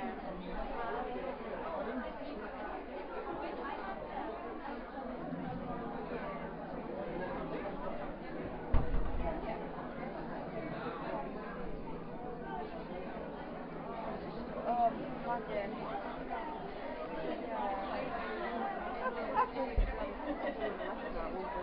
Yeah, but because Mary, they're leaving soon anyway.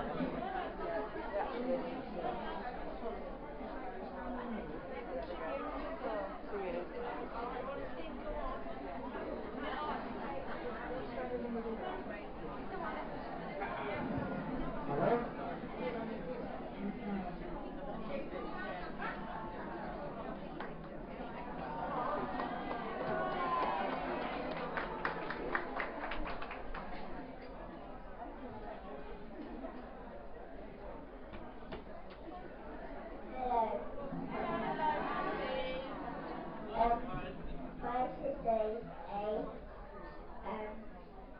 and she loves us, and I went to hospital and have checked my leg, and I copied my sister, I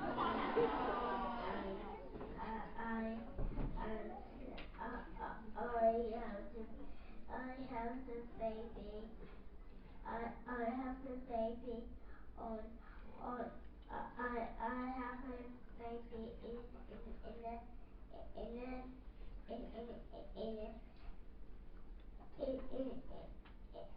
baby in his spawn, and on the bathroom, and she came out here, and my sister is right here, and now I'm sleeping in my bed around all the time, and the nurse started coming over my bed, and I think go in here, go in here, and it was like me, and the Lord, my sisters copy me,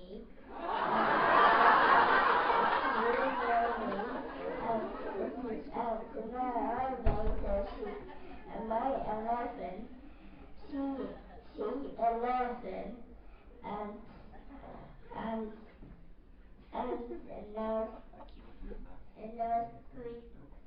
and now pretty his needs to school, and I used to school to be happy for a long time. It's just is Danny is Robert.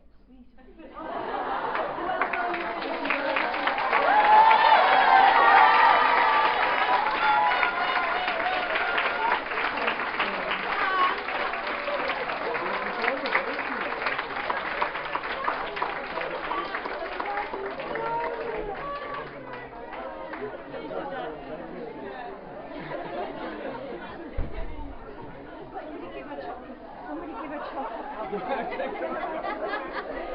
Thank you.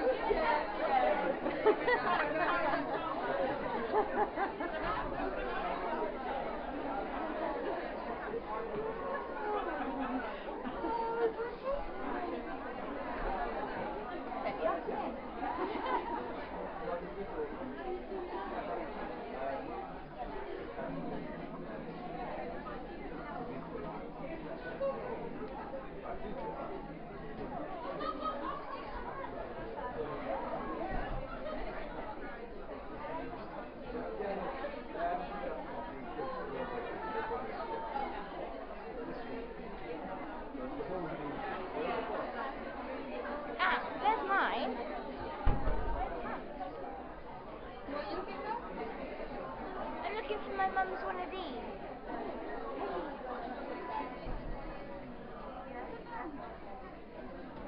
We were sitting here. Did she leave it at home? Oh.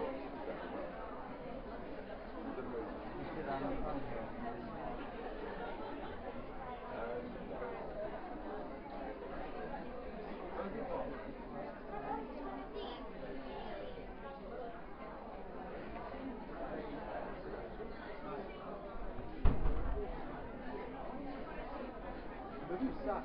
Where they sat? You sat here, weren't they?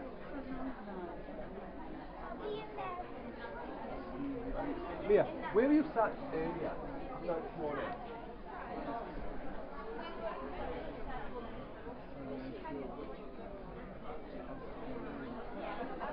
Hello everyone, can people make their way back, please? That'd be lovely. Lovely, what's occurring? Alright? I don't do well, thank you very much.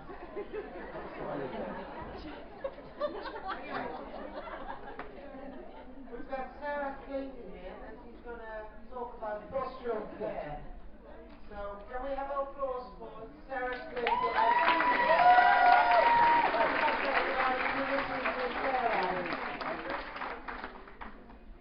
Hi there everybody. Can you hear me okay? Yeah? Is that alright? How do you follow that then? I'm not I just said, shall I just go home? just not bother. So I think from a from an agenda point of view, when you see postural care, positioning, that sort of stuff, people's hearts sink and you think, oh great. So I guess I have to sort of sell this a bit, particularly given what's just come before me in terms of sheer show stopping. So we're going to condense 20 minutes into 10, so to get a little bit of time for everybody, because I'm sure that you've all got places to get to. I was asked to talk about postural care, who, what and why, and but first just very, very briefly, and this is, I've just said to Hayley, thank you ever so much, we are in contact with one another on Twitter, and her description there of the day of sort of diagnosis is quite a tough thing to hear, and It's quite tough to hear as a parent. These are my 4 children. You're supposed to all say 4. No. 4. But you're so young. No. But you're, well done, but you're so young. Well done. So yeah, so those are my 4. 4? So thing one, Abby. Abby was fine, really healthy, happy, fabulous childhood up to the age of 6 years old when she started tilting her head to go through doorways and just struggling really. She absolutely thrived at school, and then all of a sudden she couldn't concentrate, things like that. So we spent 5 months going back and forwards to paediatricians, GPs, all that sort of thing. And eventually she was admitted as an emergency to Birmingham Children's Hospital and diagnosed with a metastatic medulloblastoma, which is a very aggressive brain tumour, which had a 5 centimetre tumour across her cerebellum, which spread down her spine and throughout the ventricles of her brain. So she's had extensive treatment, and that means now, she'll be 14 on Monday, and I have Birmingham Children's Hospital to thank for the fact that she will be 14 on Monday. And life is very different now for her as a 14-year-old than the life that I thought that she would have as a 1, 2, 3, 4, 5, 6-year-old. So it's really tough to hear other people's experiences of that change of course. Tom's a born negotiator. Ted is a thug. Nell is an absolute spoilt brat. Yeah. Oh! I'm really, really privileged to work with Birmingham City University, and I've worked with them since 2012, and you can see there Smith and Salmon. Smith and Salmon are over there. There they are. They're the disability nurses that I've worked with for the past almost 2 years. They are the nursing equivalent of, as I say, Winkleman and Daly. They absolutely... You can get a bit jaded when you end up in deepest, darkest service land, hearing some of the less positive things that go on. You can become a bit jaded, and I thank Smith and Salmon for their positivity, their passion, and for the fact that they kind of drag me sometimes back up and kind of get on with things. And they do really inspire me and give me hope for the next generation of people that will come after us, because I am close to retirement. I know I don't. I wish, but so we're making a real difference with local services in partnership with Birmingham City University, and it's student nurses that are starting to do that, and I'm really proud of that. Okay, so who needs postural care? Any person who finds it difficult to move or change position effectively. So usually it's people with complex disability that we think of, and I know that in 30 years' time we will look at images like this and we will have the same sense of shame as we have as when we see images of institutions and when we think of the sort of exclusive practices that we've had in the past. These positions cause people devastating secondary complications, and they are a form of neglect, and I make no bones about that at all. People with complex disability are very easy to identify as being in need of additional support. It's dead simple. If you leave somebody in that position, gravity will devastate their body. Okay, we are soft, fragile structures, and we have a duty to ensure, in the same way as if somebody finds it difficult to eat, we will help them. If you find it difficult to move effectively, we will help. Okay, and we can get caught up in all sorts of language about why somebody adopts a particular position, and actually, bottom line is we need to do something about it. Please don't forget those people with less complex disability. We support lots and lots of people who have nowhere near the level of complication as some, and yet still benefit from postural care. And also please don't forget those that we haven't yet identified, we haven't worked it out, that people in the later stages of life, people in later stages of dementia also need postural care. So there are vast swathes of the population that we haven't yet worked it out that we need to provide nighttime positioning. People I've most experience of working with are those children who are dependent on medical technology. They are the fastest growing population in the UK. Social media allows families to to get together. It means that I'm in touch with people that face similar challenges to me. And what that can mean is it puts pressure on services. If something's happening in one area, why isn't it happening in another? And that, I think, is a real positive driver for change from the point of view of services. When we think about equipment, equipment is a fundamental aspect of somebody's care. Without the right equipment, then we really are sentencing people to big problems. You've heard all about the confidential inquiry. Recommendation 9 is the particularly one that I'm particularly interested in. So recommendation 9 says that support will include expert, proactive postural care and support. Lots and lots of areas, haven't got a clue what it is, who needs it and whether or not it's working. The reason that I am so excited about working with the Smith and Salmon combo over there is because the future of postural care lies with nursing. At the moment it sits with OT and physio, but I guarantee you that it lies with nursing, and I guarantee you that it's like the Wild West of healthcare. There are massive opportunities for people who are passionate about person-centred care to make a big difference. So it's something that happens between the first picture and the second. It's something that is done to prevent these avoidable, devastating positions that people can be left in for long periods of time. It's information that should have been given to James and his family. He's 9 in the top picture and he's 19 in the bottom picture. If you lie somebody on their tummy for years and years and years, anybody here lie on their tummy? Yeah. Do you put your head into the pillow? No. You turn your head to one side. If we lie somebody on their tummy with their head turned to one side, night after night after night after night, then it is no surprise in the morning that we spend half of our day trying to get the person to bring their head back into the midline. It's really basic stuff, but it comes to information. So what is it? It's information so that the first picture does not become the second. This is just a parent once said to me, I get it. What you're saying is that he's like a pressed flower. You're saying that if I don't line him up correctly, if I don't keep him safe, he'll just end up getting squashed like a pressed flower. And I love that skeleton, because that is a pressed flower skeleton. You can't get any better, can you? We are so delicate as physical structures, and yet we think of ourselves as robust. So we have to get out of that mindset and start thinking about just how vulnerable people are.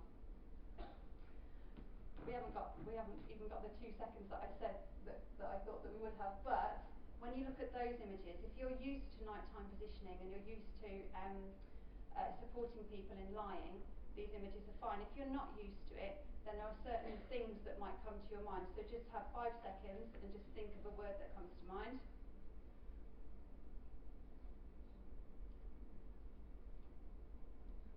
It's not going to do this now. Do I have to do that? There. Any of those? Bottom one? Yeah?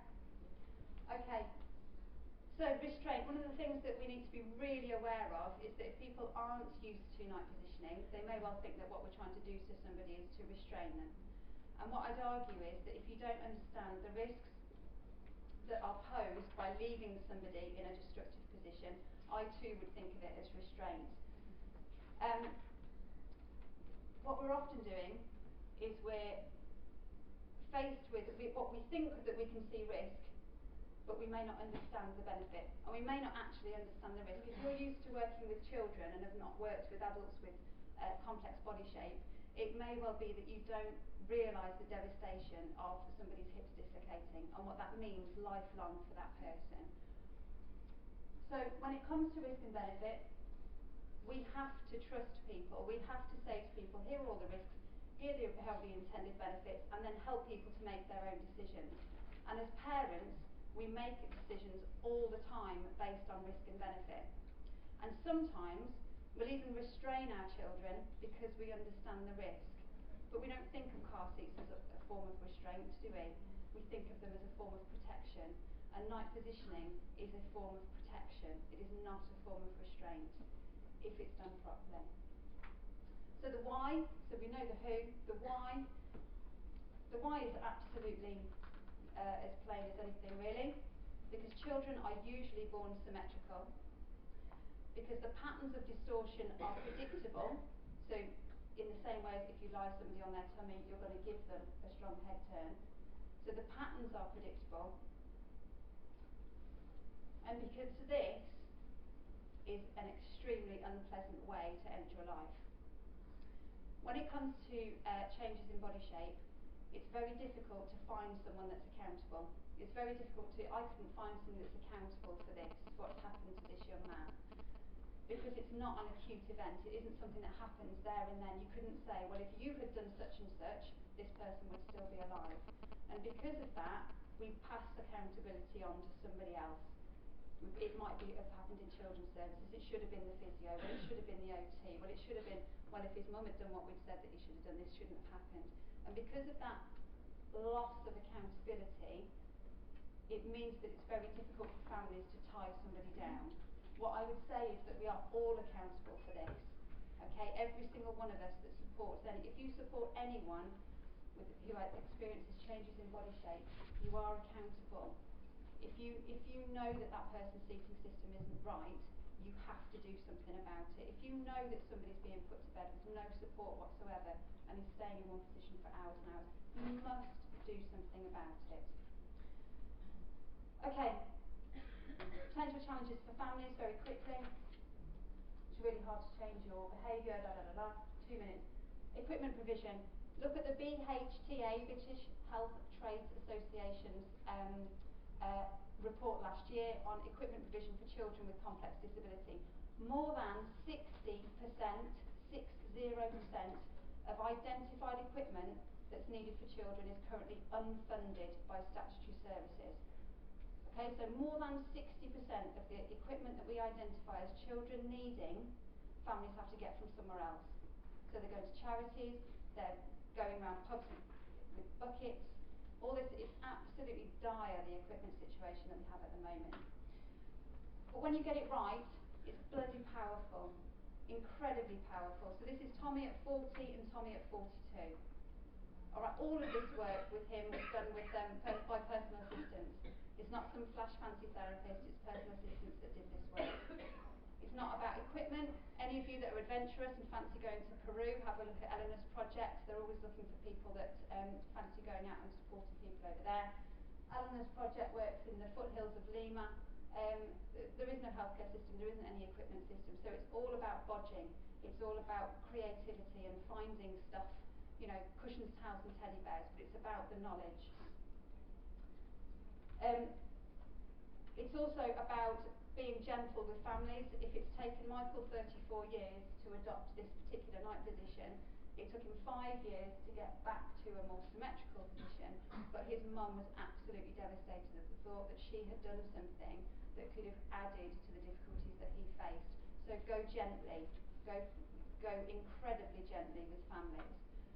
And this is Colleen, be creative. Alright, if the cushion does it, use a cushion. If the hippo does it, use a hippo. Don't hang about waiting for somebody to come up with a very expensive cushion. Bodge. Alright, use your creativity. Final bit, evidence-based practice. You won't get randomised controlled trial evidence for this sort of work because people with complex disability don't fit. And so what we do is we tie our hands behind our back in terms of helping people because the common sense solutions that are out there, we then have some person who comes up with, where's the evidence for such and such? It's really common sense stuff. Alright? If you do want evidence, go down the positive deviance route and start looking at outcomes. Look at areas that get this absolutely spot on. So if you want to measure protect body shape, you need to measure children. It's not a list of equipment. Be aware of that. If you say to people, do we do postural care locally? Tell me about it. Oh yes, we do. If they then say, and they will, we do sleep systems, wheelchairs, alternative seating, orthotics, that's a list of equipment. That's not postural care. That's not what you're asking them. Okay, is it working? Those are outputs. Those are the things we do. What we're interested in is outcome. If we want to improve a child's maths, we don't say how many lessons have you had. We give them a test and see whether they can do maths. Alright, so it's the outcome that's the important thing. And then finally, about positive deviance, there is a fantastic piece of work that's been done up in Wakefield, where in their 0 to 19 service, So if you look, gross motor function classification scale, children with disabilities will be put into one of these 5 categories. Usually we will end up with, if we have a look, we've got a total of 274 children supported in Wakefield by their physiotherapy service. For 2 years there was not a single child with a hip dislocation, which is absolutely phenomenal. There are now 3 children in that area with hip dislocation as a direct result of cuts to services. Vote carefully on May the 7th. Reactions to Wakefield. I do this all over the country and all over the place, and I find that people fit into 2 camps. The first camp they fit into is how can we do that? What do they do differently? Tell me what they did and I will improve the outcomes locally. If you tell me if there's a secret, I want to know it. The other outcome is, yes, the children, families, water, religion, language, geography. Something must be different in Wakefield. That couldn't possibly happen here. All right? A complete abdication of responsibility for disparity in outcome. And I know, because again of the Smith and Salmon combination, I know that most people in this room will fit into that first category. And I absolutely implore you, as learning disability student nurses, to get hold of this concept of postural care and drive it forward within nursing. I guarantee that it is the future. It's future 6 within nursing, because the outlook that you need, the way that you work with families, the way that you support families in a person-centred, outcome-focused way fits postural care. You are hand in glove, all right? Don't wait for policy, because it is never going to come. Don't wait for somebody to tell you that this is what you need to do. Do this because it is absolutely the right thing to do. So massive thank you to BCU, to Claire, and to Sam. So if you want to know what they've been up to, email them, they'll tell you. And if you think that I can be useful, then please do get in touch. I don't have business cards and all that sort of stuff because I lose them, so they just don't give them to me anymore. But there's my email, and I'm not very good at Twitter, but I do try. And that's it. All right. Thank you very much.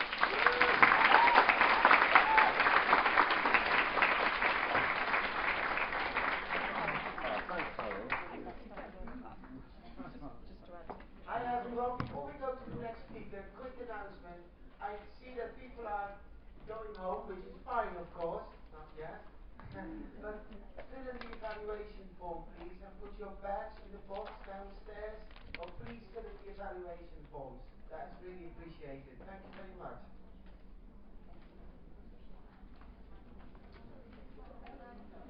Our next speakers are going to be Scott Watkins and Maggie Jones. Can I give you a little bit of a background? Scott was the Co-National Director for Learning Disabilities, representing people with a learning disability. He then took a role on at MENCAP doing inclusion. He now works for Seeability as an eye care and vision development officer, talking about eye care, and is a visiting lecturer for the University of Hertfordshire within learning disabilities. Maggie has been qualified as an RMLD for a number of years and has worked across a range of services including the local institution, residential services and community teams. For a number of years Maggie has had a specialist role for people who have a learning disability and sensory impairment. She's been a senior lecturer within the University of Hertfordshire in the Southampton Study Centre for about 4 years, and continues to raise awareness of sensory impairment and how this impacts people's lives. Could you please give them a warm welcome?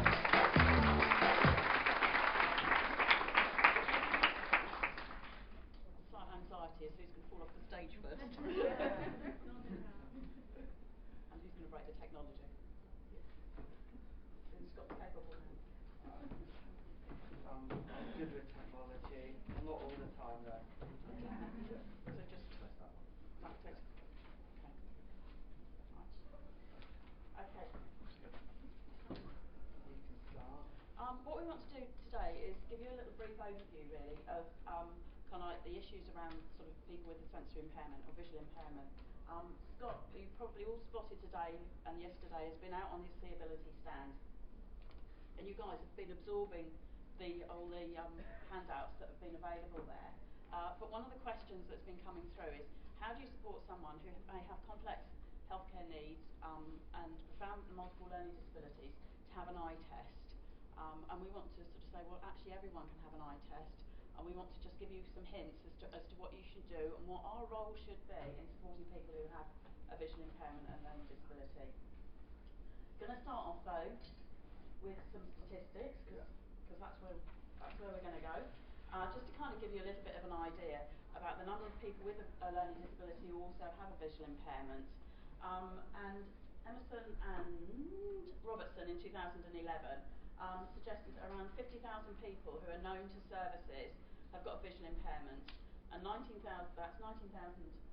children and 31,000 adults. We think the reason, because kind of there's obviously more adults than there are children, and we think the reason that kind of like the children look so high in proportion to adults is because actually they're in school and they're being picked up.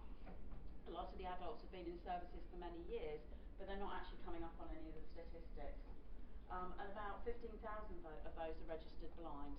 People who are registered blind, only about 4% actually see nothing. People can be registered blind and still have some useful vision, but we need to know what that is. It's also those numbers that Emerson and Robinson did some research for seeability as well, and which means that actually it collates that 1 in 10 people with a learning disability are going to have more serious sight problems than any other person.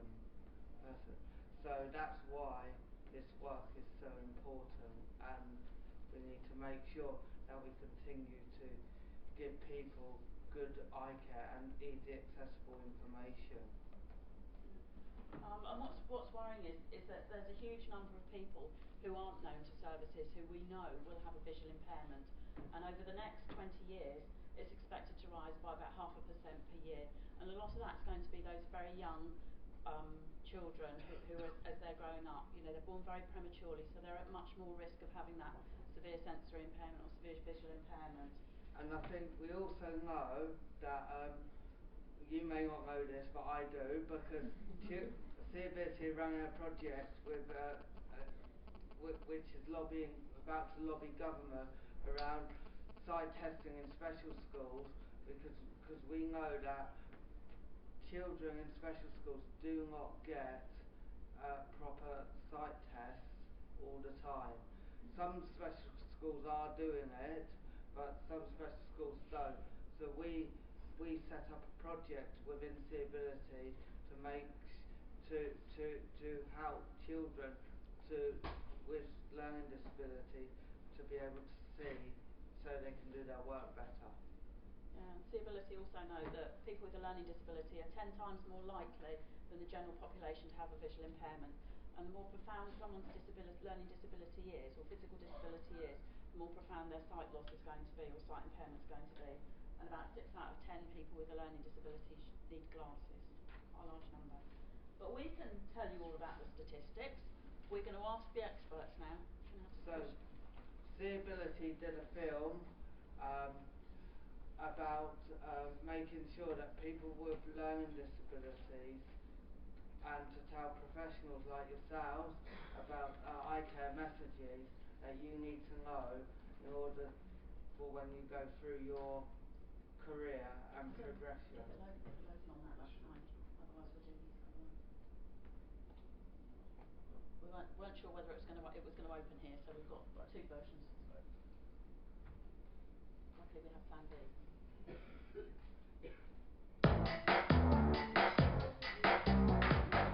Sight helps us to learn and learn. Sight helps us communicate with others. Perry. Lens. Help to see. There are about 1 million adults with learning disabilities in UK. People with disability are 10 times more likely to have serious sight problems than old people. People with severe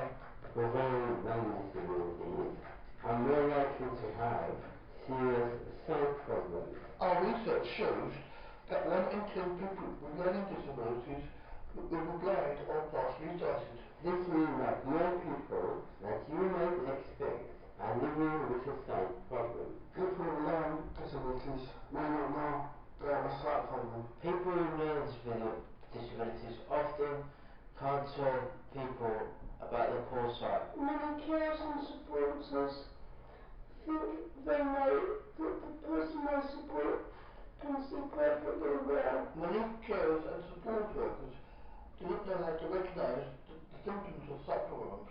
The research also shows that 6 in 10 people will need to wear glasses. I said people with glasses. Hello. Wow. Cool. Glasses. Can you support wearing the right glasses for the right job? Everyone. Right, time test. You don't need to be able to read or talk to have a regular eye test. No one is too disabled to have the eye tested. We need an eye test every 2 years or often if we need to. Eye tests are health checks. Lots of people with learning disabilities have operations to make their sight better. Even though people with learning disabilities are most likely to be blind or partially sighted, They're less likely to have the support they need with their eye care. people with learning disabilities need the same help as everyone else with a sight problem. Everyone needs good eye tests. If we can get Okay, right. For people with learning disabilities, we can get it right for everyone.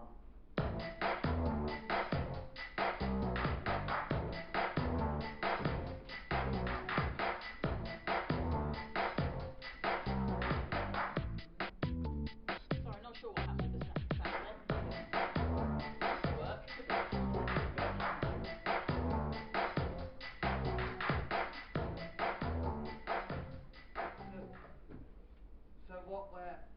So I think that feels really powerful, and I believe because I've had a visual impairment, and I know what it's like going over to an eye clinic, going through the optician, and people not listening to what people with learning disabilities are saying about their eyes all the time. It's really difficult to come across. And what we'd like to do is to give you some sort of thoughts really about what good eye care is and what our responsibilities within that are. And I think one of the first things is we do know that people with everybody should be having a sight test every 2 years. We all do, should do, and some people will need that more frequently. But what we need to be doing is kind of sort of looking at the person and trying to identify, whether we think they have got a specific problem. And we can do that quite simply by maybe, you put the drink down in front of them. Are they able to just pick it straight up, or are they kind of trying to find out where it is? When they're moving around the house, do they feel a little bit unsure, and are they following around on the furniture or the walls to find their way round? If people are outside, are they different in daylight? When you get the lights coming through the trees and how uncomfortable that can be. Are they different then? Did their behaviours change? If you're walking along on concrete and suddenly there's a piece of dark tarmac, they kind of take a really big step because they're not sure what's there, because their vision's not good, or stepping off a pavement. Are they very hesitant about things like that? All of those are signs that someone is having problems with their vision. Go on. 2 minutes, yeah. Okay, so just so everybody should have a sight test every 2 years or more often, and that's what I wanted to say. Yeah. But what we need to know when they go for their sight test, we need to know what their visual impairment is and how it might affect their vision. So, if someone's told that they've got cataracts, then we need to know what that means. Where's going to be their best field of vision, what's going to be most comfortable for them, and what else can we do? We've got a really important job in advocating for treatment. Wherever possible, if someone can have some treatment, whether it's glasses, a surgery, we should be advocating for that and ensuring that the person gets that opportunity. Occasionally, someone, might have cataracts, but they've got something else happening at the back of their eyes. So even if they had cataract surgery, it's not going to significantly improve their vision. So then you wouldn't necessarily put them through cataract surgery. But a lot of people have very, very successful surgery, and we should be supporting people with that. And it might take, if people are prescribed glasses, it might take a little bit to get used to wearing the face furniture, because it does feel strange when you first get your glasses, doesn't it? We also need to sort of adjust the environment, so think about how to make it more comfortable for the person, to reduce the risks. So it's about getting the lighting right, having good contrast so that people can find their way around, because it's about promoting their independence. And the other thing we can do is sort of promote the use of the other senses. So think about sound and vision, and smells and other things that might help someone identify where they are and what they're going to do. That's it. That was a whistle stop tour. What we do know is Hertfordshire University is really, really lucky because they have me coming in.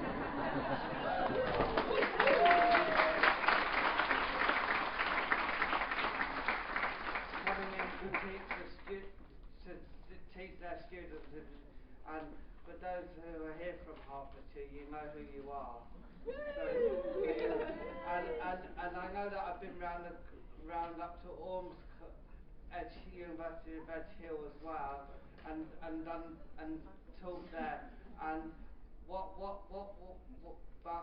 we really know is that actually eye care isn't being put into your modules and your learning in the university. And one of the things that we're trying to do at Seeability, and it's probably going to be me coming round to universities, is to come and do some training or come and talk to you about eye care and visual impairment. So it would be really good if you could put it on your... Hassle your lecturers. Hassle your Scott to come in and do some teaching.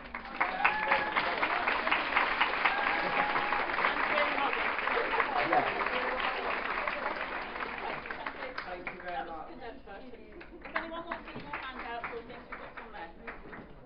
Billy's book is really good. Thank you very much. His book is really good. Thank you very much. Can I just do this before everybody starts to lose more people? Allied Healthcare's £50 voucher goes to the lucky ticket holder, green ticket number 51, and it's Jo Constable. Wherever she's from, I haven't a clue. Yeah, what's funny about that number? Don't mind us, just trust me. We're off.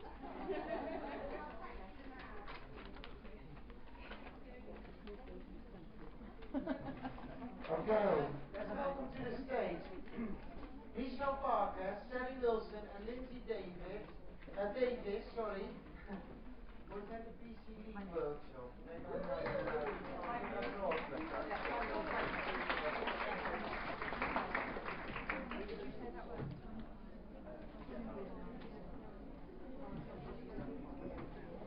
Hello everybody, can you hear me? Before I start, can I please ask Chris Hardy, put soft focus on. There's been a lot of crying and I've got a red nose after today. I do not want to be live streamed with a really big red nose.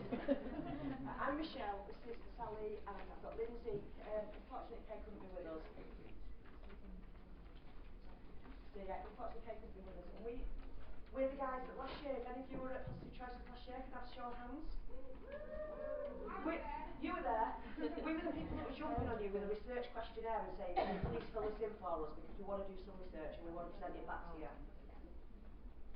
So the aims of that research were for all of us to increase our understanding of how research is used in practice, to determine views of what is required to increase the use of evidence in practice, and to explore how research teaching is currently provided.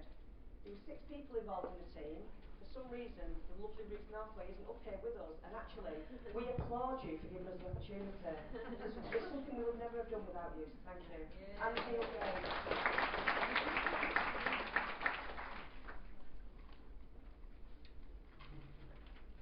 Thank you, Sally, that's a really clever idea. the data here, the majority of the participants who took part were student nurses, and of the 61 registered learning, I'm really sorry, registered learning disability nurses, 31 were actually working in an educational role, lecturers, and 30 in clinical or management roles. To be fair, we had an absolutely fantastic response, and we had over 310 participants, and it actually looks to be probably the largest survey of LD nursing to date.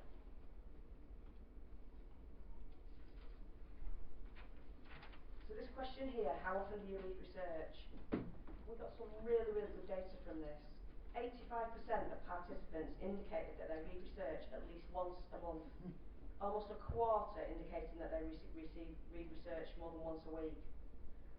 We do have to take into consideration that the majority of participants were students, so they will have had to access this for their academic essays. Yeah, pretty much. Just going to hand this over to Sally now.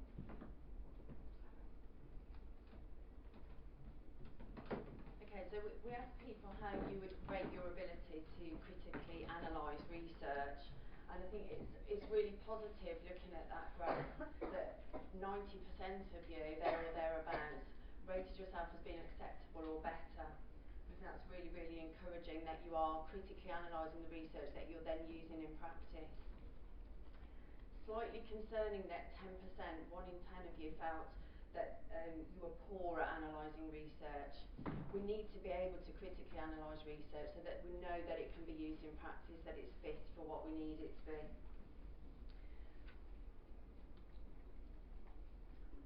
How often are you using research in practice? In 2000, there was a study by Parahu who looked at learning disability nurses' use of research, and they interviewed 87 learning disability nurses, and at that time those nurses that were surveyed, only 3.4% of them were using research all the time. So if you look at that, that's grown to 50% of you using research all the time. But again, as Michelle said, that we did mostly interview students, so that might have a little bearing on it that you're using research to inform your academic work.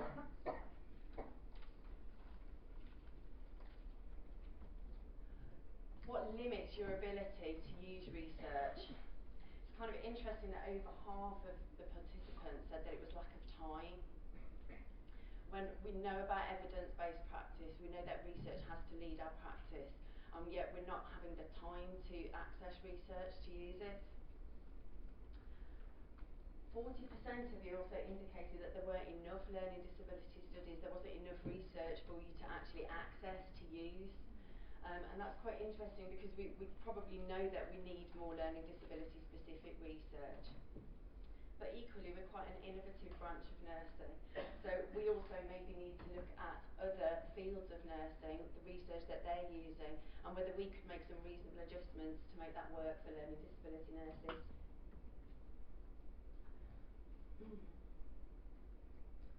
I think it was interesting, quite fortunately interesting, that only 6% had limited IT skills. So that's really, really quite encouraging that you are all using IT to access the research that you need.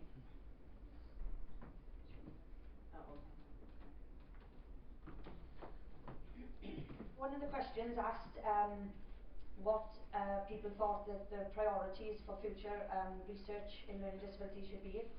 And there were 16 topics, which we narrowed down to about 7, and more than 20% of participants felt that these were of high priority. The first 4 relate to health, and as you can see, the access to health is 39%, so it came out as basically the highest. But it was really interesting to see that more than 32% felt that service user experience was also really important. And the therapeutic interventions and the outcomes of nursing interventions are also being identified in recent reviews to be of high priority, and so the individuals from last year did also feel that there was a high priority as well.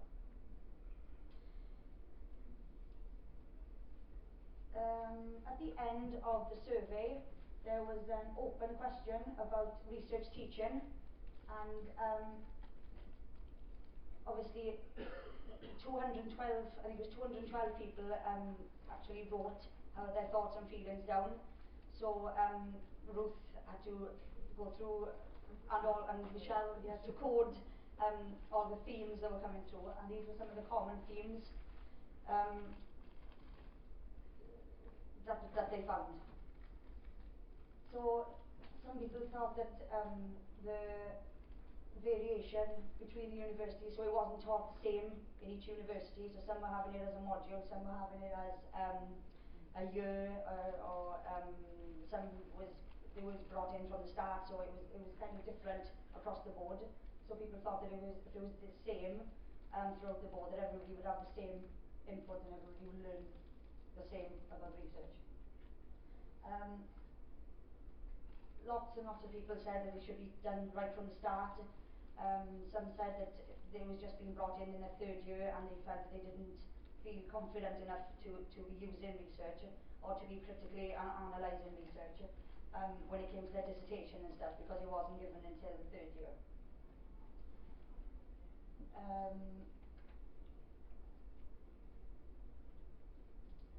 So one of them as well was it was too generic, so it wasn't LD focused. It was just all about. Some felt that the lecturers who were giving it were from other branches, so they were making it more generic to their field of nursing. Then, and the people with LD nurses felt that they were getting a bit missed and left behind. And a lot of people said that they wanted to be involved in doing the research. So they would carry out the research, they would analyse the research, and so they'd be involved in all of the parts of the research. And that's really positive that people were actually wanting to actively be involved, because that's not something we were expecting.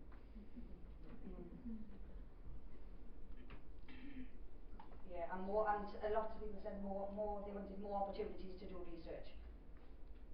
So that was quite interesting. So the next steps. We are published or nearly published.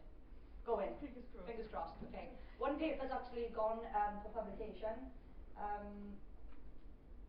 but from the findings and the comments, and there's going to be a lot of papers that come from just this questionnaire. So watch this space.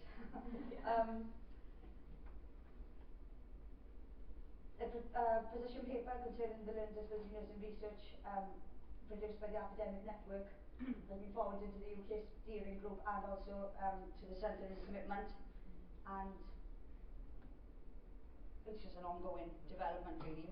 So hopefully we'll be able to go to more conferences and speak more about research, yes, in the future.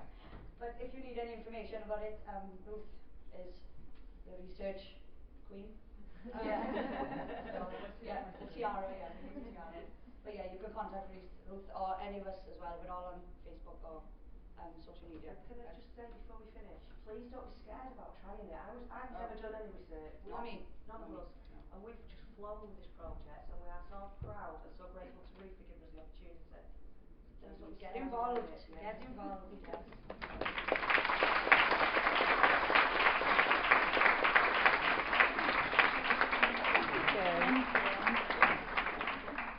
Thank you. Thank you. Thanks very much. Okay, we're coming to the end. And we now have Alicia Falcon and Sophie Price from the University of Nottingham.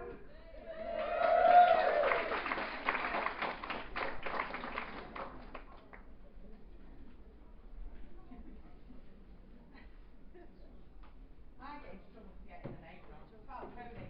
And Dad had me convinced that they were related to the man off Towie. I still think. Sorry.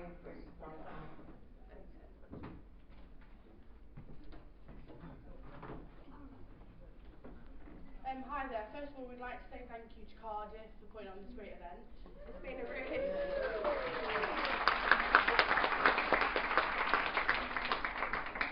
been a really emotional but really interesting day. Cardiff has definitely set a standard high for us next year.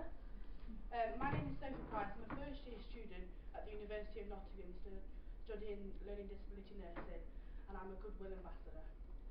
My name's Alicia Falcone. I'm also a Goodwill Ambassador, and I'm studying LD nursing at the University of Nottingham also. Nottingham University is world renowned with its links with both Malaysia and China. We are a Russell Group uni, so we are alongside sort of Oxford and Cambridge. The event will take place on the 31st of March and the 1st of April. The event 2016. 2016, yes.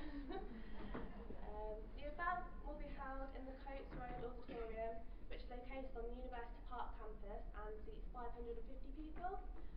Check for updates on the Facebook page and the website for booking accommodation and so on. You'll be given all the information needed before you arrive. Transport. We as a city are really well connected with the help of buses, trams and trains.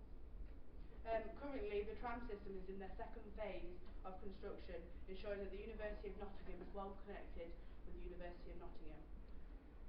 What Nottingham is known for? Hang on, Sophie. We're connected on the tram to Nottingham. From the... did I say tube or did I mean tram? University of Nottingham to the University of Nottingham. Well, okay, I meant go around the city.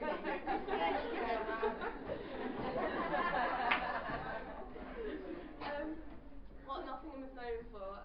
Wollaston Hall is very beautiful, very nice buildings and grounds. Yeah, who cares about that? The Dark Knight was filmed there. The old market square, which is always busy. For example, a massive German market is held there every Christmas, takes over the whole city. The National Ice Centre, which holds 10,000 people. Torvald and Dean are both from Nottingham, where the local National Ice Centre is accessed through a public area known as Valero Square, in honour of the pair's Olympic achievements. The Capital FM Arena, which has had the likes of Ed Sheeran, Nicki Minaj and Elton John. And finally, of course, we are well known for being Robin Hood County. These are just some of the goings on in Nottingham today.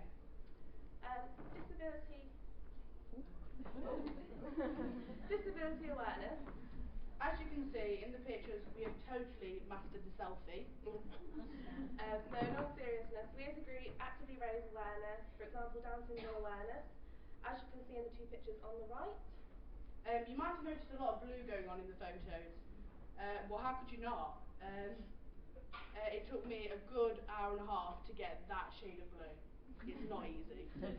There was actually a reason for Sophie dressing as a Smurf. There was an event night out called the Ward Round, which involved all NHS students and vets. With there being so few LD students, we felt the need to stand out, and obviously, dressed as Smurfs, we did. And I personally took it on as a mission to talk to as many people about the field, just trying to raise awareness for us and in general. And actually, I've got a funny story. That night, here we go. Know this as your personal tutor? Yeah, sure. Basically, that night it happened that my accommodation had turned the water off for maintenance reasons. I swear they knew you would like. Yeah, maybe they knew that I was in blue. So I had to go to bed blue, literally. So. Party on site theme to be decided, but. Mutra are an award-winning venue. They excelled in the 2011 Best Bar None Awards, grabbing the Gold Award. Showing that they provide you with a safe and responsible environment in which to relax and have fun. And you can find Mutra at the bottom of the floor of the Portland building. Building on this message, Nottingham welcome here people with a learning disability, the families, movers and shakers in the LD world to help us make some more noise. In our Listen, Learn and Act Conference 2016. Thank you for listening. Can't wait to join us.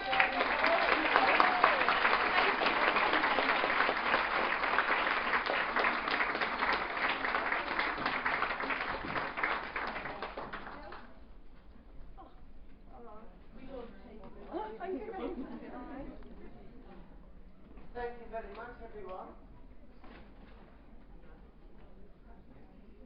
Now, unfortunately, it's finished. Say a nice words.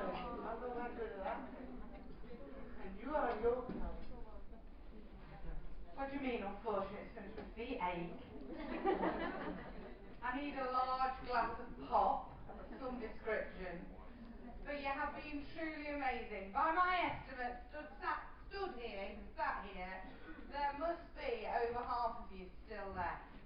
So you've had a full day, a full 2 days, you've partied like there's no tomorrow and you're still here. So give yourselves the biggest round of applause.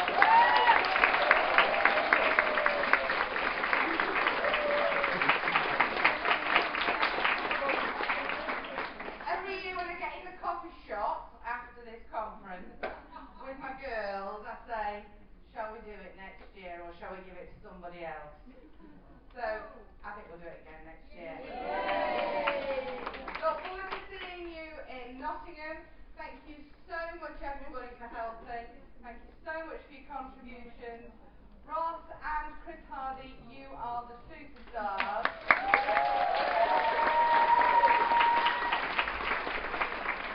I'm going to say this publicly because I have tweeted it and said it to his face. Chris Hardy, if you don't enter the Nursing Times Rising Star Award, I will bite you. Please come and collect your golden ticket prizes if you've gone to them. You've hassled me enough about it all day. Okay, thank you very much. We love you lot. Oh, Ruth! Wait. Where's Auntie Ruth gone? Do it that way. Auntie Ruth, can you please?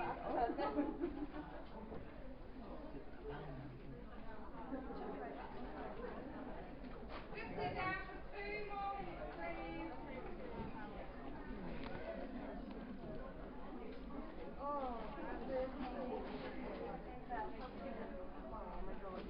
So we just wanted to say on behalf of all of the students here and everybody who's come to visit for the 2 days, thank you so much for all your organisation. It's been a wonderful 2 days, amazing. We just want to give you a little thank you gift. Thank you for all your help. Can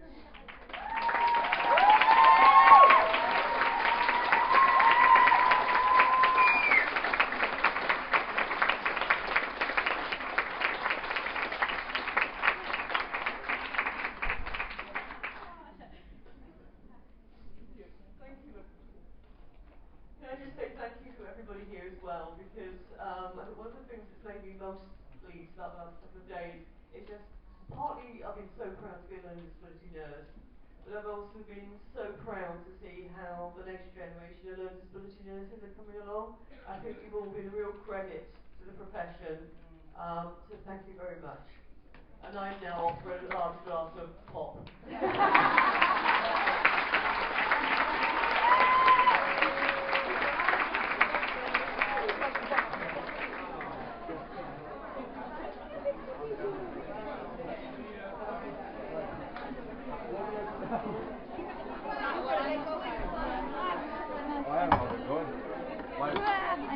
Oh, they're going to me. Right.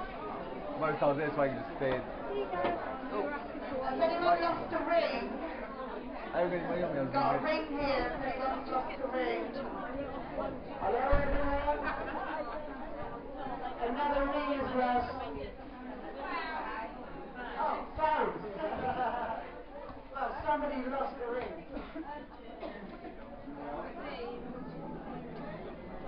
It's also lush and beautiful. What? Looks like an engagement ring. No. Yeah. We want to know. We want to know all the deals now. Come on. No, it's very beautiful. Rose gold. Anybody lost a ring? It's very lush. Go on. It's yours now.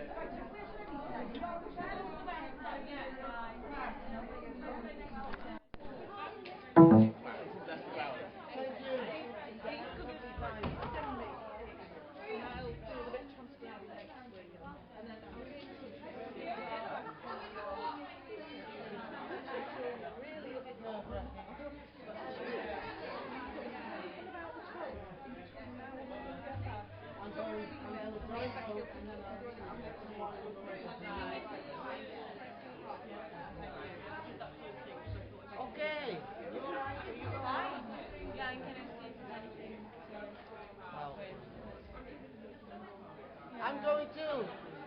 See you next week. I'm going to the new one, I'm going. I